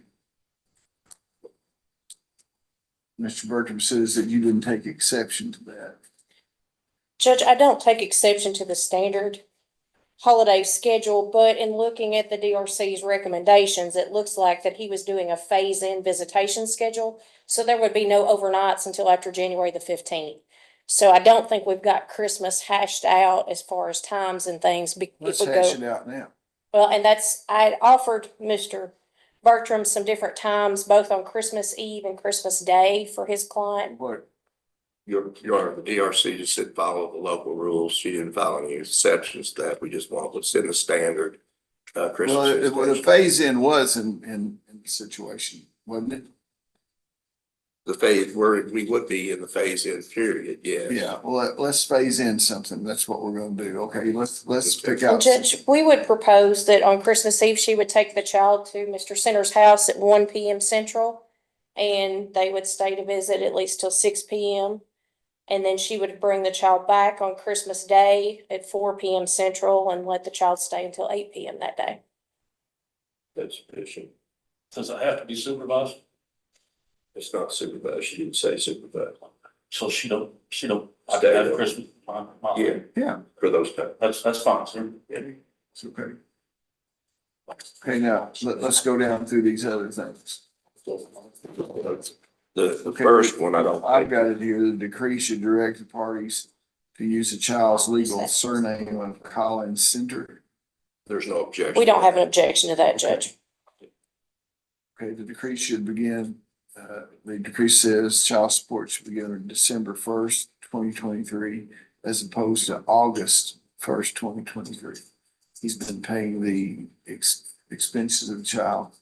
That's contested, Your Honor. That is contested. The DRC report reflects that he did pay expenses during the year, but wasn't paying monetary child support.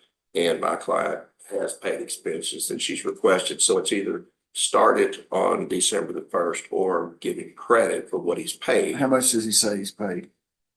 It's very, sir, between clothes, gas money. Well, That's the thing, Judge. Our So, position, yeah. he's not paid expenses, and we had this hearing back at the 1st of July. how much is the child support? We had not calculated the exact amount. I don't think that it was in with the DRC. Bear with me, maybe we did. It is. The amount's in there, okay. Let me make sure. We're not disputing the amount, Your Honor, just the onset payment. Yeah, I'm looking to see. Hold on just a second. We had the testimony.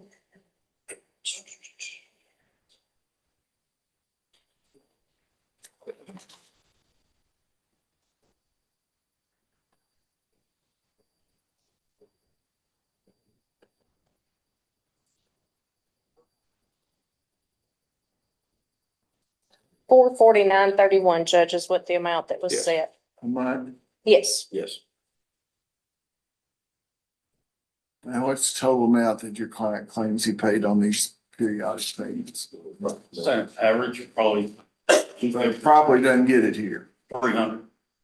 Okay, And Judge, we would dispute that because him buying toys and clothes at his residence does not count for providing for this yeah, I child. agree with that.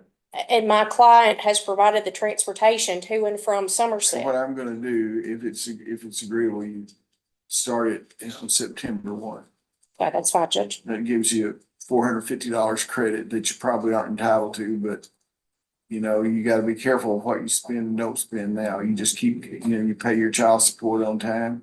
We'll start on September 1. Okay. Accepting your statement that you did pay things above that. It's not. The decree should specify equal parental time sharing at some point following a phase-in period suggested by the which petitioner is not opposed. Using the word visitation is confusing and should not be utilized, giving the DRC suggestion of joint custody. I believe that's what the law is now. So the joint Yes. custody language should be there, and I don't think visitation. And we're not opposed to using the word timeshare as opposed to visitation. We are opposed to the equal timeshare, Judge. Well, or that should be the ultimate goal. That's what you're saying. That's what the goal should be, right? Yes, the statutory presumption is that, and it I basically, at the end of the phase-in period, he goes to every other weekend. There should be another, I guess it just stopped too soon. It should say that after so much of that visitation, it would go to. Well, I would say that after a period, it comes back in front of the court for review. That's what I would ask for, Judge. Let's do that. That way he's got some hope doing that and, and she's got some, feeling that it'll be another review. So y'all But get in that. practicality too, this child is enrolled in Cumberland County, has resided his entire life in Cumberland County. He goes to school here. Mr. Center lives in Somerset on a different time zone.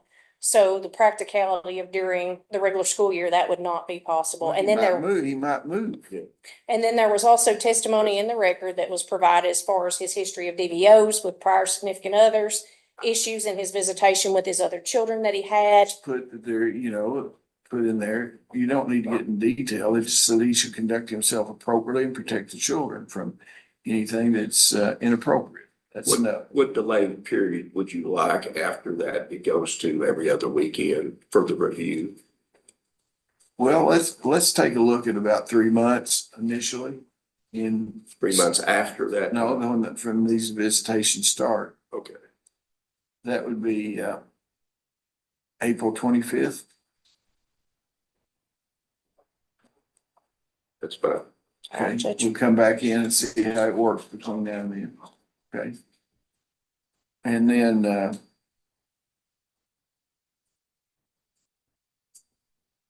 Number 4, Your Honor, I just thought was an oversight because now that he's paying monetary child support. we hadn't paid it yet. Now But he's supposed he's to. gonna start. And we're just saying that when he pays child Are support. they gonna meet somewhere? Or you just want to trade times transport? Well, Judge, again, this child's 5 years old. He didn't file his petition till this year, and she's bore all the expense and the cost of taking that child back and forth to ensure he got visitation. So I don't think that that aspect is unreasonable. I'm agreeable if you want to review that again in April when we start reviewing the other factors. But given that his child support has not started, we're here in December, Yeah, it's the end of the year. I kind of, well, as we expand visitation, it'll go to 50-50. Let's wait till we come back in April. March to look at that. We're going in back in March or April? It was I'm asking him April April 25th. 25th. Yeah. Let's take a look at that, as far as the cost after that. If I were her, I think I'd rather meet him in Monticello somewhere than have him transport the kids all the way back and forth. I mean, you want to talk to her about that?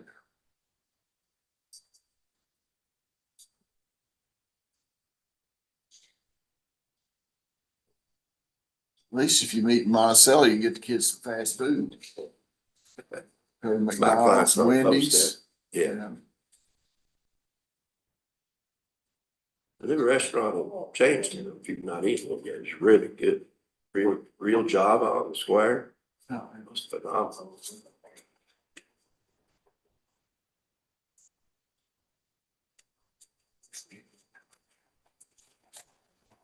Judge, she would be amenable to doing the language of the receiving parent does the transport, so she's willing that Mr. Centers could come down here to pick Christopher up, and then when it was time for her to pick the child back up for visitation, she'll drive to Somerset and pick him up. Well, if that's what they agreed to. If I was her or him, I wouldn't want to go about the other person's house. If you meet at a neutral location in Monticello, it might hold things down at the police station or something up there, Just some concerns, Judge, about some of his drinking habits where the proof was in the record. Well, okay, now he used to drink. We got that in. I'm sure he has other sins in his past. If you want to throw some of those in now, we can, but I'm concerned about him driving all the time back and forth. And that's why we were saying that she's willing to drive to Somerset for the pickups. And for the returns, what's the deal? That he would come when it's time for his visitation to pick the child up here. And then she would come to Somerset when his visitation ended and pick the child up. But I mean, if the court wants her to meet in Monticello, we'll do whatever the court wishes. Right. I'm more comfortable meeting in Monticello, Okay. just tell you the truth. Yeah. That,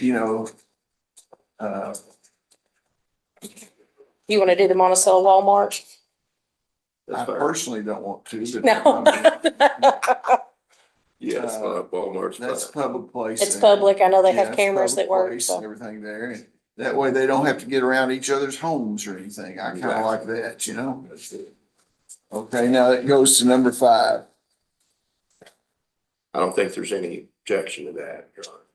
I've just had parties be really confused with their obligations under joint custody, and I always like to include in there that they have an affirmative obligation to cooperate and not make any unilateral changes in the child's. I think that's. Yeah, we don't have any That's good. objection to Okay, that, if y'all Judge. can draw something up on that, and I would suggest that maybe, I know hope springs eternal, that we can start a new deal. But, and I'll tell you, a word to the wise is sufficient. I don't know, and I want you to acknowledge anything, I don't know whether you've had any appropriate videos or any, I don't say anything. But that you're suspected of that anyway. And if I were you, I would be extra special careful about, cleansing my residence and anything that would be even suspected of being inappropriate. Okay. Now, they say a word to the wise is sufficient. Okay. Okay, well, thank y'all very much. Thank you. Have excuse, John. Absolutely. Merry Christmas to you. Merry Christmas.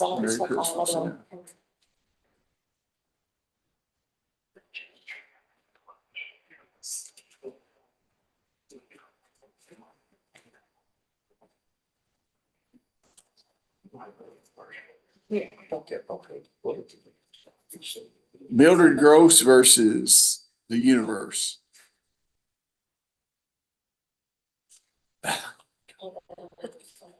That's a good way to describe Yeah, it, Judge. this is 23 CI 0063 and 23 CI 064, which is a companion case. Is that Yes. correct? Yes. And so you want an order, you want to amend your complaint twice, or you want one amended complaint? I need to amend it on both cases, Judge. Yeah. To, Are add they in just this- different pieces of property with different ownership, or why we have two cases here? I read them. There's and two couldn't read cases, because this was her son associated with the property. on one of them. On one piece of property, yes. Yeah, so they're two separate pieces of property. No, only one piece of property, Judge. Why do we have two lawsuits? He did not have any heirs. He died without any children, which means he was not married. The property would have reverted back to his parents, so we're going down the line with her heirs. Okay. Well, it seems like to me you could combine these two in one thing and just explain it in the pleadings, but Okay. if it ever goes to trial, which it probably won't, you know, why don't you take a look? I'll allow you to amend the pleadings. Why don't you also, when you amend the pleadings, merge these two cases and you can have everything, okay? Okay, thank you, Judge. I'm glad you told me it was the same piece of property because I was a little confused about it. I thought they could have had another with a slightly different set of heirs, you know? Yes. You don't think we're going back to the moieties, do you? You ever done you know what a moiety is when nobody has the heirs and you go back to their parents' heirs and it's one moiety to each side? I had one of those. I suggest if anybody comes in your office with those, you turn them down. Okay, thank you very much. Ray versus Cowan. See you. Talk to you soon. Ray versus Cowan. We heard anything from anybody on that? Pardon?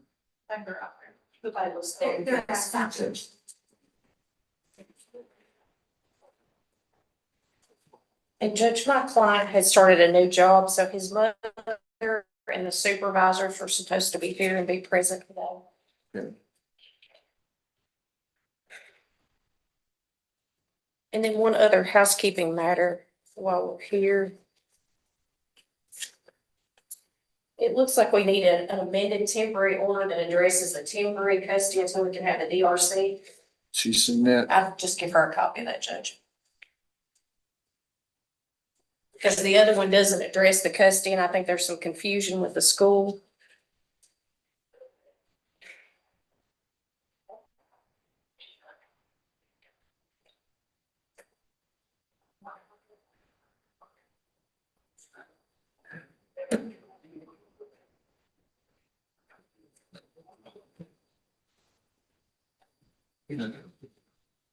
That matters down. Is there a confidential matter? Those people are here for the confidential matter with those children back. Why don't you inquire if they're here for the adoption? If it is, I'll go downstairs to you.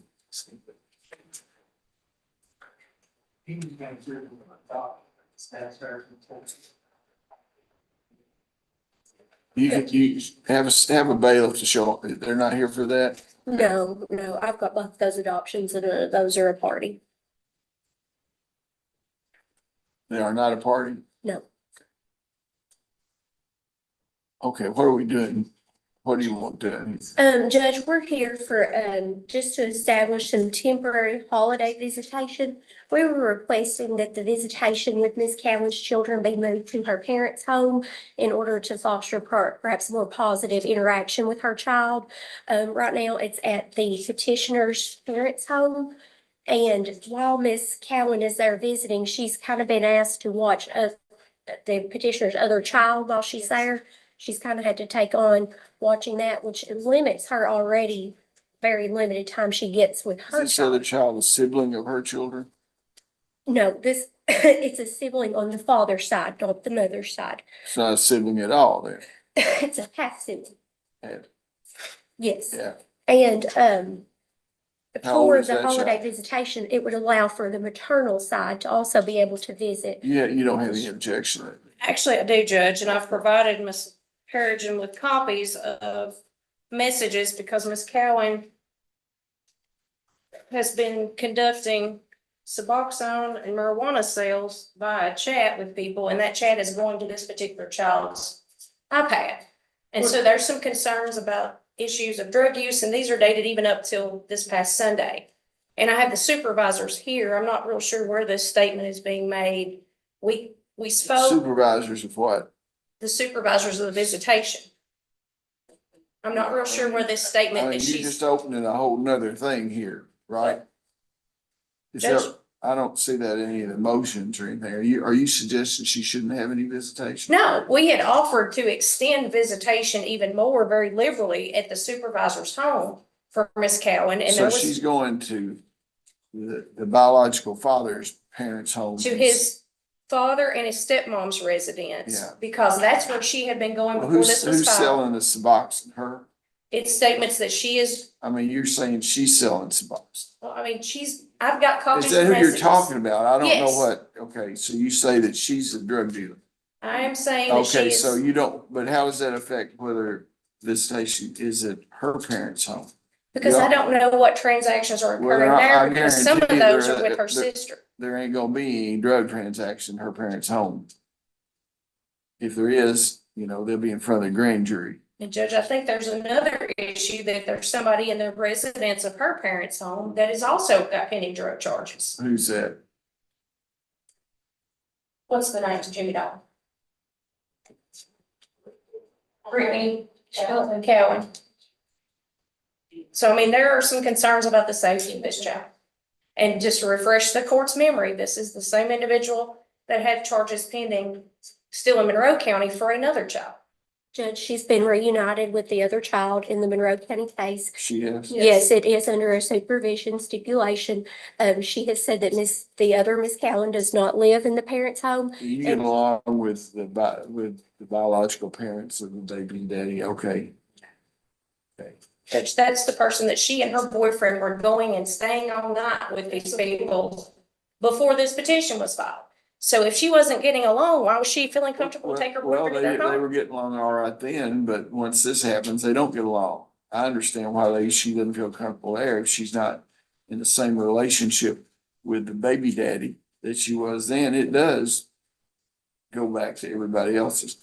You need to give me some compelling reasons why on these short visitation periods that the child wouldn't be all right with her parents. Well, Judge, if I could call Michelle Ray to explain why we have those concerns about a transaction that she did while the child was present and the supervisor was present this past Sunday at the dollar store.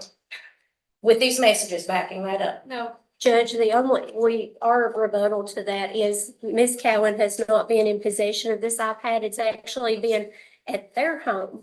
And we have also got another witness here today that would like to testify to alleged pain pill use. I'm not gonna go down, I'm not gonna be hearing any of this testimony. I mean, you got proof that she's been trafficking in Suboxone or anything else, you need to go over to the county attorney's office. The grand jury meets again next month. There are all kinds of people that don't act out in bad ways that might have sold drugs or something in the past. If we took everybody child in Cumberland County that ever had any methamphetamine in the car or sold any drugs, there wouldn't be any children in 50% of the homes. I haven't seen anything that would any direct danger to the child. But I'm telling you, if I hear about you having any transaction or you're on warning now, you understand what I'm saying? Yes, sir. If there's anybody around you in your house or anywhere else that's doing anything like that, you need to get them back out of there. Yes, sir. You hear me? Yes. Okay, what's the next issue? Well, Judge, I guess we need to set up the time constraints. And Judge, the only other part of my motion was we wanted to perhaps add in a Wednesday or maybe. No, we're not gonna add anything yet right now. Okay. I've already made a big concession with having those things there in our home. We're not gonna be adding any time till we see how that goes. Okay. Okay. And then Judge, just asking that we go ahead and enter the order that addresses that the parties have joint custody with my client being the temporary residential custodian till we have the hearing and has the same language with visitation. What would that affect? Well, I think Ms. Capps wants it to affect child support potentially. no, Judge, I haven't filed any motion to establish temporary child support. It affects the ability for the school because the school wants some document that says that there is a custody, that custody has never been established for these parties. Well, they have joint custody. And that's what I'm asking for Well, a they temporary just- order on Well, that. let's just have a thing that says joint custody. And that's what that order says, Judge. But then you said that somebody's a primary residential that. He's the temporary primary residential custodian, which he is. That, there's no problem with that, is there? It's temporary. And it says pending, final ruling from this court. Yeah, you don't have any problems. That'd be fine temporarily, That'd be good. Judge. Okay. Thank you, Judge. Okay, if y'all go back there and write something out, and let both these parties agree with it so they don't leave here without it. Okay, thank y'all.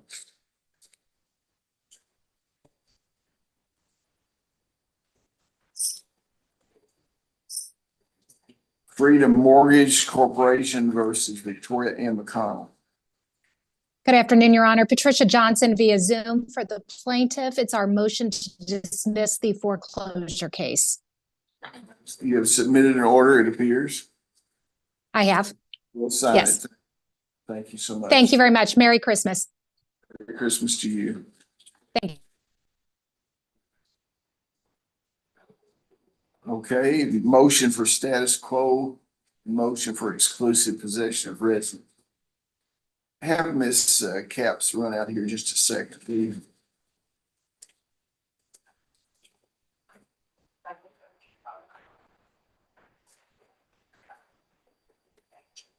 Have Ms. Capps step out here just for a second. Oh.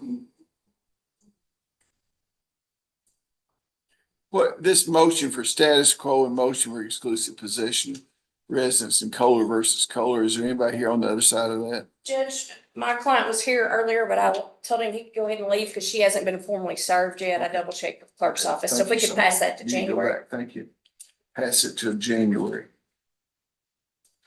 Okay, now did we have something on your case that needs to be brought back up? Yeah, I believe both parties are here now, Judge. Okay.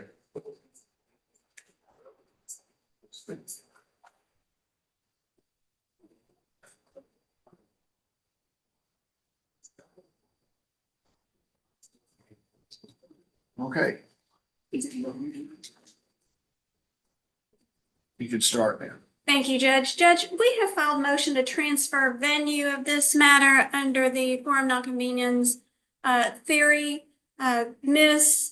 Johnson resides in Pulaski County with the child and Where do you reside? Columbia, Dare County. This is a Dare County case that was transferred down here to me for a conflict. It is, but Ms. Johnson and the child have lived in Pulaski County for a lengthy period of time now. You say that she's violated, you filed on yourself that she should be held in contempt for violating a court, or what you allege your violation is? Why do I believe that? Yeah, how is she, just give me a short Okay, synopsis. Whenever the court order was first made up in 2012, 2013, I trusted her and her attorney to make it up, so they wrote it up. I was to get her 2 days during the week and every other weekend. How's she violated? Since August 17, 2018, I haven't seen my daughter at all. 5 years, 6 years. Okay, what do you have to say about that? Just wait a minute, please. Judge, she certainly has not. Since entry of that order, Mr. Sparks has been in jail. Well, this is his criminal record. I can't even tell you the number of times. Well, you and I both know that if there was some reason that she should not follow the order of the court, that she should have come to the court and asked for it to be modified. Sure, I wasn't done yet. Most of that time he was in jail. their actual order states that she'll be given sole custody, that he would receive 6 hours of timeshare on alternating weekends, and twice a week he would receive 4 hours. And then it clearly states, as agreed by the parties, over the last 4.5 years, Mr. Sparks has not once contacted her to arrange his time sharing, predominantly because he's been in jail on strangulation and wanton endangerment charges. His last stint in jail ended in October of this year. We believe a larger hearing warranted on his claim. Even in his claim, he doesn't focus on his own allegation of contempt, but arguing parental alienation, which is a criminal argument. But regardless, we do confront that. Let me tell you what I'll suggest to you. We don't have a family court here. We use a commissioner. We're really not set up as well to deal with these things. You need to lawyer up. Let me finish what I'm saying. You need to lawyer up, and I believe that you would be better served to have this transferred to Pulaski County, where they got a family court and they can respond to. Now you go ahead and say what you want. I'd spoken to Ms. Johnson before we come in here, and I told her that even though I filed, it was a custodial interference in the kidnapping statute, which is Class D felony, parental alienation, and willful contempt of court. I told her we can still work this out. I just want to see my daughter. I'm fine with her being in Pulaski County. I'm fine with, as I trusted her before, sign whatever. I just want to spend time with my daughter. How old is the child? And Judge, she sees both a counselor and a psychiatrist because of the anxiety of her last visit with Dad and visits prior.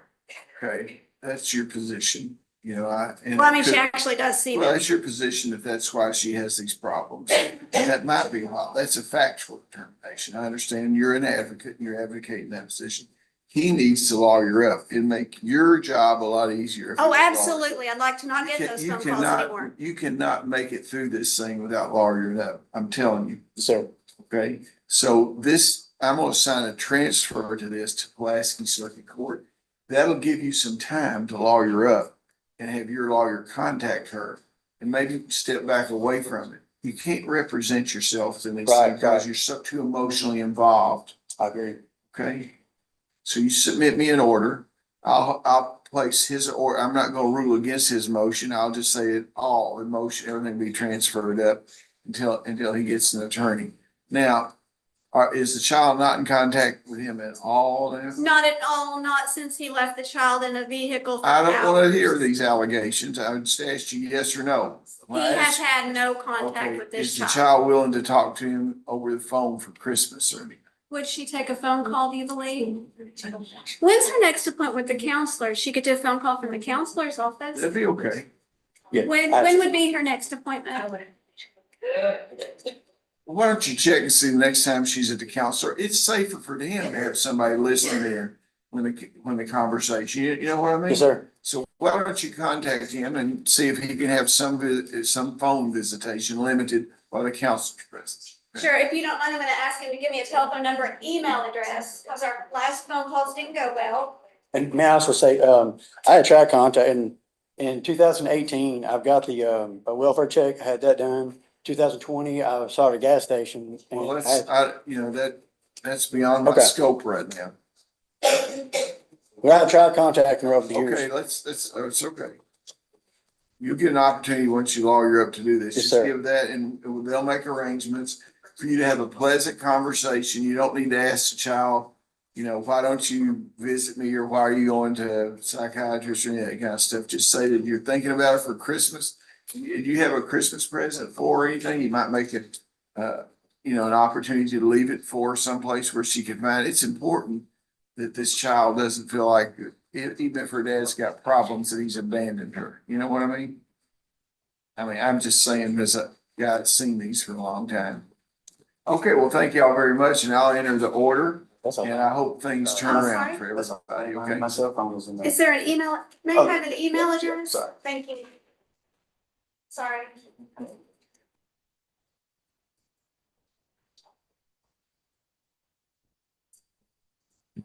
Is the jury coming at 2? Are they out there? Thank you.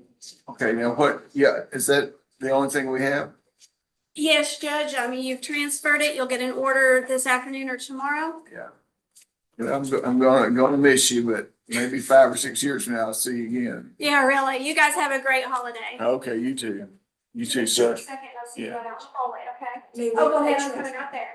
May we approach you? Let's make sure they're on separate elevators and stuff when they leave there, okay? You'll receive an email from me. Your Honor, we have 3 pages written out. Yeah.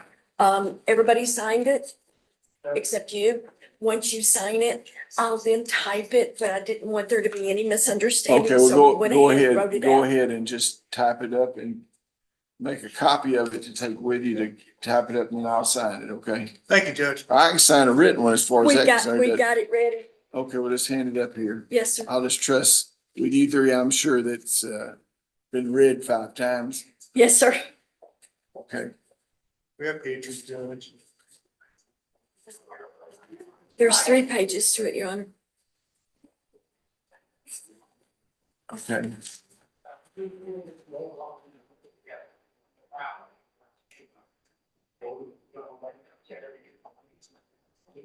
Now, those folks on the back row back there, what are they involved in?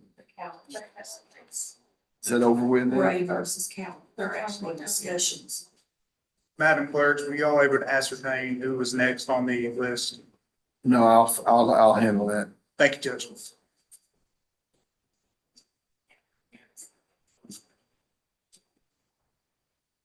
Okay. Okay, this is the order. We'll have it popped, okay? Now, does that finish, y'all? Yes, sir. May I be excused? I need to Absolutely. go Merry Christmas downstairs. to all of Merry you. Christmas, Merry Judge. Christmas. I'm here for adoption. Let me downstairs. That'll be downstairs, adoptions downstairs. As soon as I get let the jury in, and those folks on the back row are here for what? Sir, you're here for jury, right? You're here for jury. What's Or that? adoption or what? What kind of things in the county we got going on with this? What else? Ray, it's Angie versus Hall. What They're is it? back there in discussion. Okay, well, they'll need to, those people with them will need to wait out in the hall. They're welcome to wait out in the hall out there. They're entering into discussions back there, okay? Judge, there's one DDO. Yeah. No, I don't. They can come downstairs. They're not here. Okay, let me call the DVO. DVO docket starts at 2. Have everybody come in, jurors. Everybody come in now? Calling Christy Nicole Lee versus Jared Wayne Stewart, DVO. No, everybody come in, yeah. It's been almost a year and he's never been served. Okay, we'll keep serving it, keep it in place, extend it for another 6 months.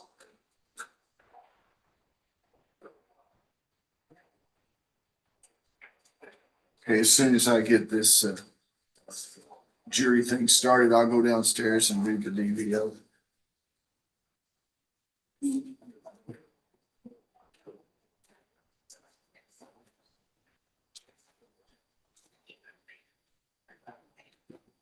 You go off the record. Yes, sir.